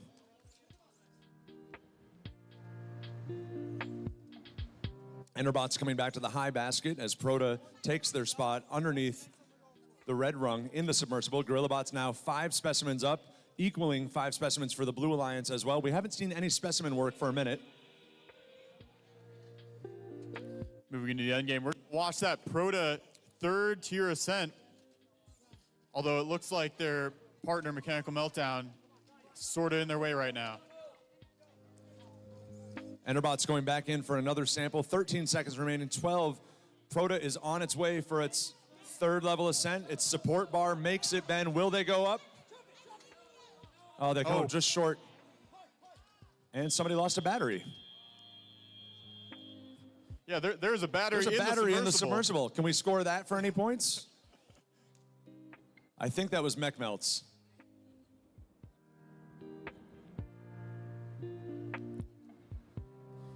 Yeah, you know, usually when you lose a battery, at least it's connected to the robot. Usually you don't see it out on the field by itself. It's that new rare black sample, right? You can just score it anywhere you want. It's 1,000. No, I'm kidding. It's like a wild card. So I think Mech Melt, is that your battery? Yeah, it is. Mech Melt's battery came off. We put the motor on, but now the battery came off. GorillaBots parked, and Enderbots, I'm not sure if they're in contact for that level 1 ascent or not.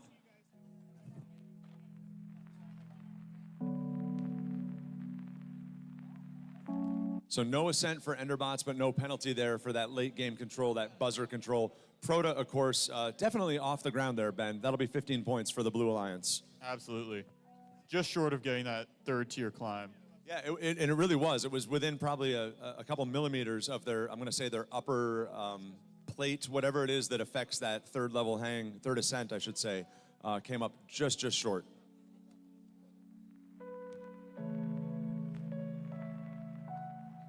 So head referee Bradley, you can't see it on the live stream, is talking it out with Mech Melt. Something, of course, about scoring. Once we lock that in from all of our referees, as you know, we'll send it to the scorekeepers.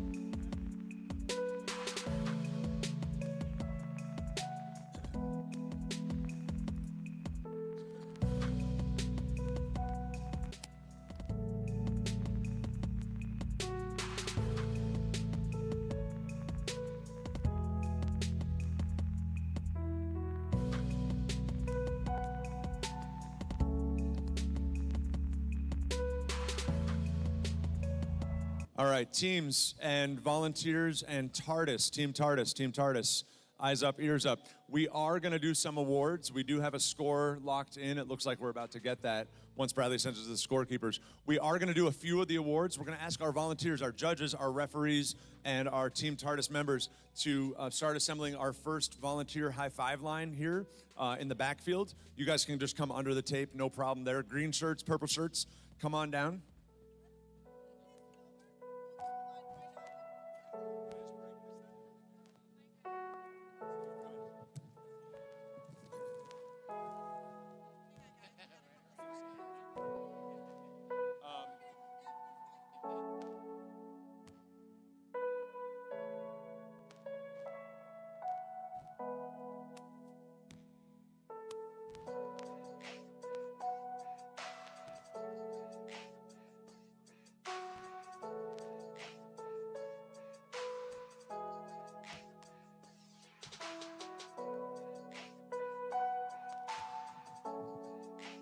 We're going to bring you guys into the scouting zone. I misspoke, sorry. So come in front right here. Thank you, volunteers, for your quick assembly. Scorekeepers, do we have a score? We do have a score, so let's hit pause on this for a second as we assemble our volunteers. Eyes up to the scoreboards. Both of these teams are still alive. It's a blue win. That is the wrong match. That was match 3.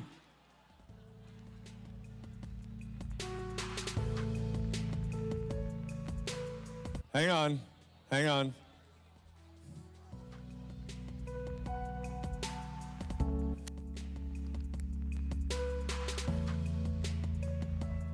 I was just thinking to myself, that score looks really familiar. All right, here we go. Moment of anticipation. Oh my God!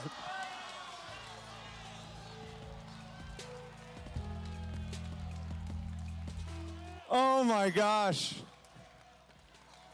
And that was a clean game. That was a clean game, no fouls. Wow. Do you guys want a picture? You guys want a picture with that scoreboard? Any of the alliances? Mekmel, come on down here to this side. I don't know, you guys can do that. We'll leave it up on screen.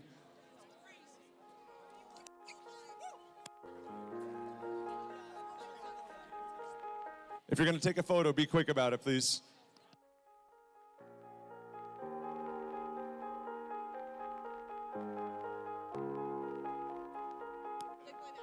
So we're gonna play match 4 again.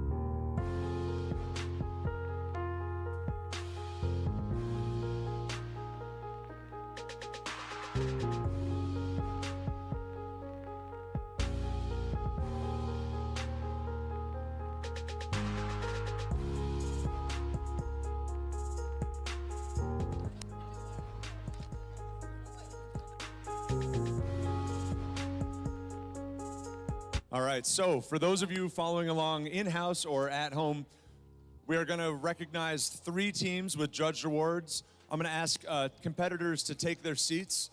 Mekmelt, GorillaBots, go sit down, please.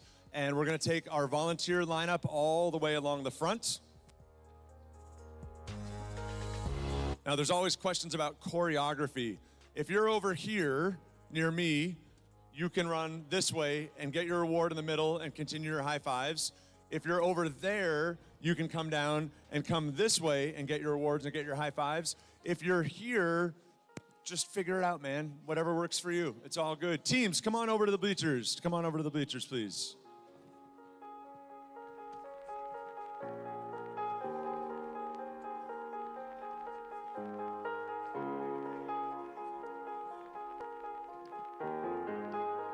All right, friends, as we get ready to play match 4 again, we want to celebrate our teams and their achievements with some well-deserved awards. As you've experienced, FIRST is more than an organization. It's a movement, a community of citizens made up of our amazing team members, our volunteers, and supporters. As we wrap up the day that we've had here at Corning Painted Post High School, we do want to take a moment to thank some of the people who made this happen. Today would not have been possible without the efforts of Team 5356 TARDIS. Will you please give them a hand for all their hard work? I want to acknowledge the Enderbots for being here last night and helping us with setup. I want to acknowledge Mayhem Green for bringing a field, Meltdown for loaning us a field, Tyler and Lisa for bringing down the field from MVCC as well. This is a true community and partnered effort. TARDIS, thank you for hosting today. We also want to acknowledge As your roll is called, please wave or stand. We want to acknowledge all of our referees. Give it up for our referees, our zebras. Give it up for our field resetters. We've got Apollo in the background. Give a wave. Mira's also been live streaming today. We've got them on the cameras. We want to celebrate our cuers with TARDIS. We've done them already. Also, our technical volunteers, our FTAs, our WTAs, our FTAAs, our CSAs, our VIPs, all of them.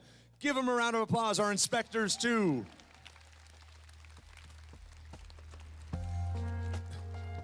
We haven't seen them front and center, but pretty much over on your right, my left, everybody there in a green shirt is one of our esteemed judges. Our judges have been hard at work reviewing portfolios, interviewing students, mixing, mingling, looking at watching game action. Give it up for our judge volunteers, please. Our head judge, our judge advisor, Kim Nightingale. Kim, give a wave from behind the table. Appreciate you so much. Thank you very, very much. All right.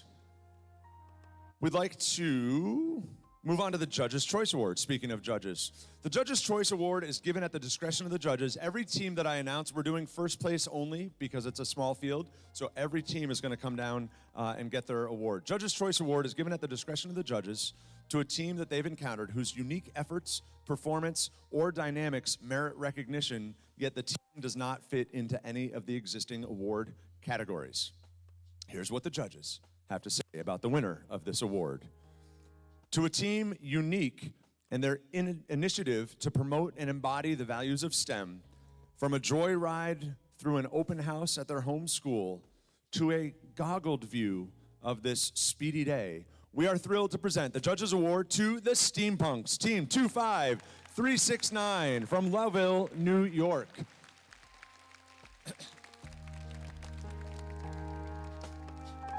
Start on down here, grab your high fives, come on across. And teams, I say this with a gentle nudge, feel free to hustle. Feel free to hustle. No, hustle, hustle. Like a steam engine, a powerful steam, and they're not getting it. They're not getting it. Give it up for the Steampunks, everybody. Give it up for the Steampunks.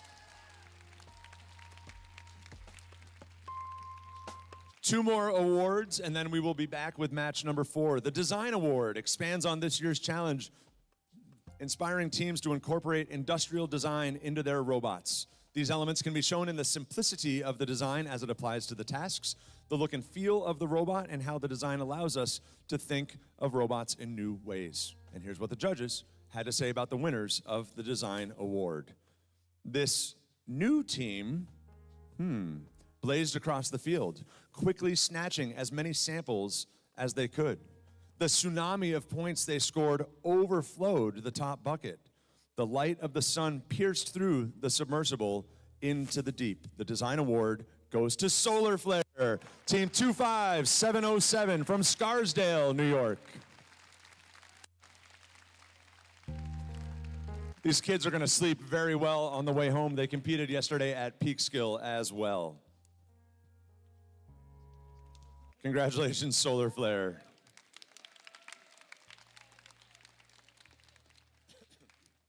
Now, friends, just one more before we go back to match 4, part 2. It's Motivate Award. The team that receives the Motivate Award celebrates the culture of FIRST and clearly shows what it means to be a team. This award celebrates the team that represents the essence of the First Tech Challenge competition through team building, team spirit, and displayed enthusiasm. This is a team that makes a collective effort to make FIRST known throughout their school and community and sparks others to embrace the culture of FIRST. Here's what the judges had to say about the winner of the Motivate Award. This team didn't lack motivation getting FLL kids onto teams. They opened their innovation station to their community. They've really got robotics rattling in their town. The Motivate Award goes to the Ravenna Rattlesnakes. It's Team 14281 from Ravenna, New York.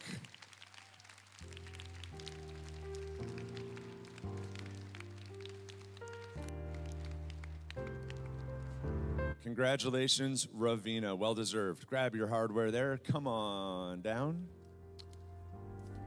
And with that, we're going to ask everybody a moment. We have taken down the tape line. If we would please still treat this as a tape line. This is not open access for spectators. We're going to get back to field number 1, with match number 4. We'll be with you in a couple quick minutes. Thank you very much. Volunteers, please stand ready. We'll get you back for more awards in a little bit. Thank you.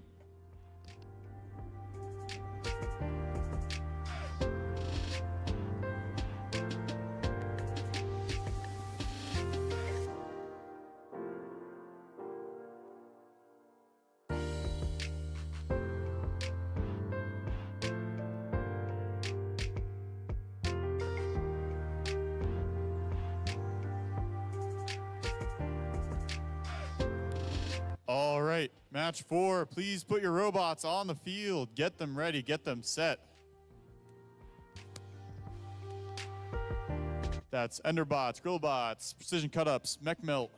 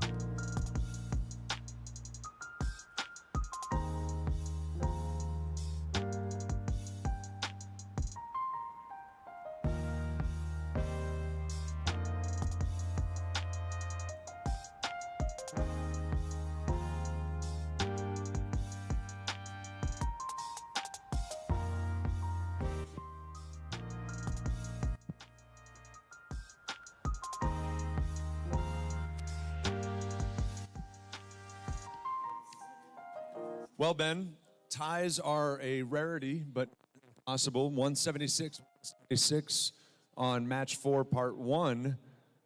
I mean, let's meet the teams again. Let's give them their dues and their flowers. What do you got over there, buddy? All right, over on the blue lines, again, as we saw last match, we have Mechanical Meltdown, team number 12833.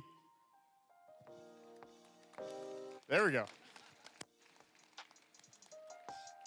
And joining them for this match again is team 17222, Team Proda.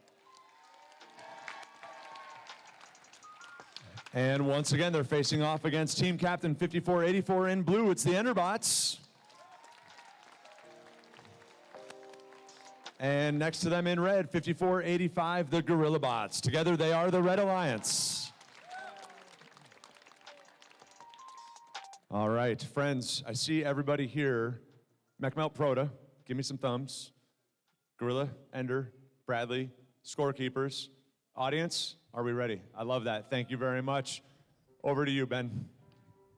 All right, we are running our tiebreaker of match 4 in 3, 2, 1.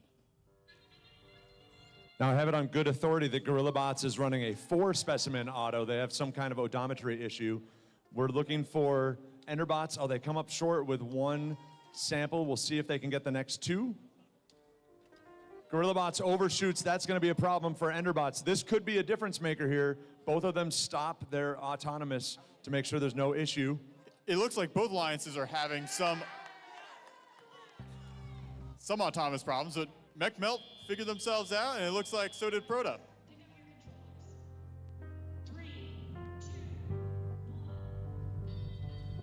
Now that mechanical issue we saw with GorillaBots should not impact them in teleop. They don't use their odometry pods here. Hopefully Enderbots can make quick work of these 2 samples on the ground, get them up to the high basket. I'm hoping that they didn't suffer any mechanical damage. Ben, how are things looking over there on the Blue Alliance? Yeah, Proto and MechMelt have now played a couple matches together. They've got their flow going. Mechanical Meltdown scoring in the high basket, while Proto scores on the high chamber.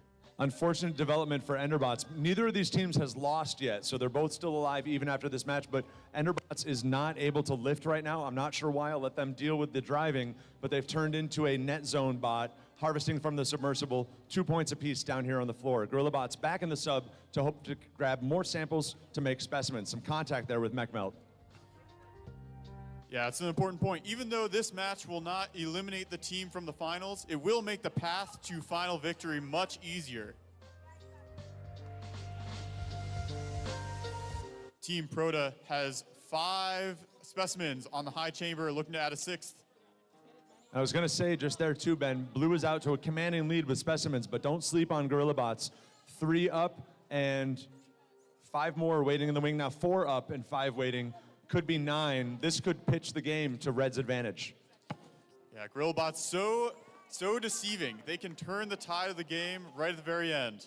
But I will say, unfortunately, with Enderbot's arm down, I don't know they'll be able to hang. We know that Proto is going to go for the level 3.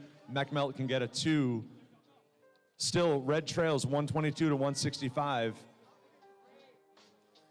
Proto lining up for that tier 3 hang. They're looking square. There it is, and... Oh, there it is for Proto.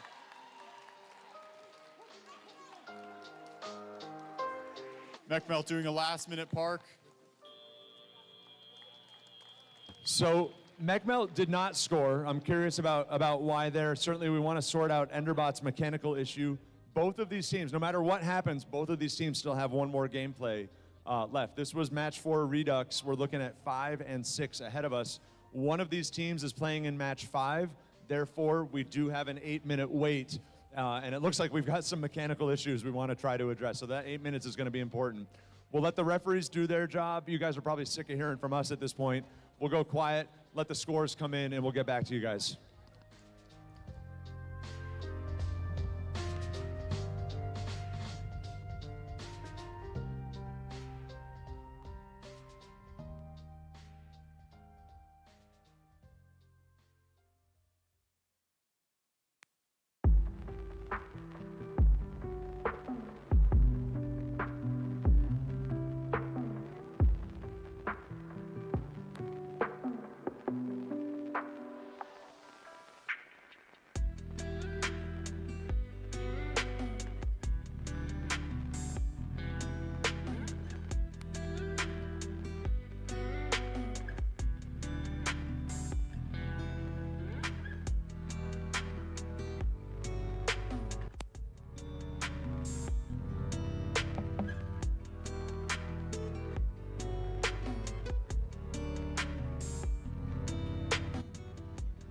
We are ready with a score for match 4B.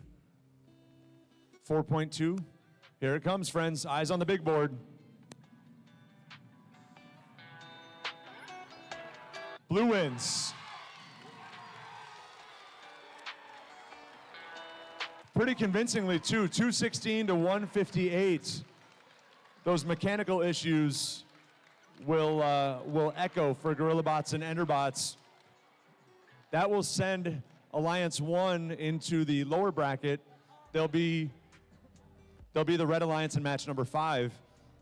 That sends Mechanical Meltdown and Proto through to what effectively will be the championship round. That's match 6. We are going to give, Alliance 1 8 minutes at least to address some of their issues as best they can, and we'll be back with you just a little bit after 5 o'clock.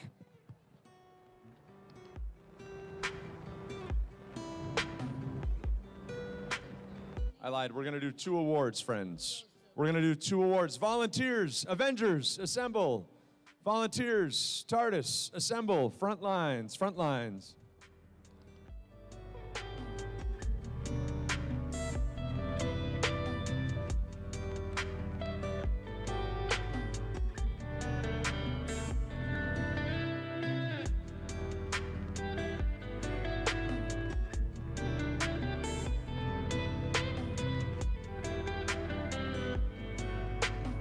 Friends here in the house, I'm getting a friendly reminder from one of the coaches from Team TARDIS. We are missing 20 pairs of courtesy safety glasses. So if you've got some glasses that have a little purple tape on the temple, we would really appreciate those going back to the pit entrance. Those were a courtesy for pit visits and whatnot, but we'd really appreciate getting those back from you. Lisa, Jessica, Kim, are we good to proceed? Yes? All right. Friends, we are back in awards mode. If we can duck the music, please. We are going to talk right now about the Control Award. The Control Award.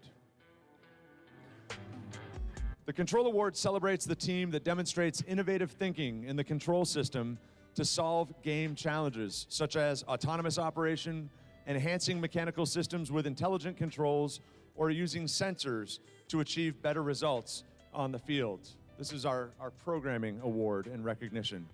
Here's what the judges have to say about the winner of today's Control Award. This team really knows how to handle limits.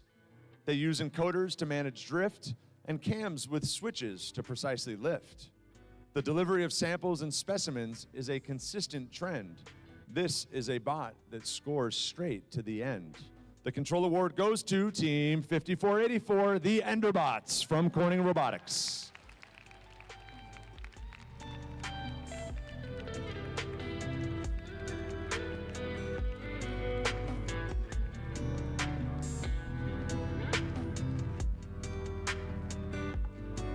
And here comes the drive team.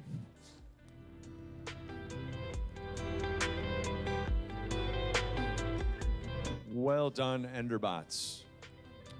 And we're going to do just one more right now as we ease towards match 5. Just one more for now. This is going to be the Innovate Award, sponsored by our season sponsor, RTX. The Innovate Award, sponsored by RTX, celebrates a team that has the ingenuity and inventiveness to make their designs come to life. This award is given to the team that the judges feel has the most innovative and creative robot design solution to this season's game. Elements of this award include elegant design, robustness, and out-of-the-box thinking. This award may address the design of the whole robot or some sub-assembly or component. The creative component does need to work consistently. Here's what the judges had to say about the winner of today's Innovate Award. To a team who stood out in their strategic approach, who gripped onto their potential with the STEM community with a strong focus on what keeps them driven, who only failed in blending in, the Innovate Award goes to Team 27364, our rookies, the Battery Battalion. Come on down and congratulations. Again, welcome to Excelsior. We're so glad you guys are here. Wait, I can't see them. They blend in so well. Nice job, Battery Battalion. Proud of you guys. Glad you are here. Volunteers, pause. We'll see you in a little bit. Thank you, TARDIS. We are going to check the clock. What's the clock say? 3 minutes? So yeah, just after the top of the hour. If robots are ready, we can take them to the field, but no rush. If robots are ready, we can take you to the field. This will be match number 5. If we can push the bracket or the score to the bracket, there we go, thank you. This is Alliance 1 versus Alliance 2. Precision Cut-Ups and Oncoming Storm will face Gorilla Bots and Ender Bots. And again, you can see the clock ticking down there. We'll be back with you shortly.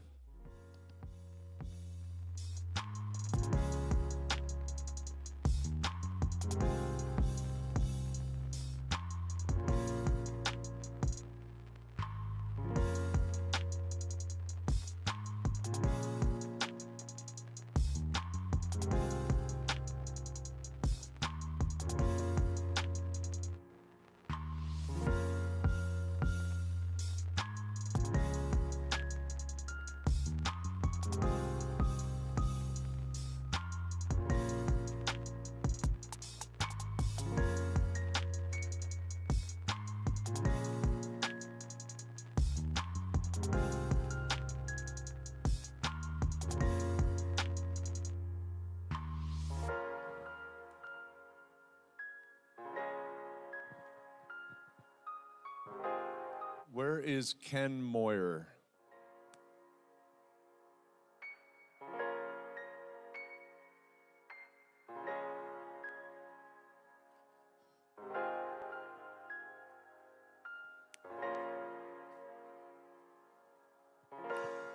TARDIS or TARDIS families, if somebody can send Mr. Moyer my way, please do. Thank you.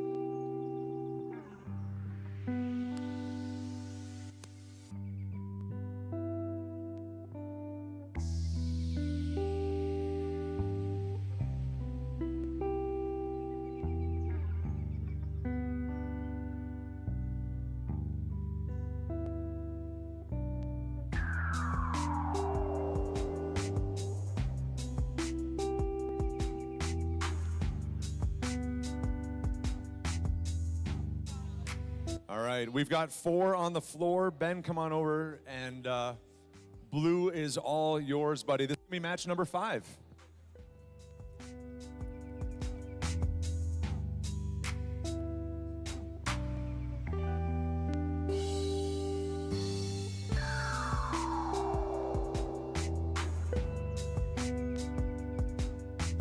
Okay, all right. Welcome back. We are starting match number 5 over on the Blue Alliance. You know them, you love them. It's your second alliance with the alliance captain of team number 6996, Oncoming Storm.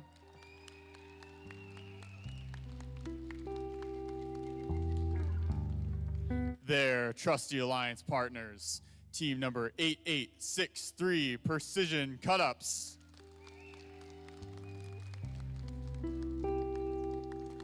And these crazy kids over here in the red box next to me, It's the Ender Gorillas. Give it up for them. Team 5485, 5484. The Ender Gorillas. The Gorilla Enders. There's a name in there somewhere. Got to work on the branding. The bot. There you go. Yes, the bots. All right. It's quiet in here right now. It's tense. Blue Alliance. Precision cut-ups. Oncoming storm. We good? Cool. Double check your inits. Gorilla, Ender. We good? Double thumbs up. Awesome. Referees, once more. We got 2 more matches probably in front of us. Scorekeepers are saying hello with a swimming fin. Ben, over to you to count us down, my friend. What do we got? All right, match number 5 will begin in 3, 2, 1. 4 bots alive. Enderbots comes up short on their basket. We'll see if this second one makes it or not. Precision cut-ups losing what looks to be a spacer. We'll have to see if that influences their performance later in the match. Looks like the Enderbots gripper is hanging on maybe a little too delicately. 2 for 4 over here. They do get points for their net zone as well. We'll see if they connect. Oncoming Storm was playing for a 2 specimen auto. They've come up with 1. 42-34, 45-34.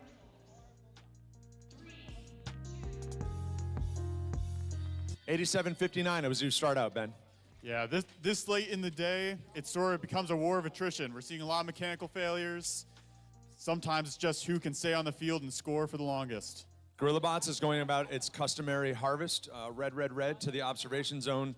Looks like something just came off their bot. I'm not sure if that's going to be critical or not. Enderbots goes back to the submersible looking for yellow samples to deliver to the high basket, just like Precision Cut-Ups does on your side.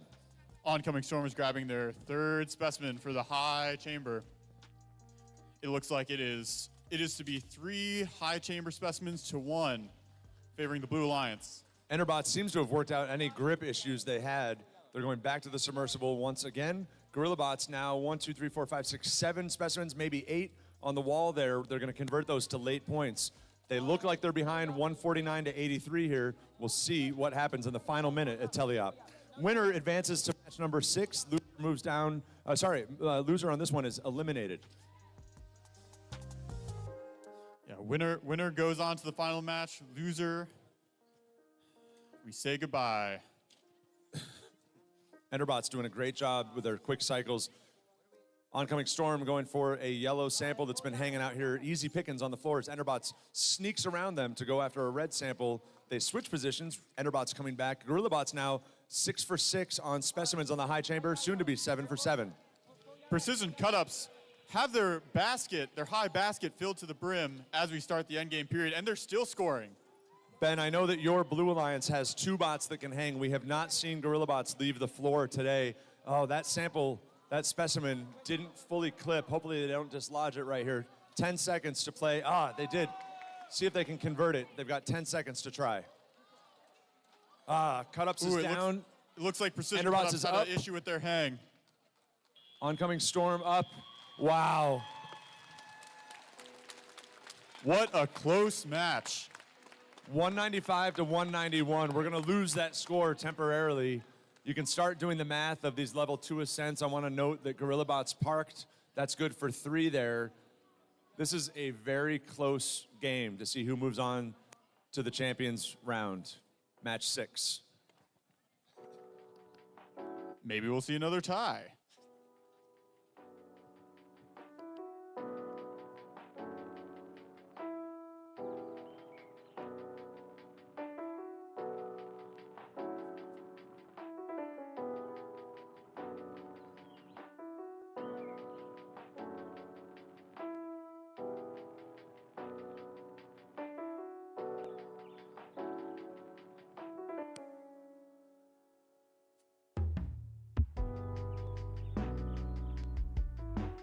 So for the Blue Alliance, they get credit for a level 1 and a level 2 ascent.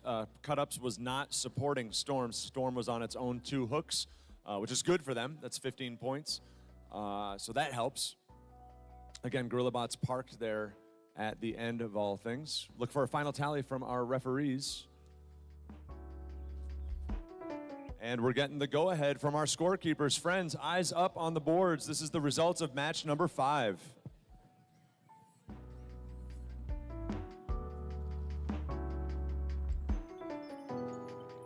Blue Alliance wins. Oh, look at the score, 4 points. 4-point game. Wow. That is awesome. A couple notes here. Clean game, late day, high score. Love to see it. Let's give it up for GorillaBots and EnderBots, two of our locals here. They've played beautifully all season long. Spoiler alert, GorillaBots and EnderBots are both through to the champs already, so we will be seeing them at MVCC in March. Their season is not done, and Oncoming Storm and Precision Cut-Ups, they advance to match number 6. Once again, though, we have a hold. Let me check in with our team. Are we doing some awards?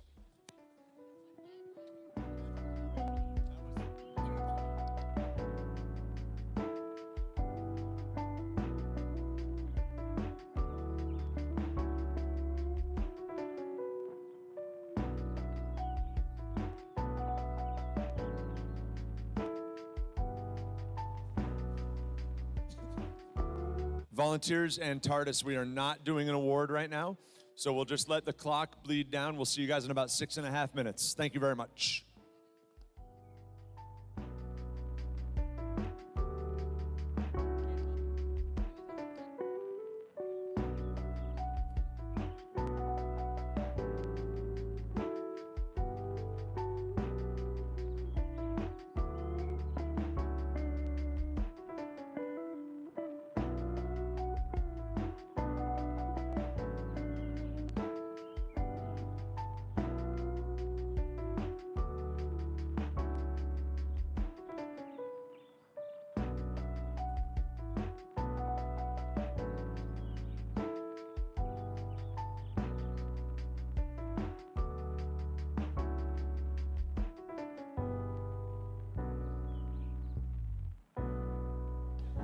Hey, friends in the house, and I'm talking... folks in the house that if you know, you know, we've got 5 minutes to kill.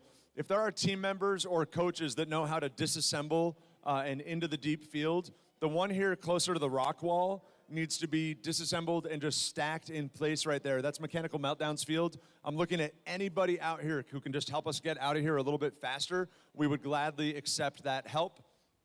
If we get too many helpers, just watch yourselves, watch your eyes. Leave everything right there and make it tidy for us for easy transport, please. We really appreciate that. Thank you so much.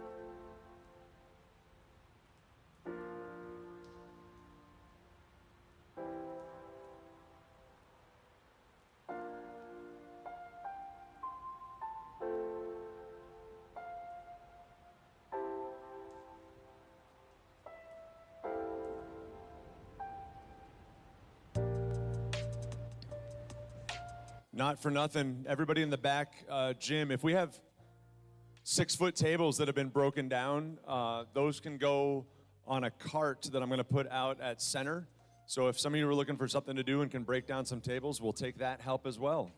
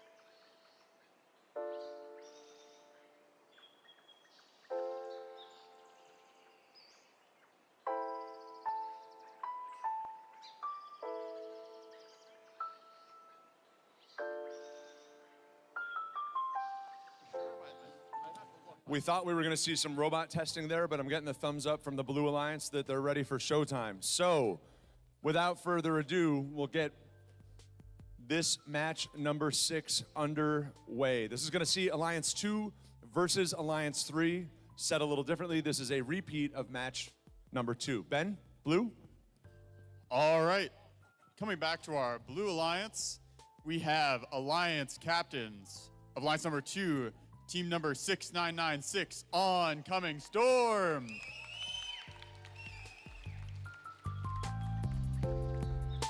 And of course, we have their alliance partner, team number 8863, Precision Cut-Ups.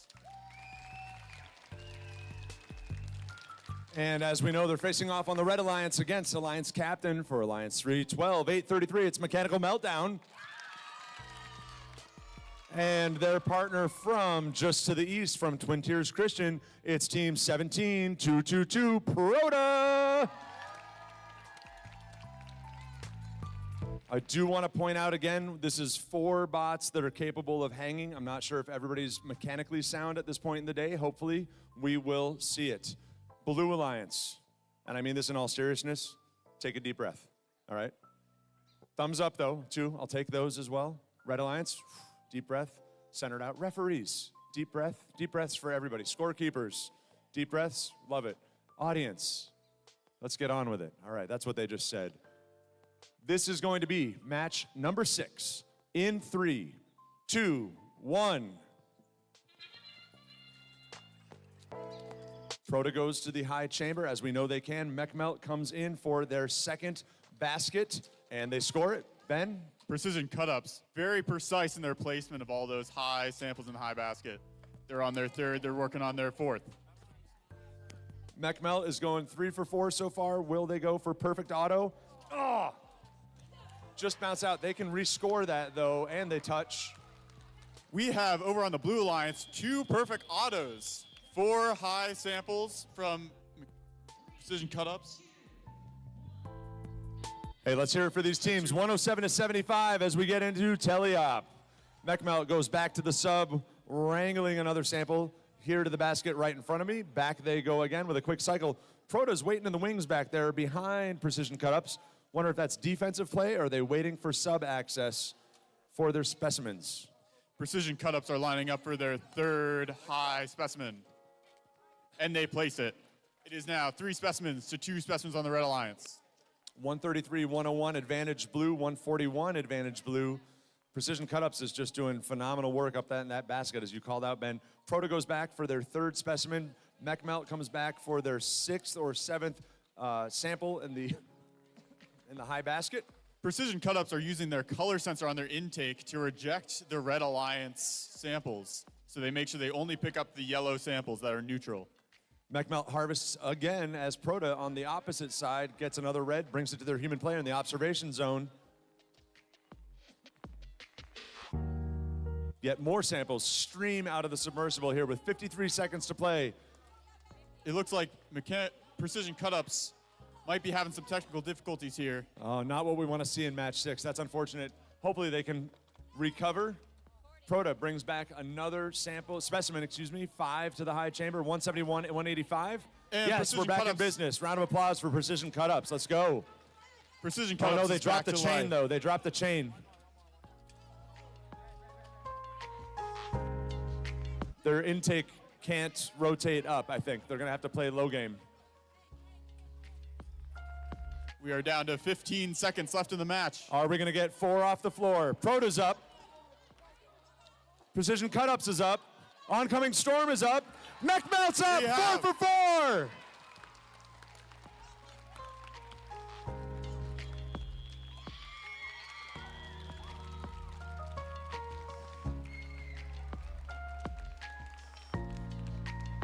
All 4 are level 2 hangs. That's 15 and 15, 30 points offsets to each alliance.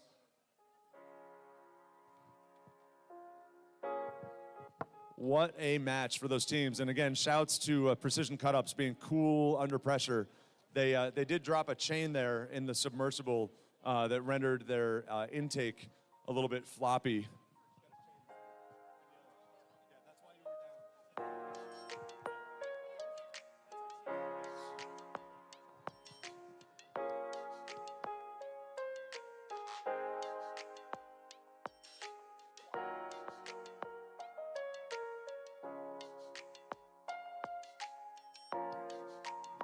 Ben, it sounds like that was a pretty quick score from the referees. We'll see it come in. Can we please give a hand to Ann and Naoko and Laurelyn, our scorekeepers? They've been keeping us moving all day. Appreciate them behind the scenes. And we'll see, is this the last one for the day?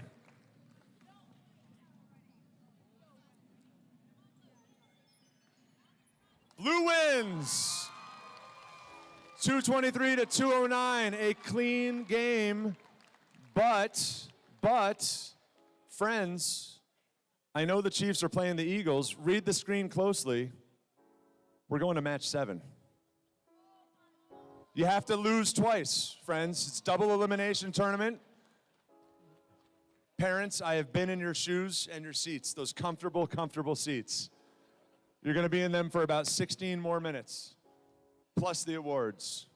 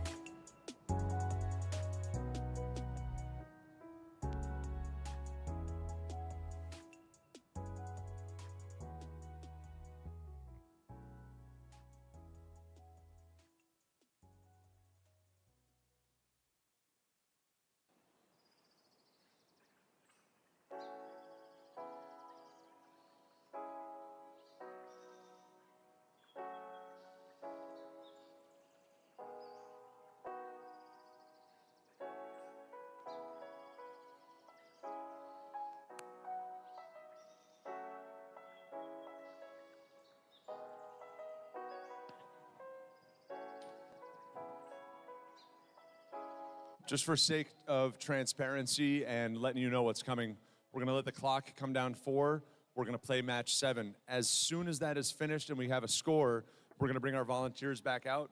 We'll present the Think Award. We'll present the Inspire. We'll do Think Award, then the Finalist Alliance, the Winning Alliance, then the Inspire Award, and then Program Development Representative Lisa Russell will share the advancements to Utica, and we will say good night and send you all home to naps or dinner or the Super Bowl or what have you. So we are sensitive to the desire to get out of here. Thank you for your patience as we do this right by the kids. Thank you, thank you.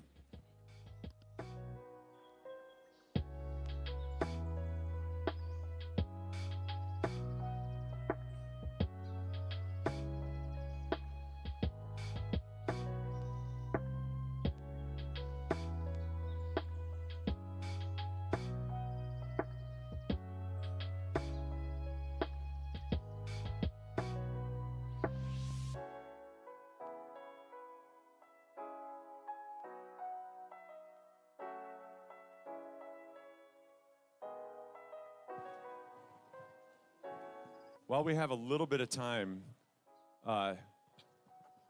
coaches and mechanical people from teams, this has never happened before, but I have 3 different tools that were left on queuing tables. I have a pair of Work Pro pliers with a red band and blue grippy, handly dip stuff. Work Pro needle nose right there. And then I've got this, we've had this since this morning. It's a 2.5 hex, 2.5 by 100 HH black with green. And then I've also got Klein Tools 3.0 hex, looks like, blue, quite a bit longer. So if those are your tools at all, we can get those back to you. They are right up here. Or we could start an auction. That would be fun. $10. 10. 2 minutes till match number 7. Teams, if you are ready, for sake of moving things along, we would graciously take you to the field. But if you need your 2 minutes, please take your 2 minutes.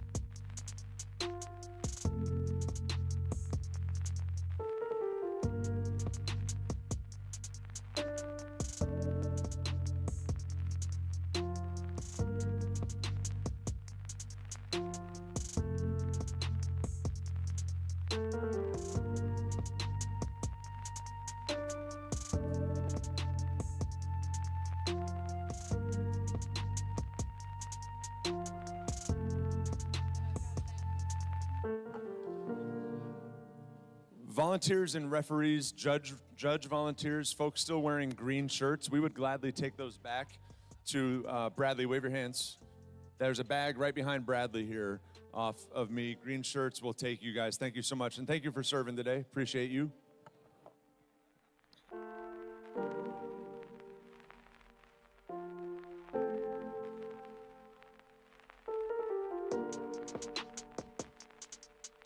All right, we like to see it. 4 robots on the floor.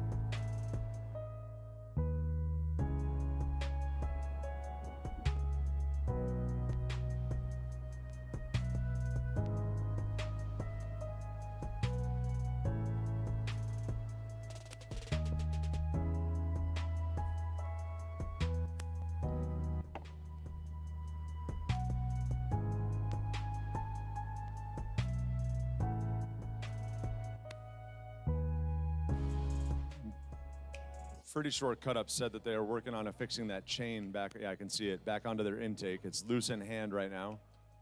Want to give them a quick shot at getting that back on. Get them operational for match number 7. So again, what's at stake here? We've got 32 teams advancing to the MVCC Regional Championship on March 8th and 9th. 29 teams have already purchased their ticket. 4 teams advanced out of the Peak Skill event yesterday, downstate. We've got 3 more golden tickets to Utica available here in the next couple of minutes. There's a well-articulated, well-developed, and pretty deep advancement criteria on page 20 of what we call the competition manual. It's the guidance document that has all the season rules and things like it in that. And because so many teams here have advanced already, our program development representative, Lisa, will be processing through, checking things off the list to deliver good news to 3 of these teams. Again, we said earlier this morning, Utica will start on Saturday, sometime in the early afternoon.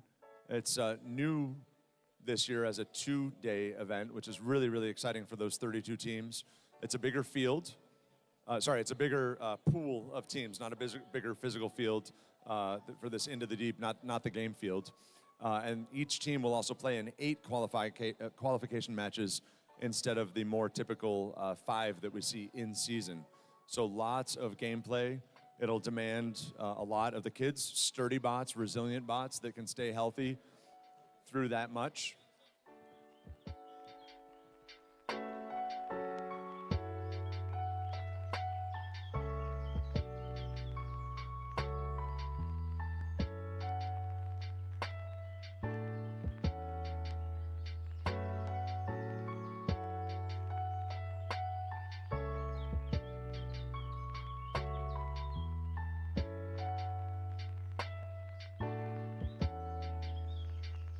All right, signs of life from Precision Cut-Ups.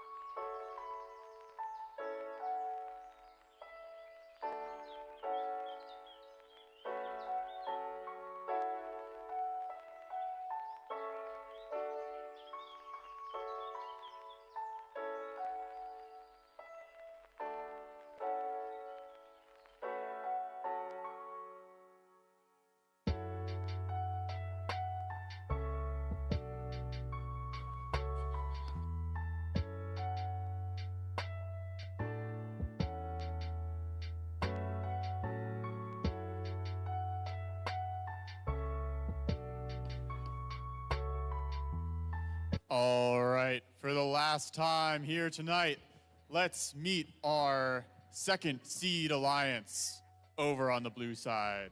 We have team captains, team 6996, Oncoming Storm.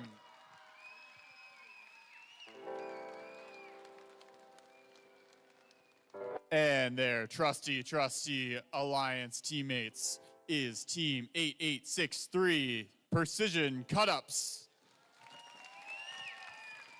And they will be facing off once again against team 17222, the alliance partner, that's Proda.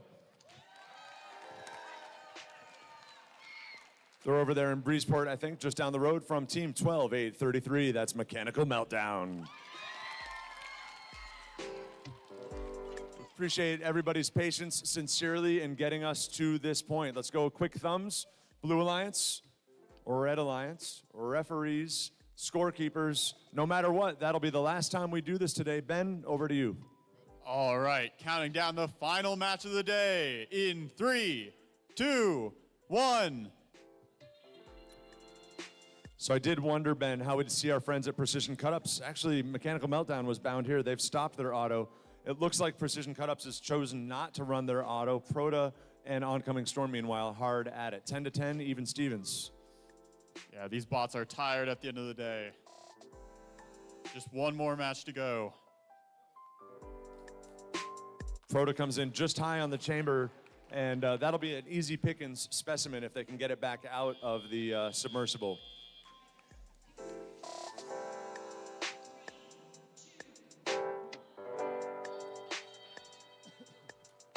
So Mechmelt comes down to cycle with a basket bound sample loaded. It looks like Precision Cutups may have gotten a sample stuck in their robot. They're struggling to drive over that.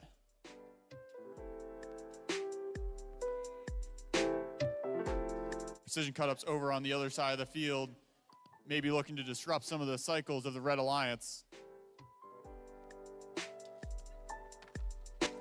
Mechanical Meltdown having an uncharacteristic mechanical issue, but they solved it. Their wiring harness was caught on their ascent hooks. 51-63, a minute 15 to go. Anybody's game. 4 points differentiate these two alliances.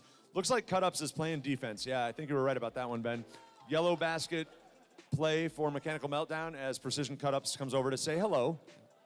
Oncoming Storm, their alliance partner, though, completely undeterred, now going to score in the high basket. Still a close game. I was paying attention to Mechmelt. I didn't notice that it was Cutups has a trapped sample there inside, so they're out on offensive play. They can't get that free. Mechmelt going in for a yellow sample off the floor. Oncoming Storm just missed the high basket, going in for another sample from the submersible. Proto secures a fifth specimen to the high chamber, equaling Blue Alliance's 5 specimens. 87-81. I don't know what's going to happen here in endgame. Oncoming Storm loses their gripper just in time for endgame. And a wheel.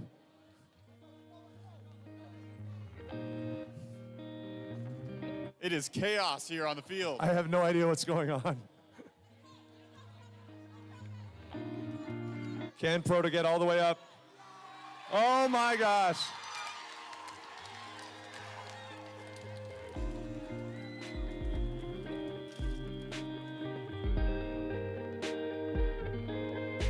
All right, so what happened there? I think we've got 2 bots in the air for the Blue Alliance. I think we've got 1 bot higher for the Red Alliance. I think Mechmelt went for the OZ, but we'll see about that.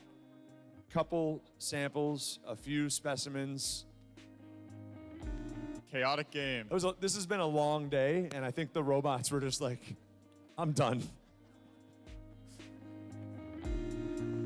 Hey, friends, all jokes aside in the audience, how about a round of applause for these teams? Seriously.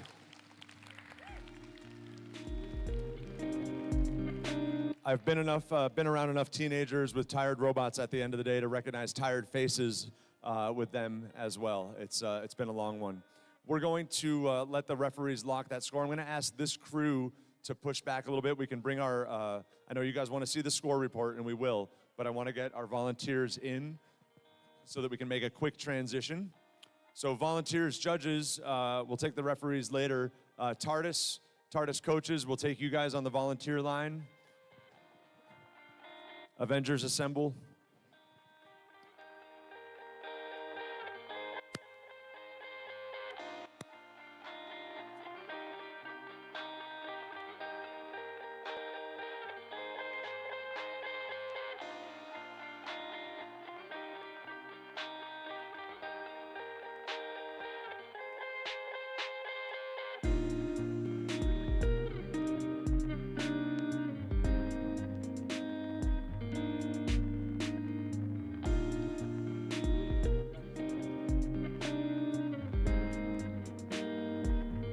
We are going to report that score before we move on to the Think Award.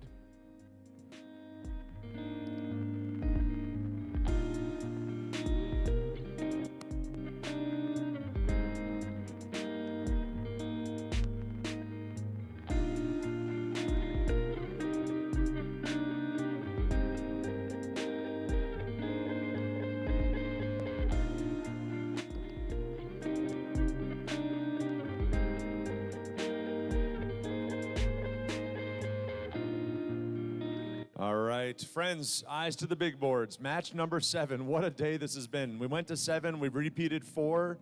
This is crazy stuff. It's gonna go to the Blue Alliance.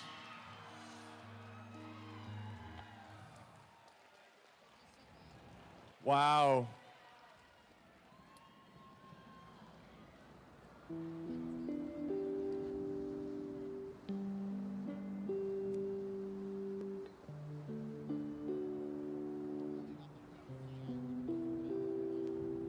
I do know I was listening over on Bradley when they were talking that through.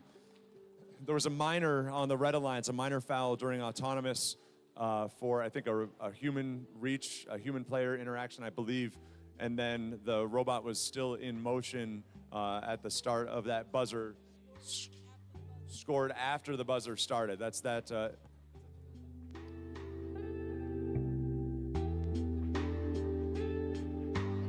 And that's a rule that's been, as Lisa puts it, more and more clarified as the season goes on. So that was a major, you can do the math there, that 20 points swung the match.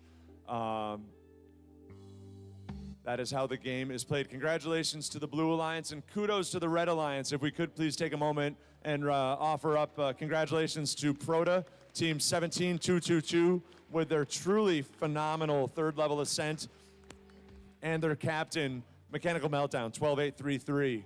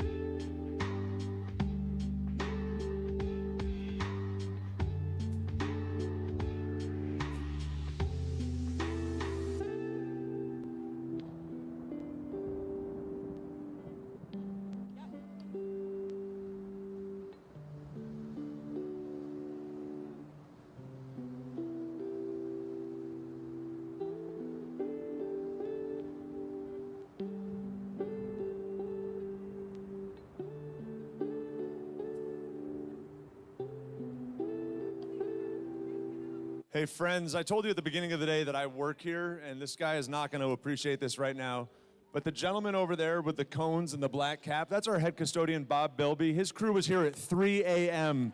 to plow and get the building open for you all. Wade, Bob, John, Aaron, the whole crew, we're so grateful to the crew here at CPP Schools. They really make this place work. Thank you very much for that. I appreciate that. Thank you.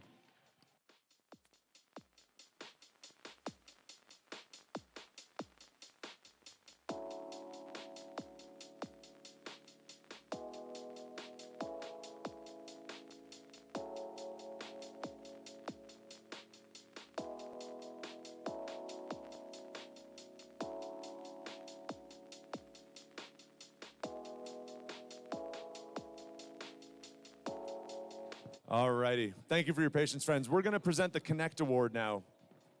The Connect Award is presented to a team the judges feel most connects with their local science, technology, engineering, and math community. A true first team recognizes that engaging their local STEM community plays an essential part in their own success. The recipient of this award is recognized for helping the community understand first the First Tech Challenge and the team itself. Here's what today's judges had to say, the winners of the Connect Award. This team connected and elevated their power. Lacking filament, they reached out to Jabil. Increased mentorship helped them build their prototype. The Connect Award goes to Team 17222. That's Proda from Breesport, New York.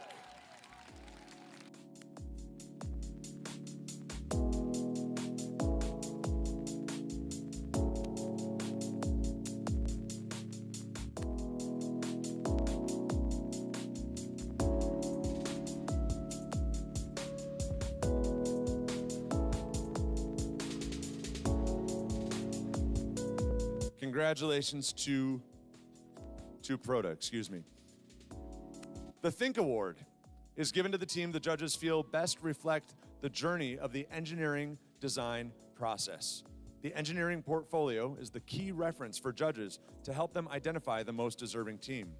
This team's engineering portfolio focused on the design and build stages of the team's robot and exemplified their journey as a team and engineers. And here's what the judges had to say about the winners of the Think Award. This team's portfolio detailed a plan and jumped through multiple iterations of their robot design. Our eyes lit up as we watched their robot collect different colored samples. We won't be left grasping vines through the foliage to find their robot. The Think Award goes to the RoboVines, Team 6955, the RoboVines from Ballston Spa, New York, up near Albany.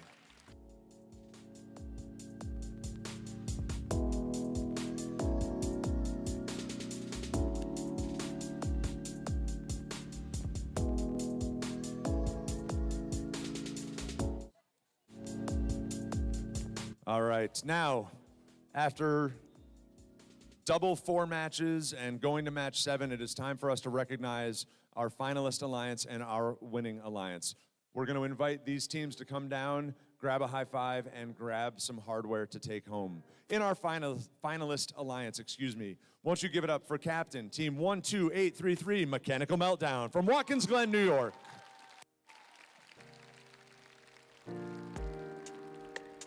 Coming the other way, keeping you guys on your toes. And we will bring them right on back. Proda, why don't you join them? Their first pick, finalist alliance, Team 17222, Team Proda.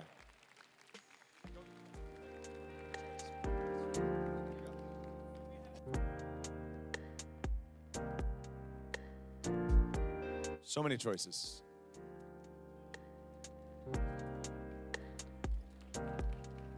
And in our winning alliance, you just saw it here in match number 7, it's Team 6996, Oncoming Storm from Penfield.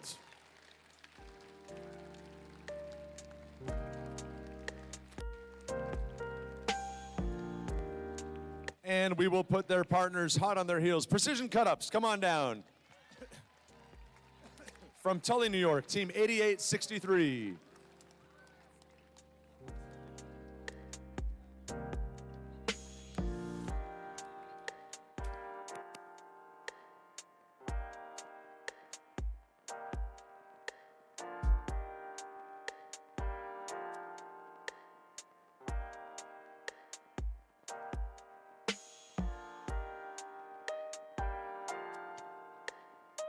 All right, at this time, we will present the Inspire Award. This does have a second place team. We're going to invite that second place team to please stand and be recognized as we celebrate you. We do have a trophy for second place. Second place team, you are going to come on down. Thank you for the clarification. Both teams can come on down. The Inspire Award is presented to the team that the judges felt truly embodied the challenge of the First Tech Challenge. The team that receives this award is a strong ambassador for FIRST programs and works to promote FIRST and make it loud in their community. The team that receives this award has performed well in all judging categories and was chosen by the judges as a model FIRST Tech Challenge team, both on and off the playing field. This team shares their experiences, enthusiasm, and knowledge with other teams, sponsors, their community, and the judges. Working as a unit, this team will have shown success in performing the task of designing and building a robot. Today's second place Inspire Award goes to Howard the Goldfish and Team 12736, Electric Mayhem Green. Come on down, Green.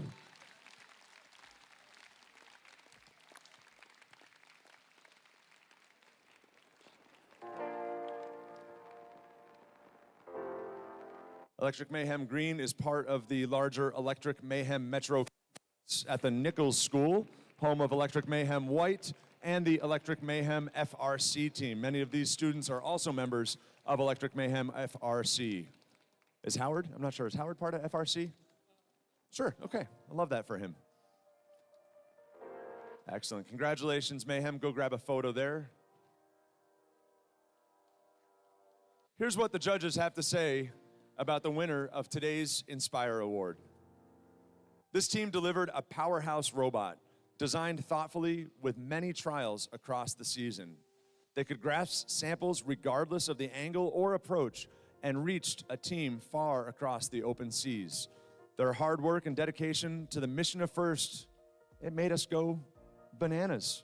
And who knew we'd find gorillas down in the deep? The Inspire Award goes to the Gorilla Bots, Team 5485 from Corning Robotics.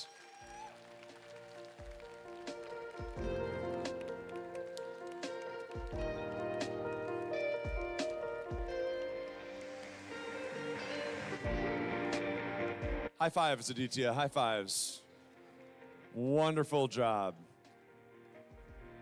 Friends, a lot of work, effort, and energy went in behind the scenes. I do want to shout out a woman who does not seek the spotlight. Give it up for Jessica Ortiz, our tournament director. For Lisa Russell, our region head referee. For Kim Nightingale, our judge advisor. Tyler Russell, our lead FTA in the region. For all the folks behind the scenes, thank you very, very much. All right, now it's my turn. So, sorry, now I'm stuck. All right, so this is all determined based on what's in your advancement manual, page 20, because I looked it up the other day for the kids. So just to go through things. So our Inspire 1 was Gorillabots. They're already moving on. The winning captain and their partner, Oncoming Storm and Precision, are both already moving on. So that takes us to our Inspired 2, which is Team 12736, Electric Mayhem Green. They will be moving on to championships.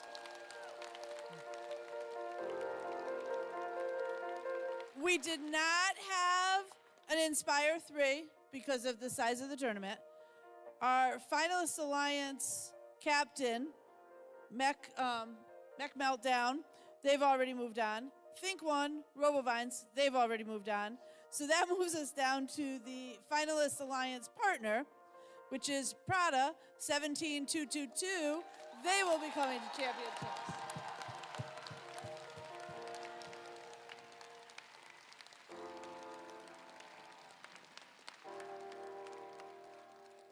So then we move on to the Connect Award, first place, which is also Prada, so they've already moved on.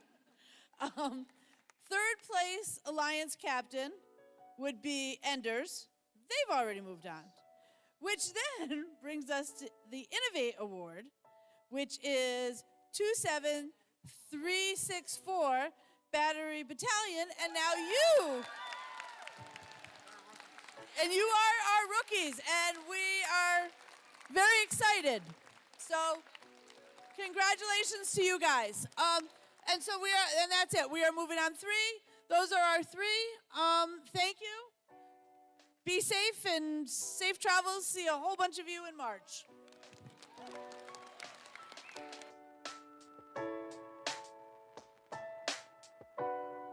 You guys, your judging sheets are right here. So if you want to come grab them, stop here and you can get your judges' feedback forms. Kim's bringing.